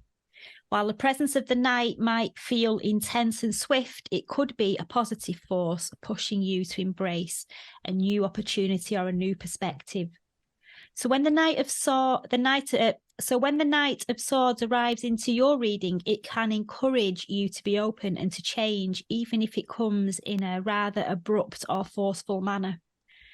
Now, the Knight isn't only confined to representing a specific person, it can also mean a powerful, influential energy, which could bring with it the onset of chaotic times, where you find yourself riding on the waves of both highs and lows.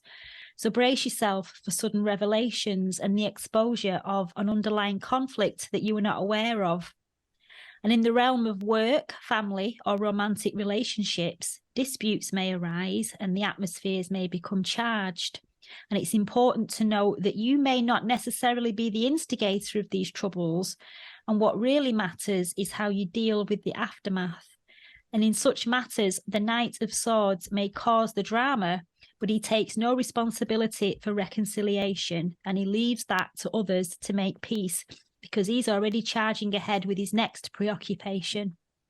And despite the turbulence left behind, though, there's always a way forward. But exercising patience is important, and waiting for the storm to subside before proceeding is the wisest course of action in any of these situations. I've had a few Knight of Sword archetypes, male fellas, come into my life over my life, and I have to say it was very positive and useful. It always started out the same way. It was like, who the hell is this guy? That kind of thing. Where does he come from? What's this all about? And then I'd realized that this person's sort of new dynamic way of thinking had helped me to widen my own focus, widen my own outlook on things. And like I said, I might have been stagnated or something. And so I've had good experience with them. It could also be someone with a bright idea that you might have to like take as a challenge. It could also be a surgeon doing emergency surgery. So, and it also comes from the north. It seems to come from the cold weather. I don't know that behind him in the rider weight is ice or a cloud, but it just has a feeling that he's cold. He's a cold wind. So he's about business. Wham, bam, thank you, ma'am, and he's out of here. And you're left going, what the hell was that? And then you go, yeah, but I'm kind of glad he still came. So I like the Knight of Swords. This show is a little bit like a Knight of Swords for me, because it came racing into my life and you're thinking, what the hell am I going to deal with this? And then you find that it gives you a whole new outlook on life, more confidence and more perspective, and you start to see things very differently. So all in all, it was a good shake-up of some stagnant energy. Yeah, the Knight of Swords is someone who brings a challenge. A challenge is not a problem.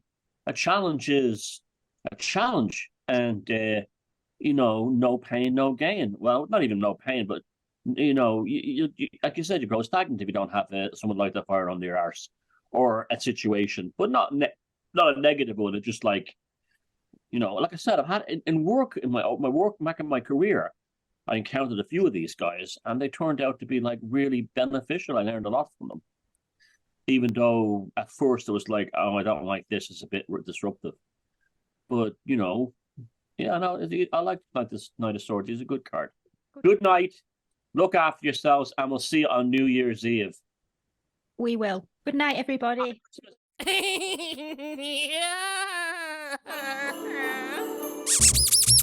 Yeah.